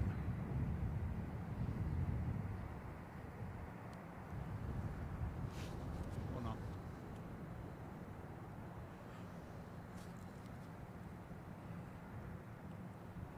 Yeah.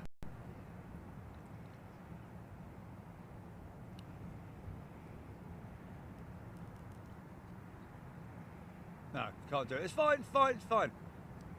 No, it's fine. Yeah, no, it's fine. It's fine. Don't worry about it. It was just he kind of went into a bit of a float and almost looked like he went nose up. Oh, Rab, that was 3 seconds, mate. Top end of 3 seconds.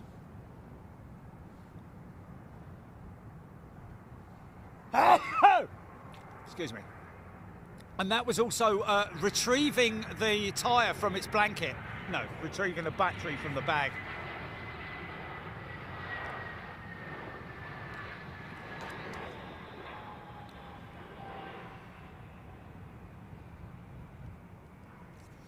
Seung Hyun Lee, just remember we're very limited. Actually, Chili's not really. Chili takes like nothing really. Her case is like so light, man.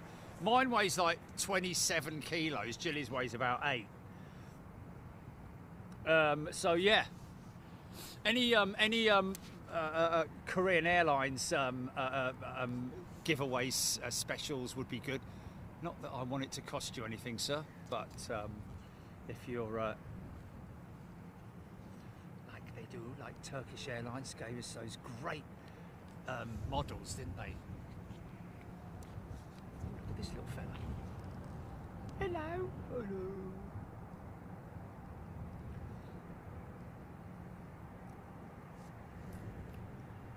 That's where it is, just there, isn't it?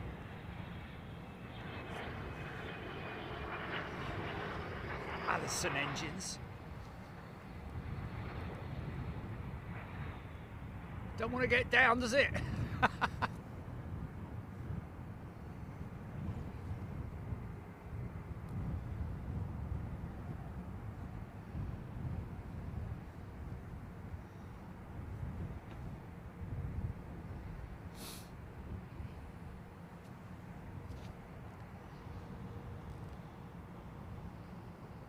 It's brilliant, isn't it?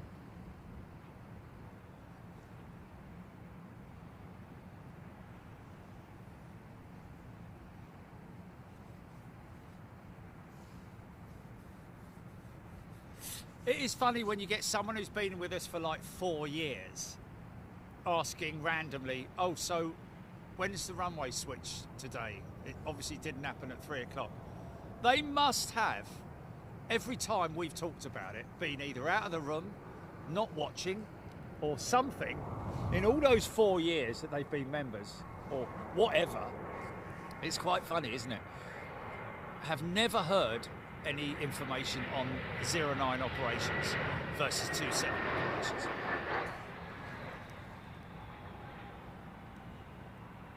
Oh, big float, man, big float. Wow, fair play. That was almost a fly pass, wasn't it?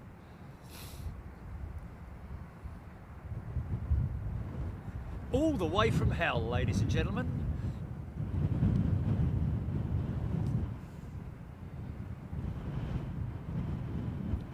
And it's only banter, of course.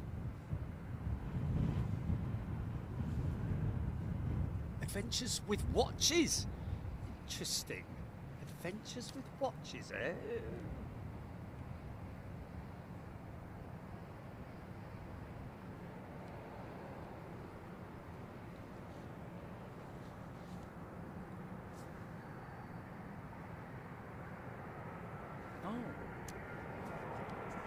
Adventures with wedges. This takes only 7.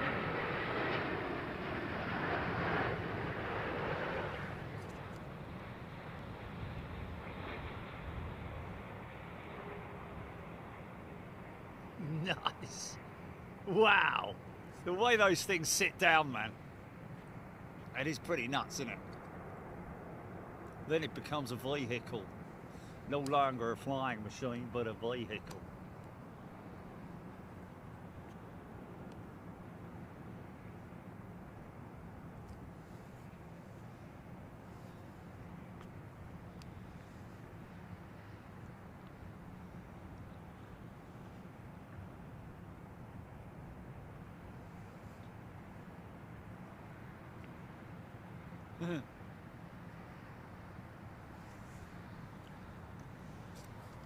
It's Etihad. Lining up down Sierra, isn't it?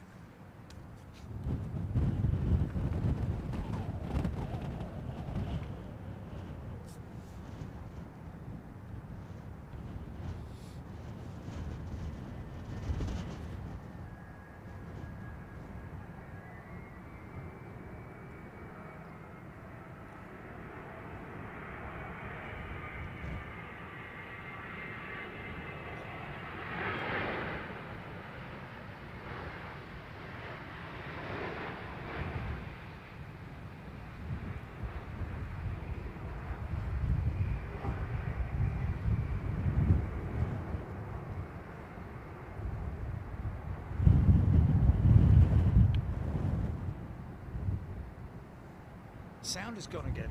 Is sound gone? Oh. Oh, easy, easy. Oh, gust of wind, man. Went right up my sporran, that did. Oh, funky shot. Damn it. Just missed it, man. Oh, that was a good funky shot that I missed. Well, there'll be thousands more. Remote control tug, that, folks. Geezer walking there, he's got a little remote device slung around his neck. All these tugs have individual names. This might be Bill. Isn't there one called R2 or something?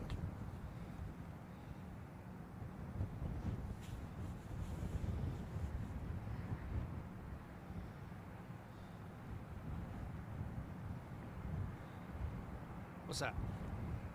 What? And when's that coming?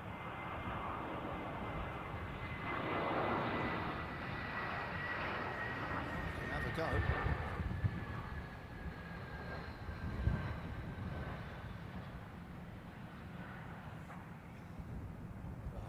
come on then, give me the time, don't keep me in suspenders.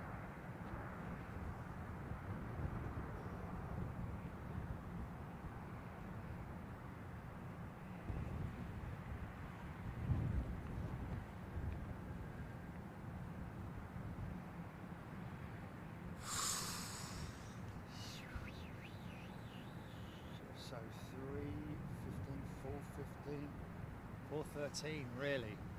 Okay, well here's a compromise then. I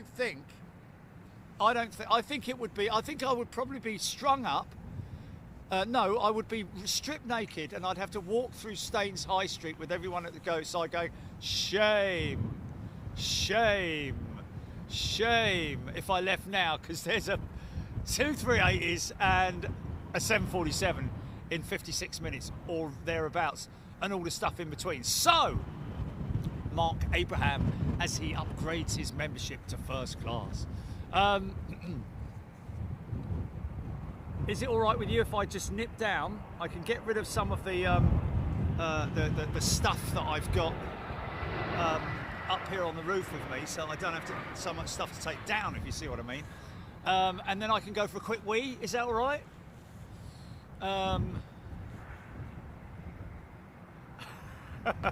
Okay, yes. All right, I'll just go in my trousers. Hold on. No.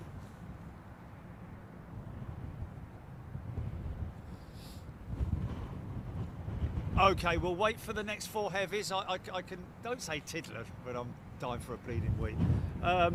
But yeah, we'll hang for the next. I think we've got 4. Yeah. Felicia Parker. It's rather windy at London Heathrow. Cape Town's temperatures started dropping recently. Oh yes, going into winter in old South Africa, aren't they? Down in Cape Town and Johannesburg. Of course, down in the far eastern regions, Australia and New Zealand going into winter as well, aren't they?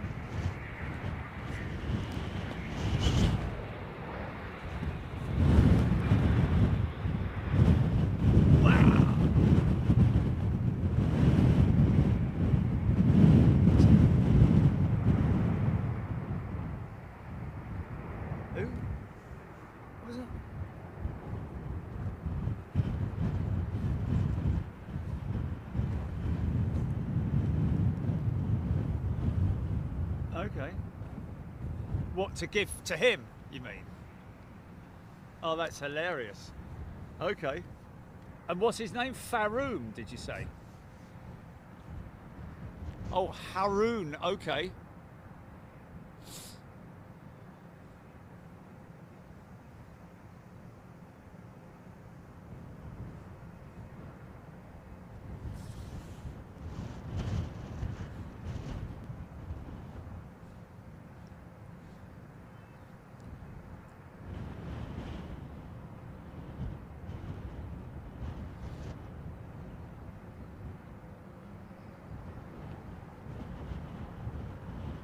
No, it's just that I would normally finish around about 4 hours in, isn't it? And so I don't need to. I'm not desperate now. I'm just saying that to clear everything out and run it for the next hour. And I'm drinking water as well. So yeah.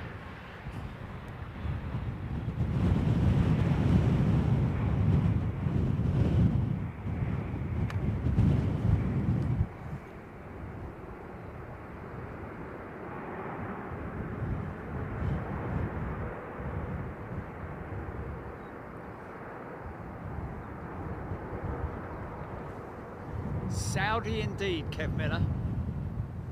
Saudi indeed.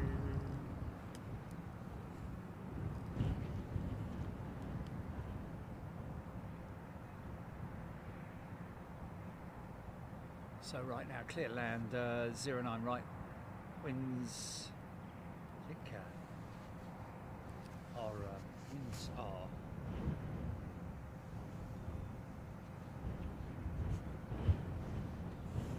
150, something like that. Gusting 30, something like that.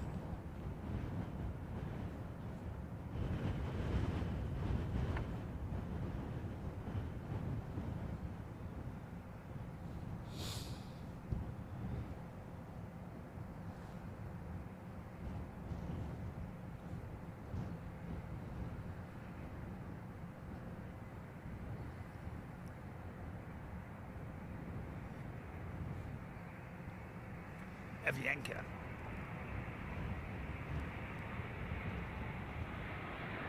From Bogota. Oh, easy, easy, easy. VAR, Julie, VAR. Bloody hell. Oh, say, misses. He kind of like dipped the wrong bleeding wing in there, didn't he? Or she? Flipping heck.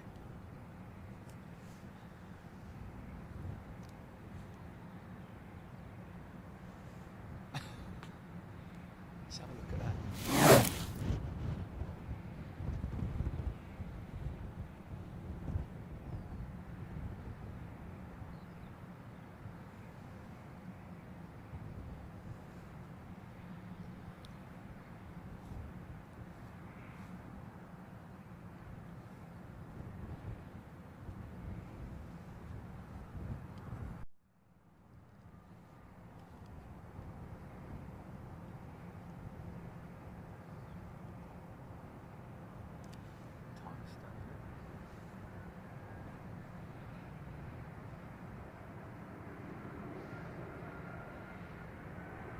God blimey, I tell you.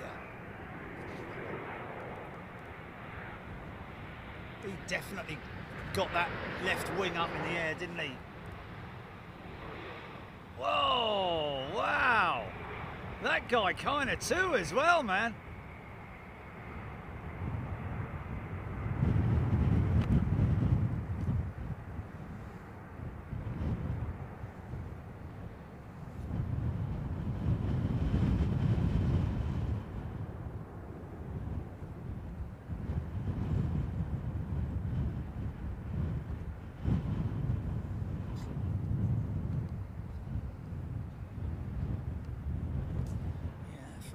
Sort of like went in went in that direction as well, didn't he?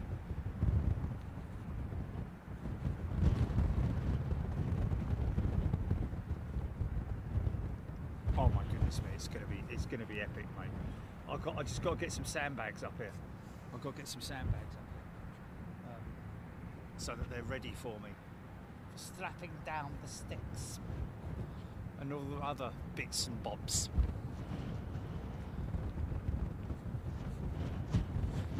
Julia Wilmot, Capo Chris VS412 from Lagos due at 4:30.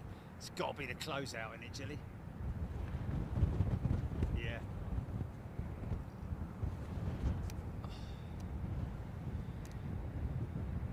Here he is, he misses me. G'day, Chief. I'm on GV Jazz A330-900 neo, en route Lagos to Heathrow, ETA 1532.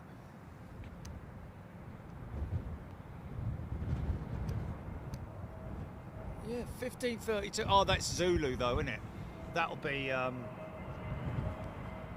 Zulu, won't it? That'll be 432, I think.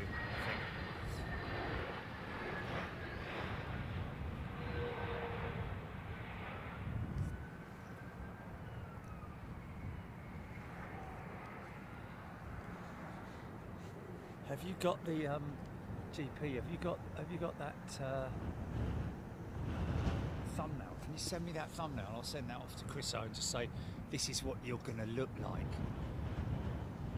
Mind you, he's flying at the moment. I don't think they. Oh yeah, you did. Sorry, you did. Yeah. Look, there's that lease jet. That's ACMI. Lease jet.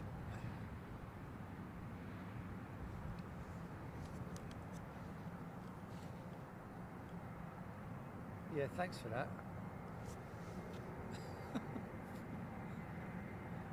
No one's ever commented on that.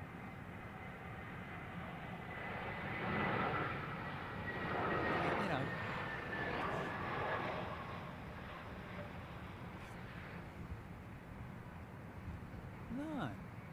No, I like that switch. I like that switch, man. I think it's pretty cool. Yeah. Stop everything. Stop it.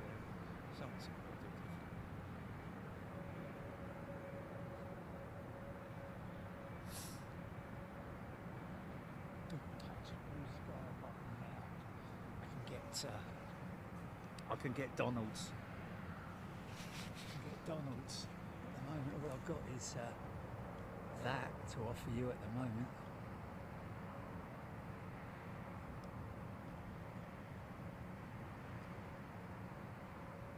Blooming Ryanair. Where's all my 737s, he's saying? Didn't he have a chat with Comac? You're never going to get it, mate. It's going to be another 3 years before the bleeding thing's certified. Mind you, they do plan well ahead, don't they? So if that 919 is European certified, then he'll be all over it, won't he? Oh, that's going to be fun,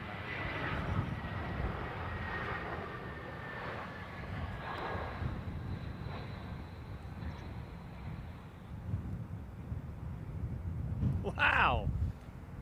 That's kind of crazy, man. That's 3 sort of like bounced landings.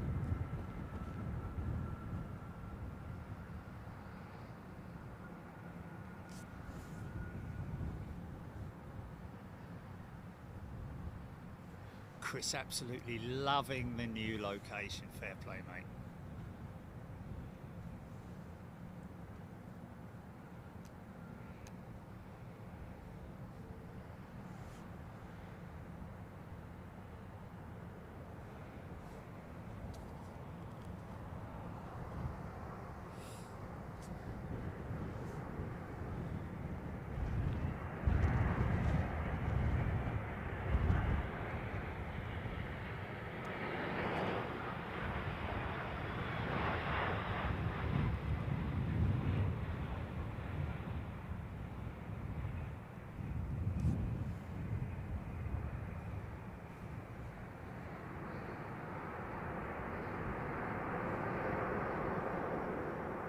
Yeah.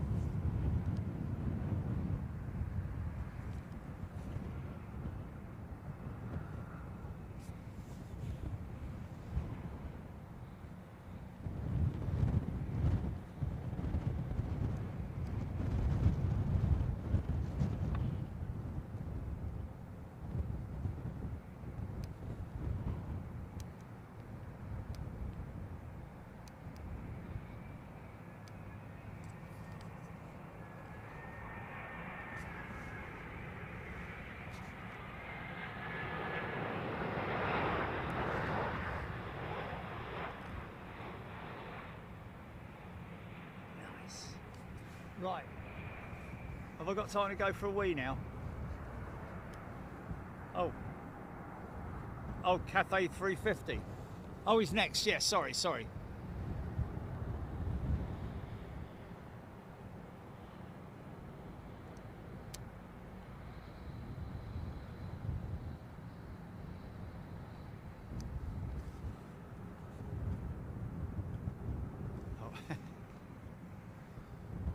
Probably him, I'll miss him, won't I?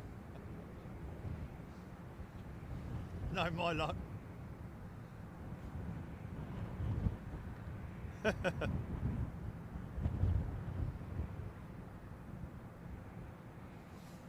going rogue, eh? Here we go then, Cathay 350 on the crab.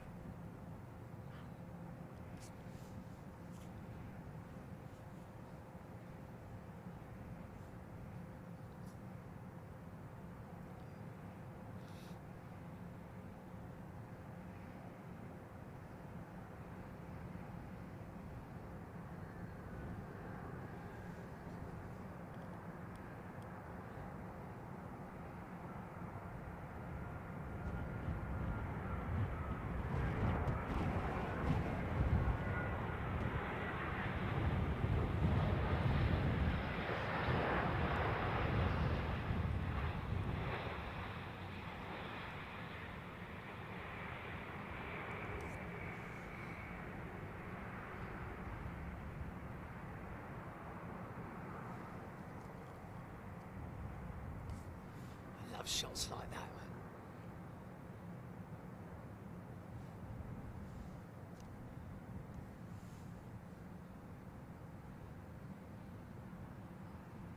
Okay, diesel 1 Emirates 380, 15 out. Okay, right. Give me 2 minutes, folks.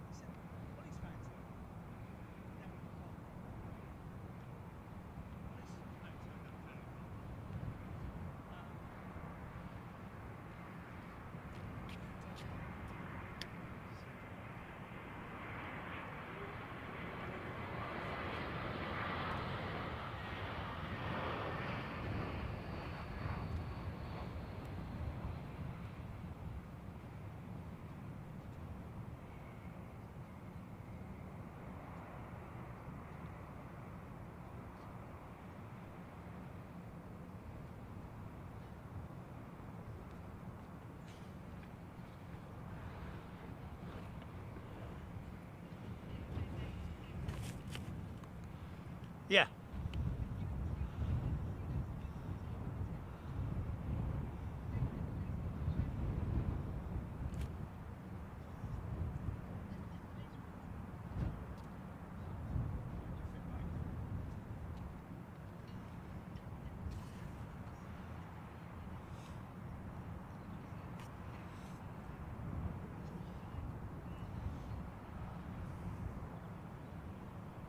Change that set standby.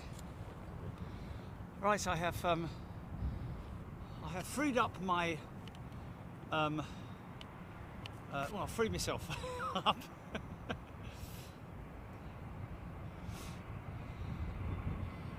Back in business.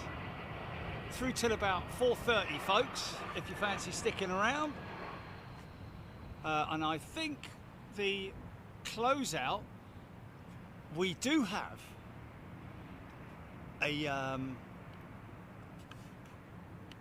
747 Cathay Pacific 747 freighter coming in just around about 20 past 4, something like that. Between 20 and half past, but we've got Captain Chris, A330-900 operating. Back in the London Heathrow, stand by.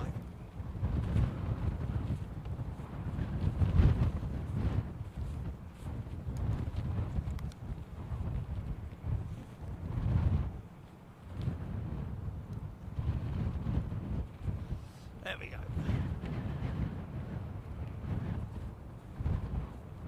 Ooh. Oh, no. Hello? Okay.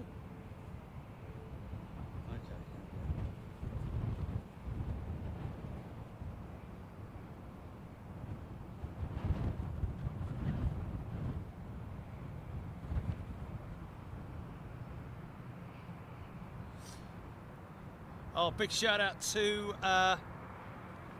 Zane and Amir and his boy Zane.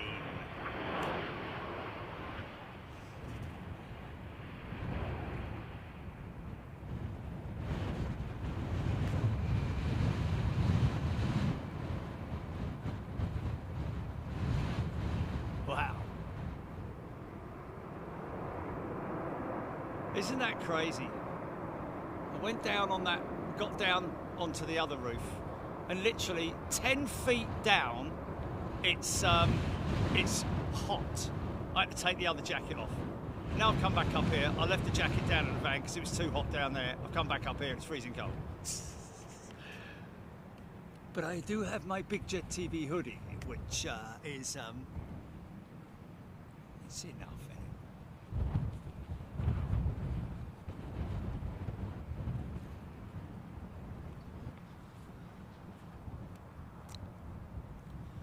Got to say, terrace is packed down there. A lot of people down there enjoying food and beverages and watching these planes. Photographers, videographers.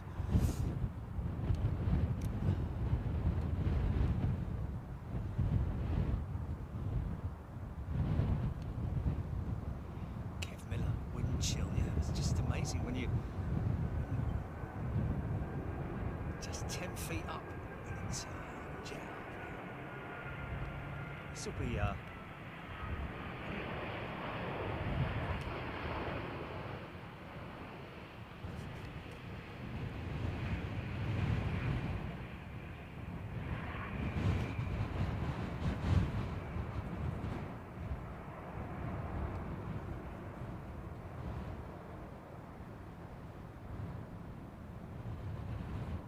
Diesel 13 Cathay 747, 24 minutes out. Awesome. Qatar A350-1000 from Tokyo, Haneda. Where we went. HND. Oh, what's that?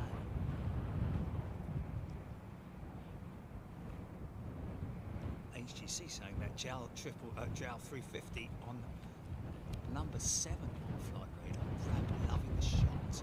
Jeff in Mass is tired. in the house? Did I see somebody just mention Thai?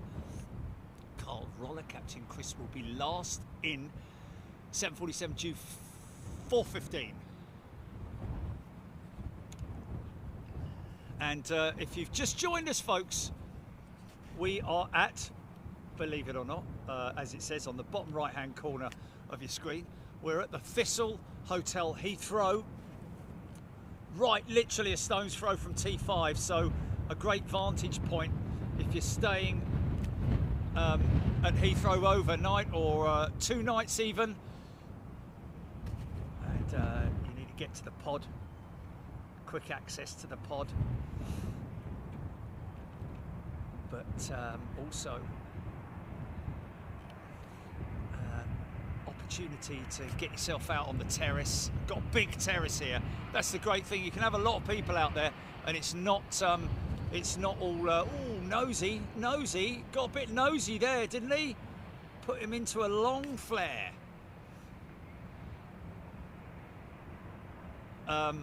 Yeah, it's not cramped down there, I can assure you. It's a great terrace with room for a lot of people. So, you know, indoors as well, they've got the restaurant, all big glass panels as well, which is nice, isn't it? And it's not one of those ones where there's like a bar halfway across the panel that's sort of like right between you and the planes. It's nothing like that. It's full view. So if it's cold outside, or if it's soaking wet and you don't have the appropriate wear, then you can, of course, hang around in the restaurant, eat your dinner, looking out the window, and the tables are right up against the window as well, if you want it that way. Great bar here as well, fully stocked with the big TV screen. The pods are like little creatures. They should have little smiley faces on them and stuff like that, shouldn't they, really, the pods? And they should have names as well. Wow. Also, this position, folks, from our position, from our perspective, but also from somebody staying at the hotel, 27 right operations will also be fantastic. When I say 27 right operations, 27 departures, right departures. But if you're staying here, then you've only got half a day to wait, haven't you? The rest of the day, if they switch operations at 3 o'clock, which they would do, obviously no operational changes in terms of direction when they are on 09 operations, which we've said probably about 1 million times. But you know, can't expect everybody to be hearing all the time. Completely a compass spectus.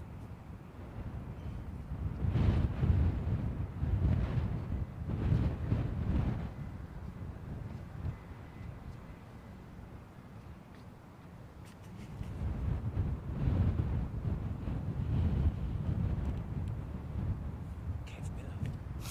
Well, yeah, 27 operations would be just as good, Kev, to be honest. Can't wait to get up here for 27 right departures.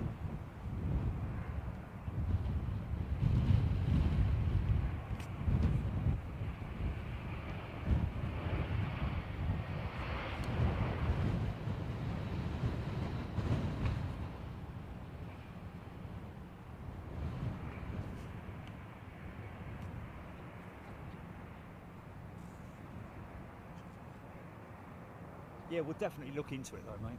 100% look into it in terms of, you know.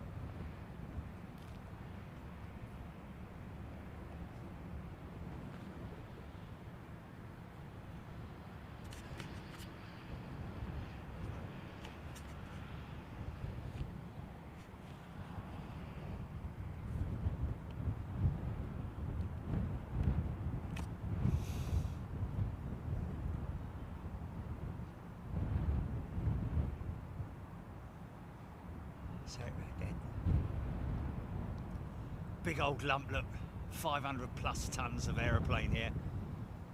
Ginormous, great big engines.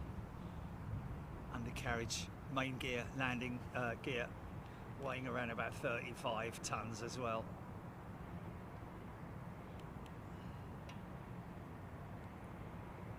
Being as it's Emirates, it's probably fully loaded.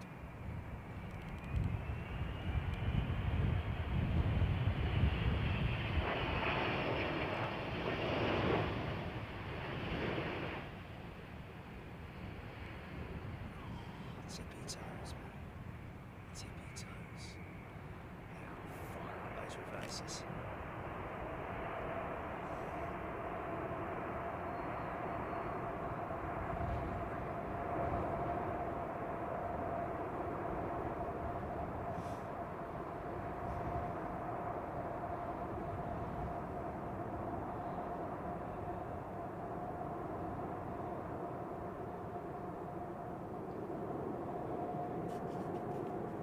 Wow. It's going to be great for wet departures as well, isn't it?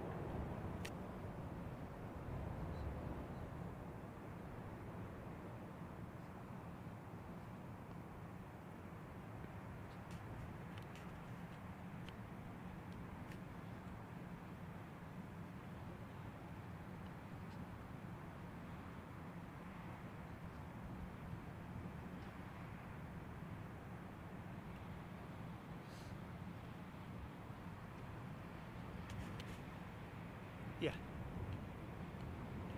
Oh no.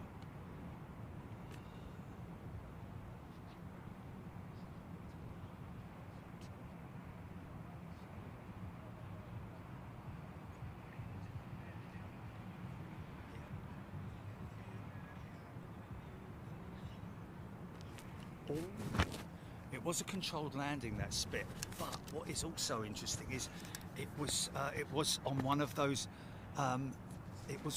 joy rides. It was wow, that's crazy, man.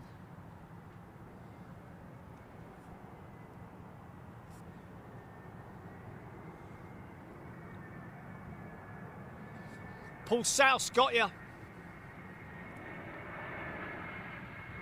Bob Shalvoy at Newark. 20% of ATC controllers walked off the job, and before that they had equipment issues. When was that, Bob?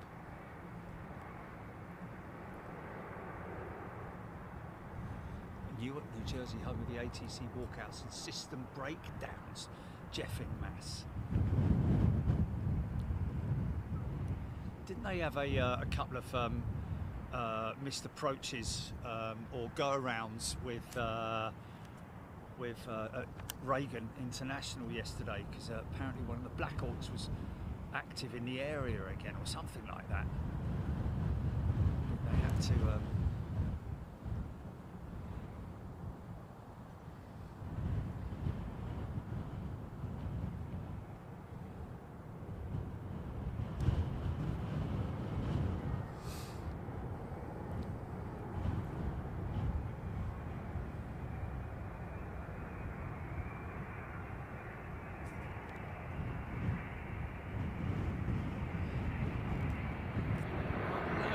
Martin Smith, we can't do that because there's people's privacy. You need to respect people's privacy. We can't just go sticking the camera in the hotel and filming around it. To be honest with you, I did for the Hilton Garden Inn, but that was a promo video that I did years and years and years and years ago. I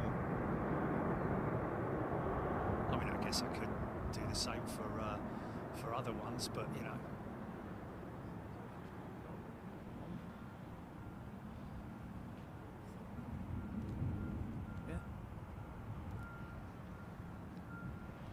Bexy Beans, love this channel when I'm having rubbish day. This always makes me feel better, just relaxing and friendly. Oh, Bexy Beans, that's lovely. I love hearing things like that. When people are just, you know, not having the best of days and tuning in. What's that over the top of me then? Making all that racket. Is there something over the top of me? It's not a cruiser, I don't think. So it almost sounds like a... Really? Wow, look at this crabtastic, man. Now watch, he'll swing the aircraft. I think BA swing the aircraft straight using the rudder. right at the last moment. Got a message back from Chris Pohl at whatever altitude he's at. Brilliant. Oh, she's long. Nice.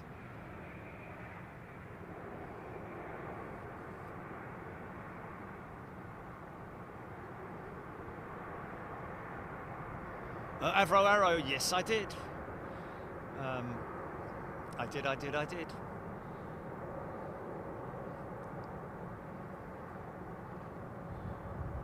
mean, to be honest with you, I'd rather... Mind you, you know what the problem with half of these hotels is the chain doesn't separate the individual hotels, or does it? Like, if you go to the Thistle group, do you get to see the Thistle Hotel at Heathrow specifically with images and stuff like that? Or is it a generic one? Surely, because you do with the Courtyard, I know that, but...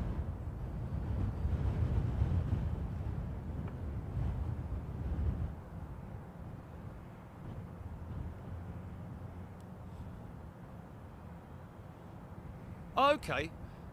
Yeah, so go to the hotel and get some great information there. I mean, a hotel room's a hotel room, isn't it, really, at the end of the day? It's all about the service, which the feedback I've had here is really good. The pictures are on there on the website.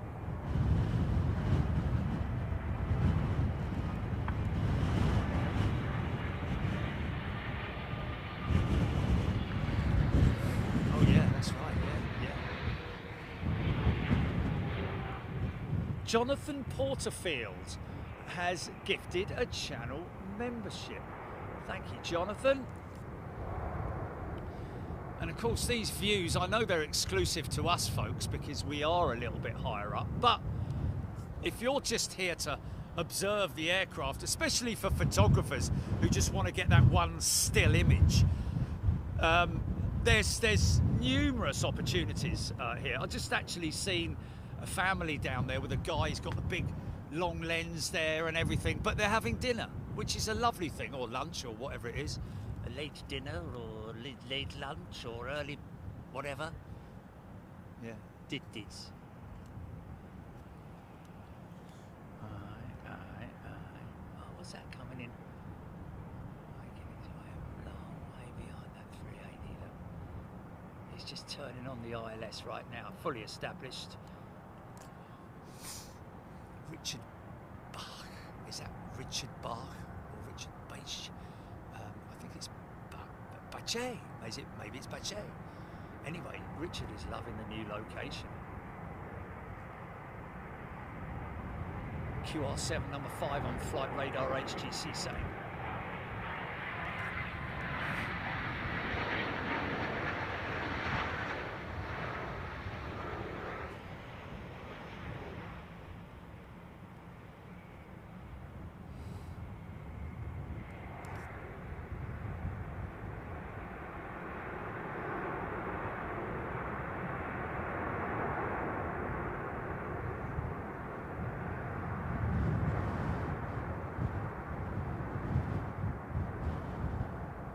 That's great feedback coming from JT the trucker. Come on back there, love lurking today. Great sound on my sound bar, he's saying. Awesome, mate. Great sound on the sound bar, I like that. Avro Arrow, Captain Chris, 26 minutes out. Next. A blooming great big aeroplane is next. Look at the crab on this thing, man. It's a natural phenomenon, is the crabbing of an aircraft. It naturally will fly into the, well, not directly, but, you know, it will crab towards the wind. It's just natural flight characteristics. This is a slinger, isn't it?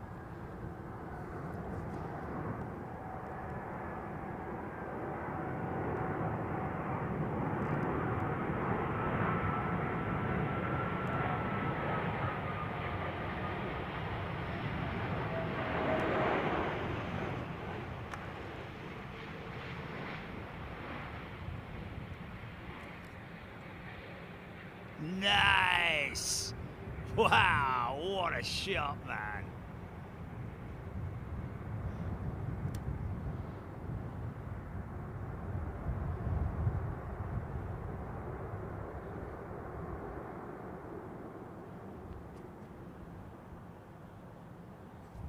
Nice. Wow. We've really been given some great visuals here, man, and sounds. Great to get that. Always happy to get that feedback from people about the audio, because visuals is one thing, but there are people, obviously, some folks who are unable to see the feed and listen to it. And it's great to know that they're also getting an audio feast.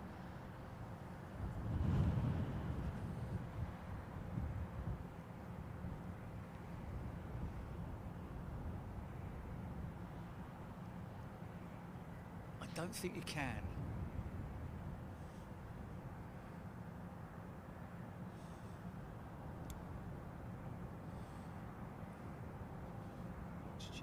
Smart TV. Oh, you can? Okay. No. Not on a replay, right? Wow, look at the speed this guy's coming in, man. Look at that. How cool is that? I love those tight shots, man.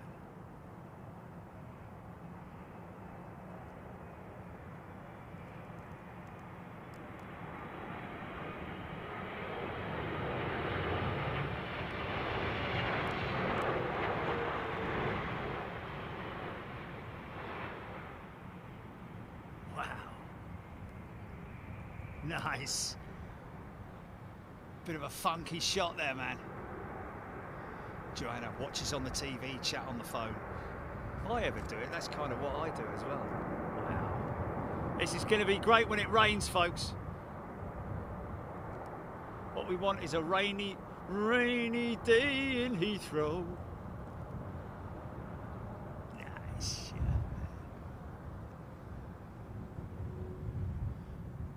Watches on his TV using Roku, whatever that is. Having a chat on the TV is one of the settings I can enable.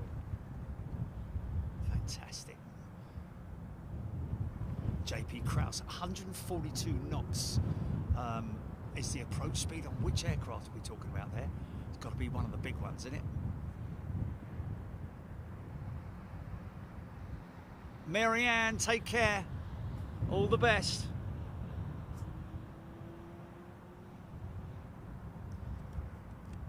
Bob M, L&M.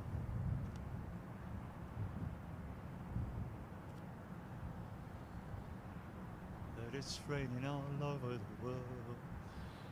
Do do do do do do.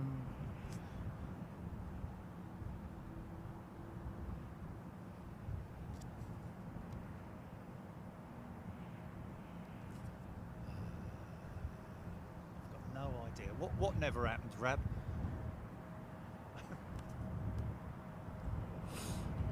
Said what? Is that you, Dave? One of these days.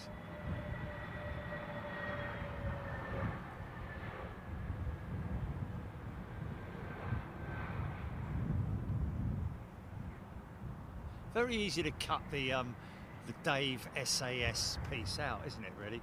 So just have to scroll through it and just keep watching the SAS jet. Every SAS jet is guaranteed I will be asking it.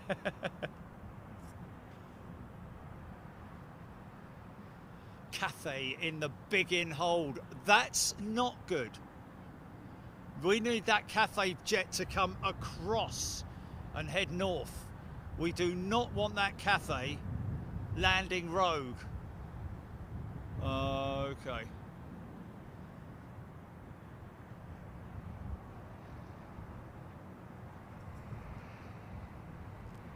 No, it's not going to rain now, I'm saying. All we need is a rainy day at Heathrow. Oh, look, it's red nose.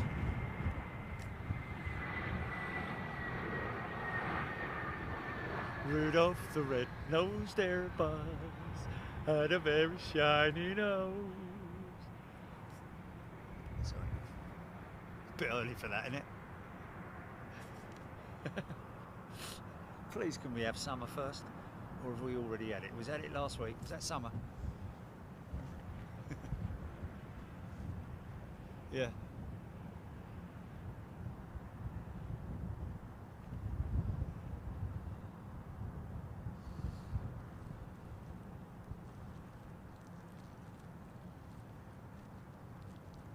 Oh, right. Jerry said he couldn't wait for rain when he was using the LFB roof, and it did. We definitely did have a wet show from the LFB. I'm pretty sure we did.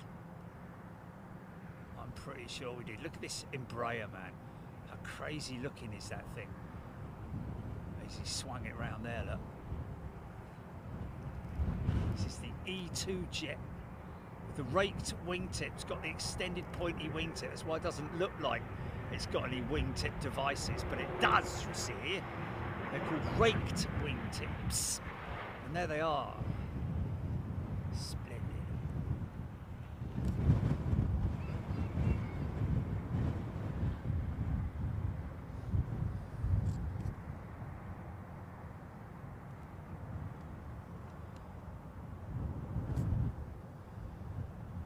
So I'm going to have a big sticker handout session when I finish this show.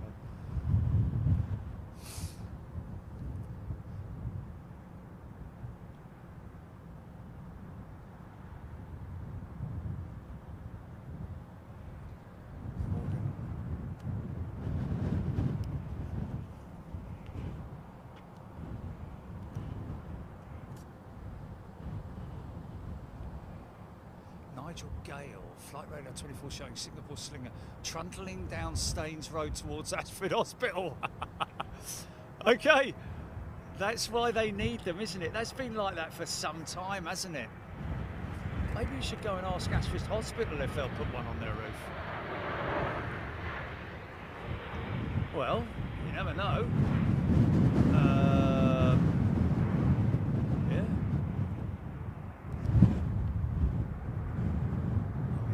Benefit them, I've got no idea.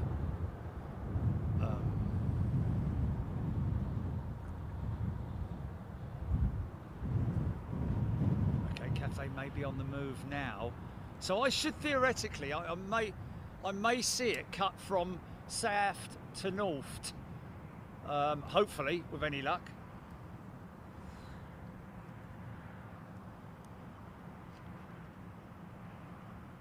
See the remote controlled tugs there, folks. Simon Eyes 41, ANA was better. Jordan Weir, Morgan. It needs to head west. Karina, Harry, Cathay's 99% sure landing, 9 left. L&M, Cathay out of the hold. Linda G, probably get Capo Krista number 1. I don't see any reason why not. Oh, nice bank shot, nice climb and bank.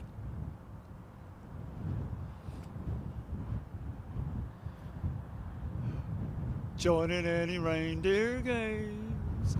Oh no, oh no. What have I started? Okay, think of something else.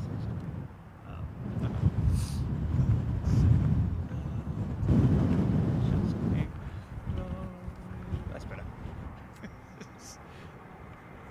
Restore head to default settings. Restore head to factory settings.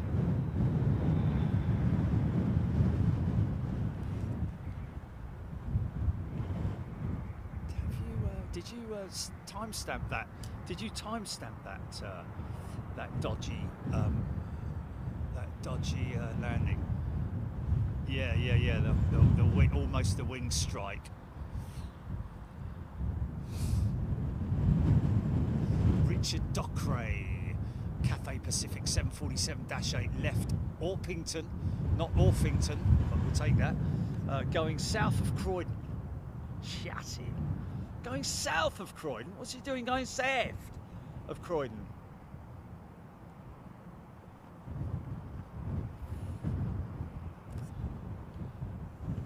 his mates in the ops room now. Hey, it's Steve, look, hey!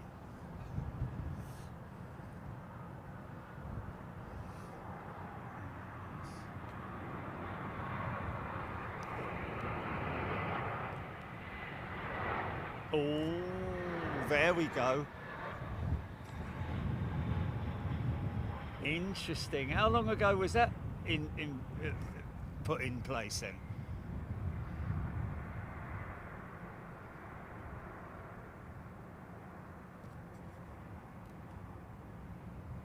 Oh yeah, watch from start. Yeah. Oh, is it? Oh, okay.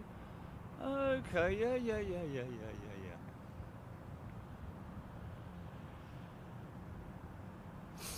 Morgan, not in my lifetime, Morgan.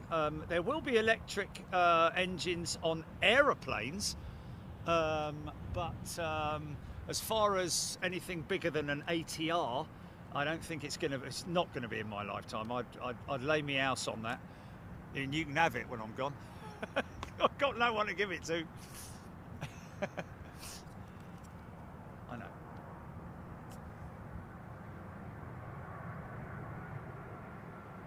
Eric, they've had those remote tugs for many, many years now.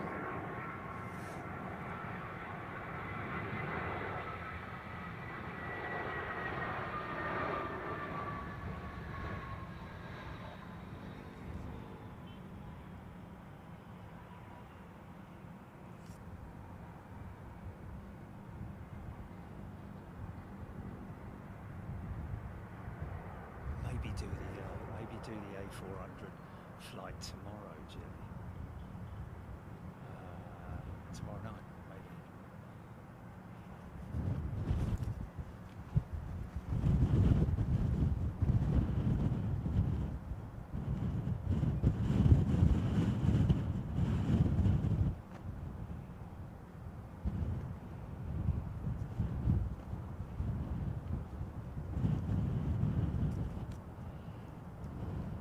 Oh, did I? I said maybe. I didn't say definitely. I said maybe. Oh, okay. Okay, all right then. That's fair enough. Fair enough.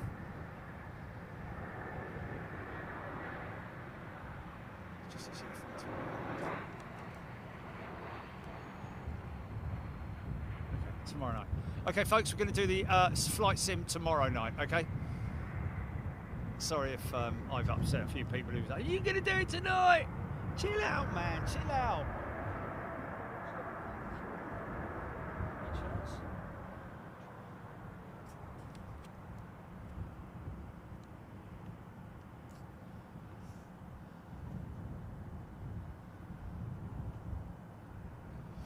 Heathrow Aero. Hey? Oh yes. Oh yeah, but that won't be till late, will it?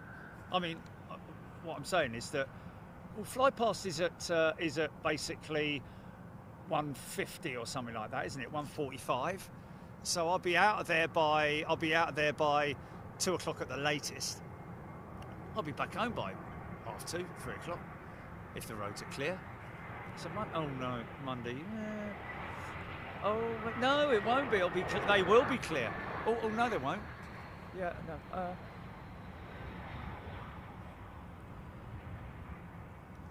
Well, they're probably not going to get out as quickly as me.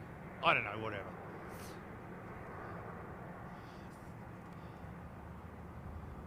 Drew d'Italiano, no one. Drew. Oh, I wish people wouldn't do this. Drew. I'll just call him Drew. You got the landing. What landing, Drew? What landing did I get?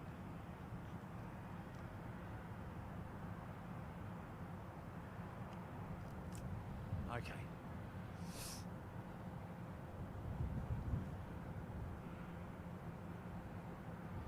It's not going to happen. It's not going to happen, Bob.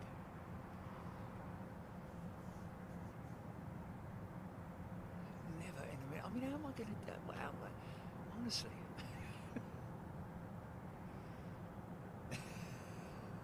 Honestly. Oh, yeah, help yourself, mate. Yeah, help yourself. Jenny, you don't need air help, do you? Yeah. Go on, help yourself. Yeah, so. Do you want the keys? Here you go.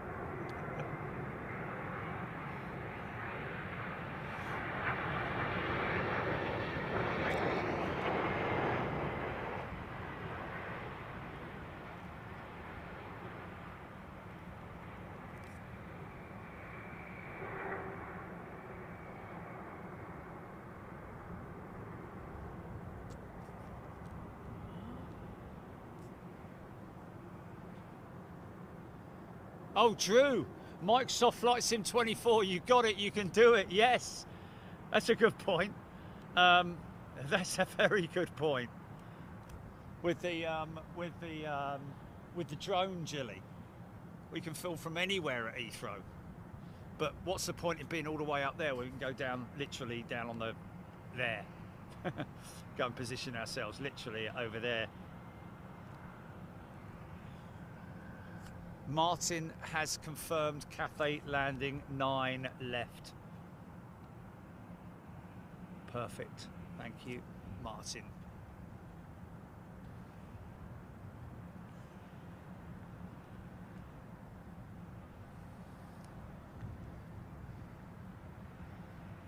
Yes, we do read. I do read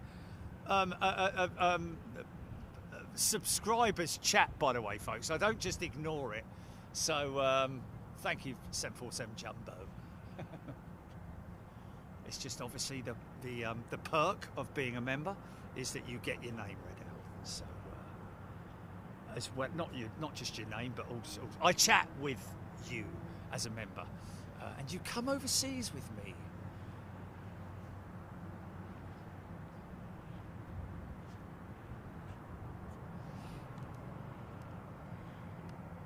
Yeah, 10% discount in the merchandise store as well. Minimums is way after that.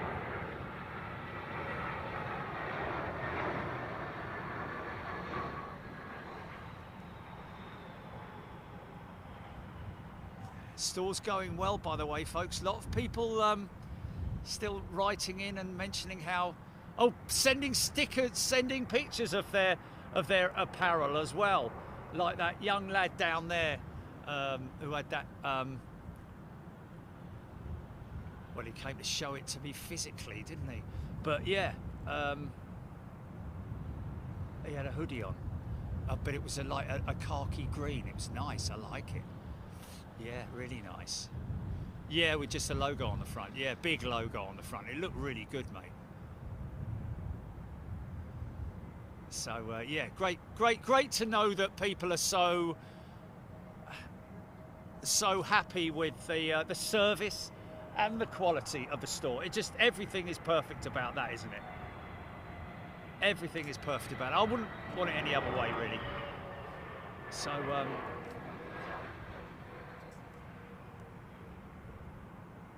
and also what I'm really happy about, can't wait to receive my first merchandise, but one thing I'm really happy about, as well as everything else, is the he's shutting down his number 2 there, look, I think. Is the way that the ink is applied. I know it sounds crazy, but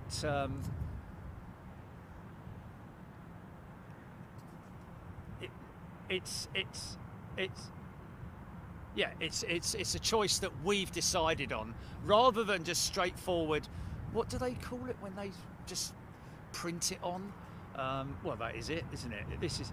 Yeah, transfer. This is like literally applied like a proper printing ink press type thing. So the ink actually is absorbed into the fabric, which is brilliant, man. I love that. I love that. I've got to get some stickers as well, and fridge magnets. I haven't got anything yet.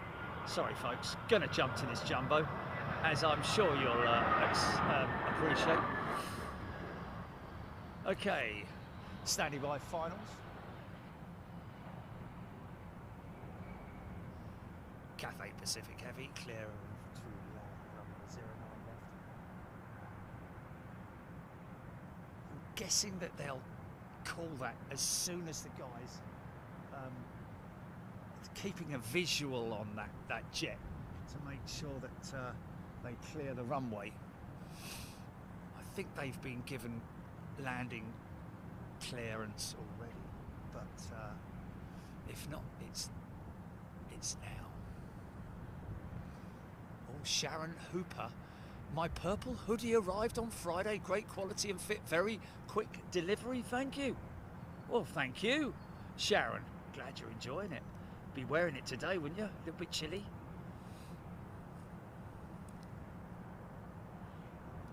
Oh, yeah. It's a Super Dash 8 freighter. Listen to this thing coming towards us, man.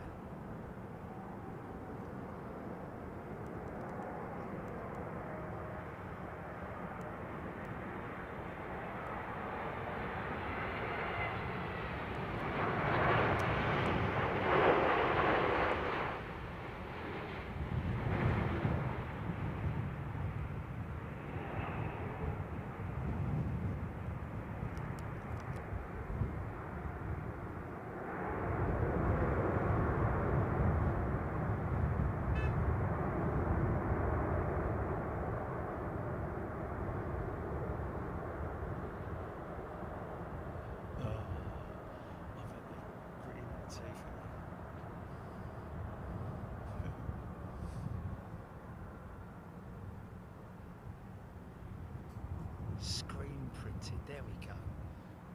Yeah, nicely done. Dan. Wow, Jill Blakeney received her Australia t-shirt and magnets. Wow, how cool is that, man? Brett Myerscough, this is just beautiful. Joanna, how many crew on that cargo jet? Well,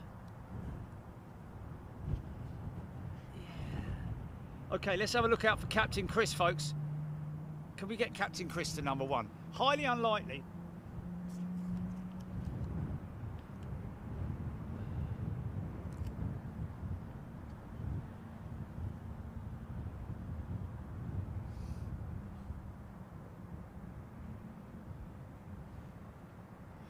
So there would be, I would imagine, a 4-man crew, I would imagine, because, mind you, hold on a minute, she's only come from CDG, hasn't she? But she's originated in Hong Kong. No, she hasn't come from Charles de Gaulle, has she? Where did that 747 originate? But probably 5 crew on board, even, up to 5 crew, just based on the fact that, you know, with crew rest and crew timing and all that sort of thing. Oh, really? Cool. What's that now?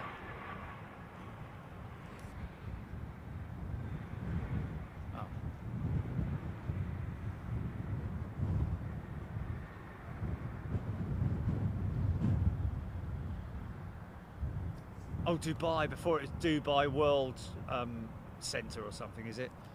Yeah. Well, it would have come from Hong Kong originally.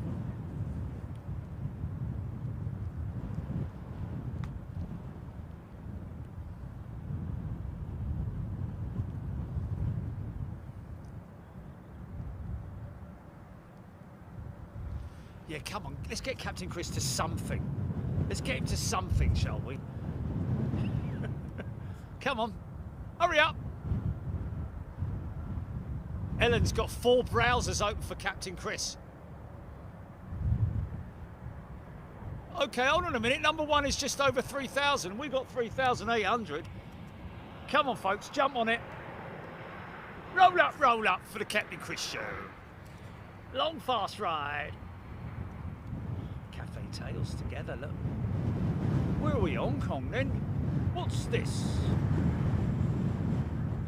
Yeah.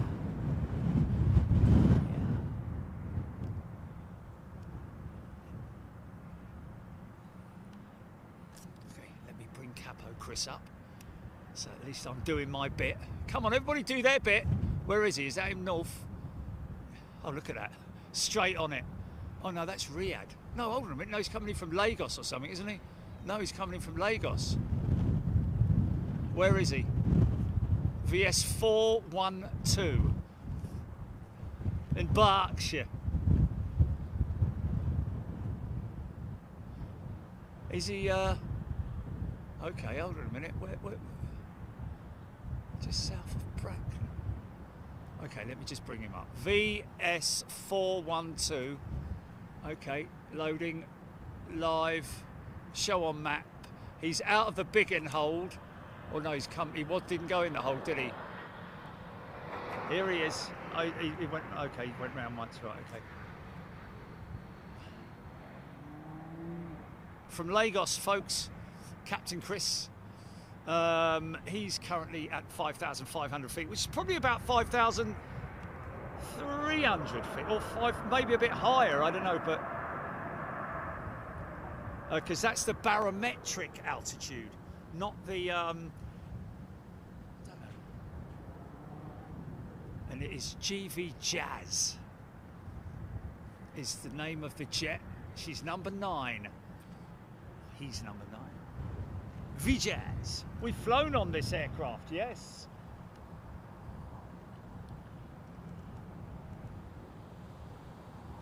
Come on, folks. Let's get Capo Chris to at least number 5, yeah? Let's have a go.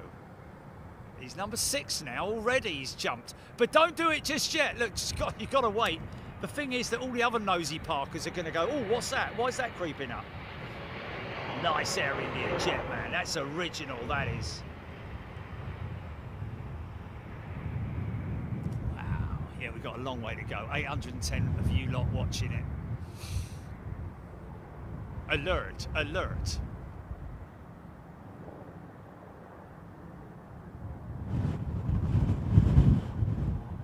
Nice.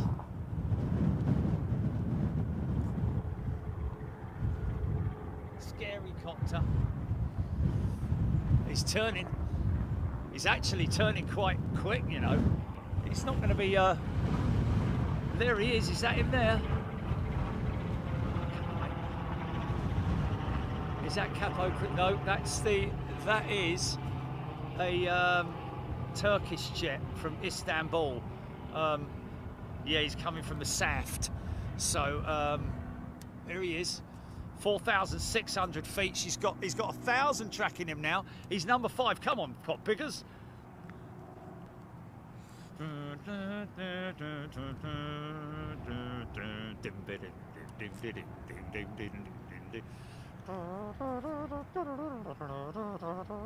He's at number 3, pop pickers.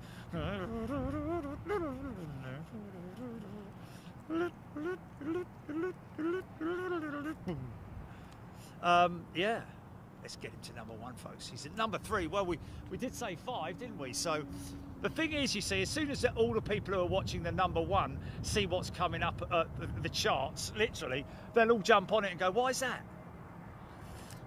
But before you know it, we've done it before, haven't we?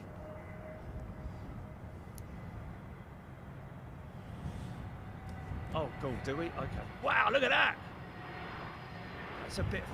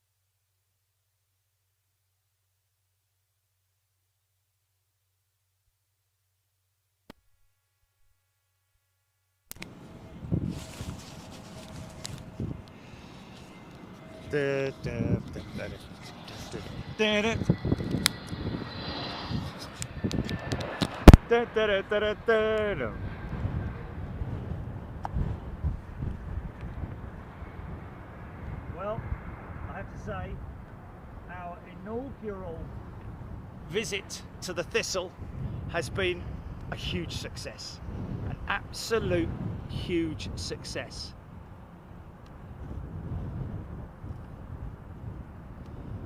And can we all give a big jet TV thank you to all our friends at the Thistle. Like I said earlier on, great, almost like a family run hotel. So you're looked after, you're really well looked after. Good food as well, well, from what I saw anyway. No negative feedback. Okay, 2,300. But I think that's about 2,000 feet. Maybe a bit higher, I don't know. Depends on the, always seems to be off. Come on, Chriso. Come on, people. Let's get into number 2, folks.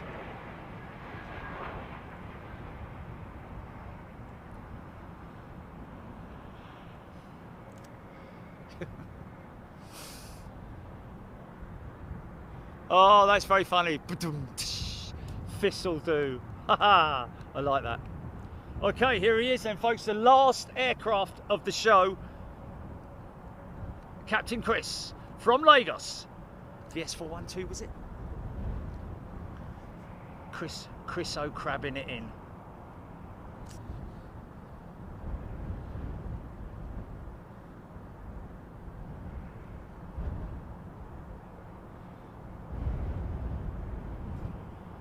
Okay, get ready to run the smooth operator music, mate. Or no, this is Turkish. Sorry. Yeah. Sorry. Okay, just a practice round. He's number 2. He's number 2. Go on, Chriso.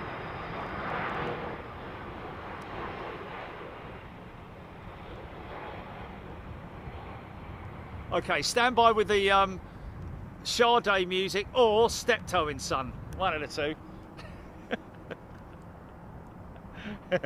What will he be?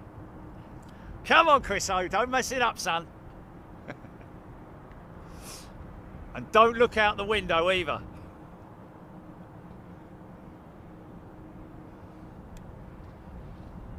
$700. Minimums. And all that.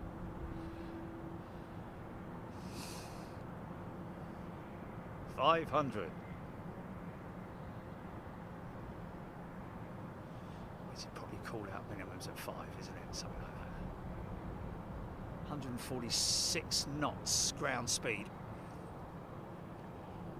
He's number 1! Well done, folks. Yes! Chriso's number 1. Stand by with the music. Okay, it's either going to be no need to ask, is it, or dun.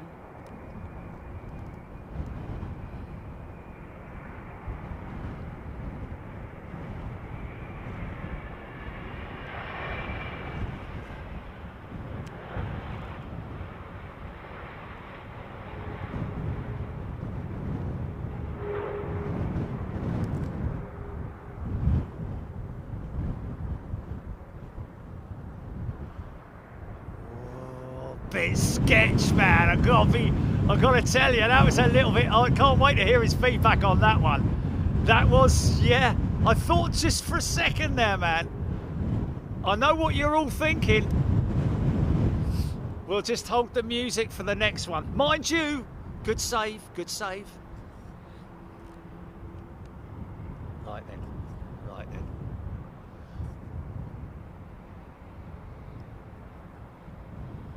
It kind of was floaty, wasn't it, Martin? But he got it down. He got it down beautifully in the end, didn't he? Got to say that.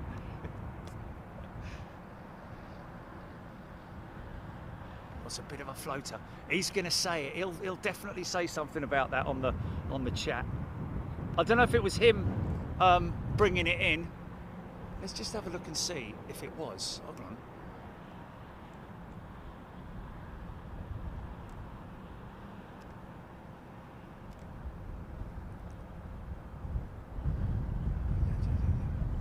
Okay, so he says he's on GV Jazz, so that might not have been him at the controls. He's probably going to tell me it wasn't. Right, folks. Well, listen, everybody, thank you so much. I've got a nice big roof I can stand out on here and say my goodbyes. Thanks, everybody. You've been fantastic once again, and thank you to everybody who's gifted membership today. We really appreciate that, folks. It's a very kind and generous thing to do. And Bob Shalvoy, especially for what you've done, mate. Instead of us giving you a refund, you've put it towards, well, we were going to put it towards, but you did it anyway, mate. Thank you, appreciate it. And thanks, everybody. Okay, folks, don't forget, tomorrow around about 1 o'clock in the afternoon, we're going to be live from the Rembrandt Hotel in the heart of London, of Knightsbridge, just down the road from Buckingham Palace, for the VE80 fly past, which is Victory in Europe Day.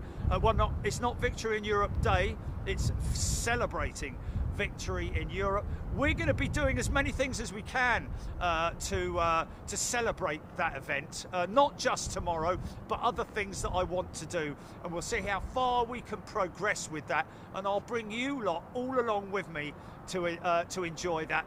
You won't miss a thing, because I don't go anywhere without you lot, to be honest with you. If it's planes, you're in on it. But thanks, Jilly. Thanks, Trish. I know she was here. And thanks, everybody. You've been wonderful. Thank you to the Thistle Hotel, folks. And everybody down there as well, who I'm not going to film for privacy reasons, obviously. But if you can see, as you can see, the size of the deck that you've got out there, you can see the top of the windows down there, but look how wide the deck is. Yeah, great hotel to stay at. Thank you to everybody involved, and we will see you tomorrow around about 1 o'clock in the afternoon. Thank you and good night.